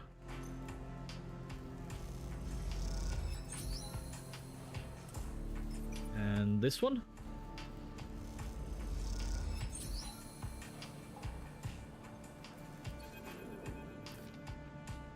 Each shift, a crowd of would-be workers gathers outside the shipyard, each of them clinging to a 4-digit number printed on receipt paper. These are their assignment numbers, and you're either called for a shift or you aren't. As you arrive, the crowd is restless and chatter rumbles through the lines. For those who, like you, have graduated to the work teams, shifts are guaranteed. Having just walked out of a meeting with a superior where you were praised for your efforts, you feel the glow of a job well done. Yet you can't help but feel empathy for those huddled as you pass, waiting for their number to come up. You keep your head down as you leave the shipyard, feeling a little guilty as you do. Hey, sleeper, wait up. Lem's voice trembles as he shouts above the rumble of the crowd, and you turn to see him pushing through, Mina crying in his arms. Lem! Good to see you, friend. He's breathing hard after shouldering through the waiting workers. You made the work team. Good for you. He tries to catch his breath, stroking Mina's hair as he does. Shh, baby. Give me a second here. He smiles weakly at you as he comforts her, and her cries start to fade. Out of the crowd, he sets Mina down by his side. Shiny streaks down both of her cheeks. As he does, you see he is clutching an assignment number on a crumbled piece of paper. Waiting on a shift? You know how it is. He puts his hand on her shoulder and she clings to his side. Esther, who usually takes her, is sick. He stretches. I don't know what... A noise sounds from the entrance, a klaxon, followed by a list of numbers growing brightly on a display screen. The crowd responds instantly, pushing and pulling as people try to wade to the entry point. Lem stops and turns back towards the crowd, then glances down at the crumbled paper. That's my number. Crap, Mina. He starts patting the pockets of his gear and glancing around. Go, I'll watch her. He blinks a little, staring. Thank you. Thank you, I'll... He crouches to Mina. You're gonna stay with your friend here, okay? They're gonna keep you safe and... He stands back up. Here, take her bag. He shoves it into your hands. She's got food. She's got... Oh, crap, I have to go. He backs away into the crowd. Mina, I'll be back real soon, okay? Be good. Then Lem disappears into the roiling crowd, who are now trying to get into the shipyard before it locks down. Mina stands staring, suddenly small without Lem at her side. She fixes you with a dark-eyed look you can't quite read. Hey, Mina. She holds the stare, unmoving. The 2 parallel tear tracks still glint on her cheeks. Let's look in the bag. You unlatch the top of the bag and see a few metal containers fashioned from scrap components. A battered slate sits on top, blinking a low battery warning, and tucked beside it is a ragged rabbit, hand-sewn. You pull the rabbit out of the bag, its long limbs waggling as you do. Mina goes to jump and grab it, but holds herself back. She stands and hugs herself, eyes on the rabbit. Give her the rabbit. You hold the rabbit out and Mina snatches it from your hand. He hugs it tightly without looking away from you. Bun bun, she says, staring you down, ferocious despite her size. Hi, Bun Bun. You move a little closer as you speak, closing the gap. He doesn't speak, she says. She looks at you suspiciously, but her face softens a little. Mina sitting, oh gosh, this is a big responsibility. Oh, 100%. but I wanna. I love her already. She waggles Bun Bun in front of you and then walks him up your arm and onto your shoulder where he sits. She pokes your arm a couple of times. Are you really a robot? Sort of. Yeah, she thinks. Me too. Mina has more questions. Lots of questions. Questions about how you breathe or if you rust.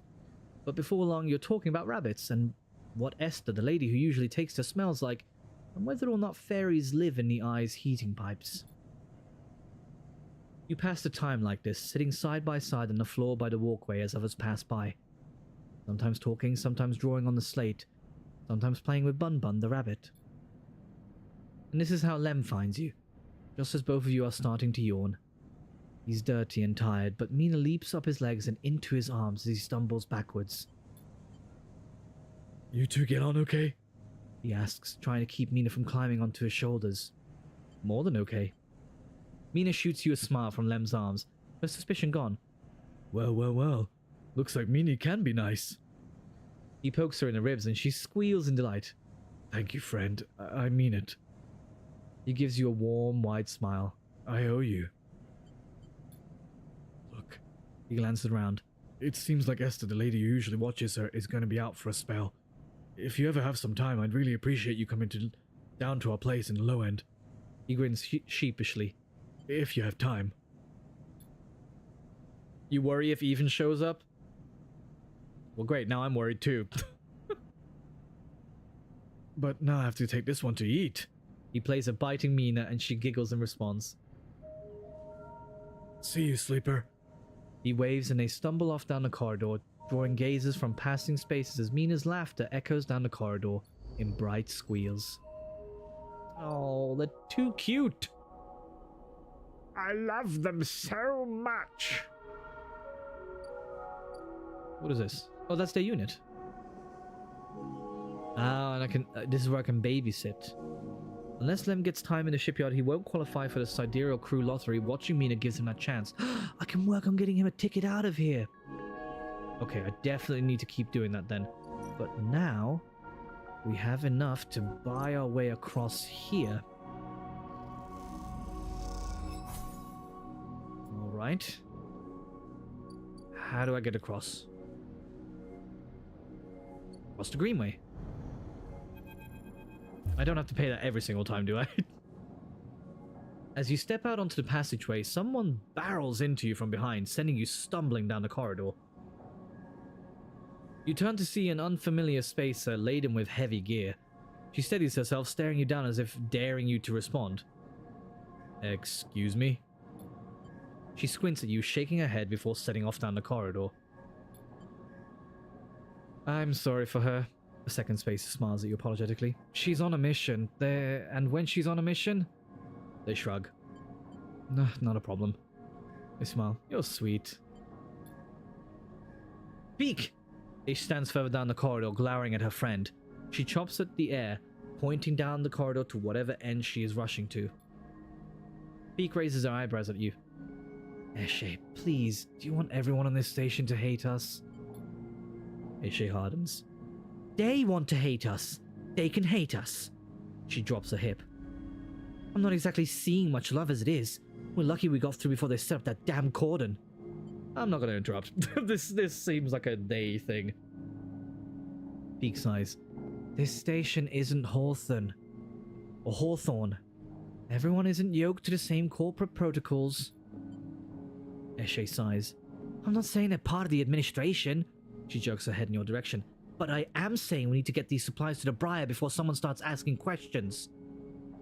Can I help? Peek smiles slyly. See, Eshe, help. Isn't that exactly what we need right now? Peek. Eshe rolls her eyes. Peek ignores her. With the refugees, the ones half an age have cordoned off from entering the station. Eshe interrupts. The ones that are being quarantined in makeshift vessels that barely made it to the Eye to begin with. The ones that your station administrators have called an existential risk and are running out of supplies while their right to safety is being debated by the people with no stake in their future. She quickly looks away, annoyed at her own outburst. Peek sighs. She's right. People are trapped out there and... They turn to Eshe. We understand this is a big problem for the Eye, Hundreds of refugees and more ships turning up each cycle. They hold up a hand to stop Eshe interrupting, but Eshe turns away, her burning anger at a palpable force in the close quarters of the corridor. They need supplies, and after everything they've been through, the quarantine isn't helping, Peak finishes. That's terrible. Eshe looks back at you, her fierceness fading. These two's dynamic is also fun. It is! It's nice and established, you know? Hot-headed, distrusting one, and sassy but kind one, yeah. Peak, please. Eshe gathers herself in the supplies. Eshe, we need help. Just like the refugees needed us, we need others too. They smile at her. Peak turns to you. Come find us. The climbing briar has doctored the broken spoke past the greenway in the wastes. We have a good view of the cordon, though we are keeping our distance for now. Come help us. They squeeze your hand. Eshe turns to leave and Peak follows, waving goodbye. A moment later, Eshe shouts back down the corridor. Don't bother coming empty-handed. You want to help? Show us. Bring supplies or don't come at all. And with that, they disappear around the corner. Eshe already picking up speed as Peak calls for her to slow down. A refugee flotilla? Why are they coming from? Or where are they coming from and why now? Each time you think you begin to understand this place, something changes. Yeah. It do be crazy over here. Okay, there's quite a lot of different things on this side. They're all the way up there. And then we've got this. Okay, so I don't have to pay to cross each time. I think that was just the once that I paid, which is good. I will have to cross just to get back though, because I've got nothing more that I can do here anyway. Waiting for Feng, so he's not here just yet either. Yeah, there's like a bunch more stuff on this side. Okay, well let's go back to rest.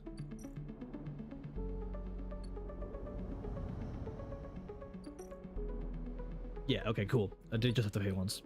Just wanted to double check. You never know with this game. Yeah, let's end the cycle.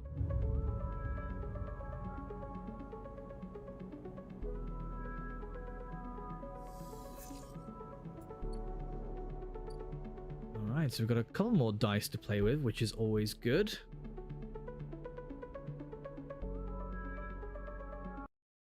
But with that, I think that is a good place to call that. This went on for a lot longer than I thought I was going to keep going, but this story has just a way of just really sucking you in and just keeping it going. So even I'm surprised that this has lasted as long as it did. But either way, thank you all so much for coming along. This is an interesting new journey that we've gotten into. I have no idea how long this game is. Clearly it's slow progress and it's methodical in that way. But it's interesting, and I'll be interested to try the second one once we do complete this one as well. I'm definitely enjoying it way more than I thought that I would. Yeah, I'm glad that you had fun as well. So anyway, yeah, thank you all so much for joining. And until the next time that I see you all, I just want to, first of all, thank you for coming, and I'd like to wish you all a wonderful day, a fantastic evening, and a perfect morning. And until next time, I'll see you guys around. Cheerio!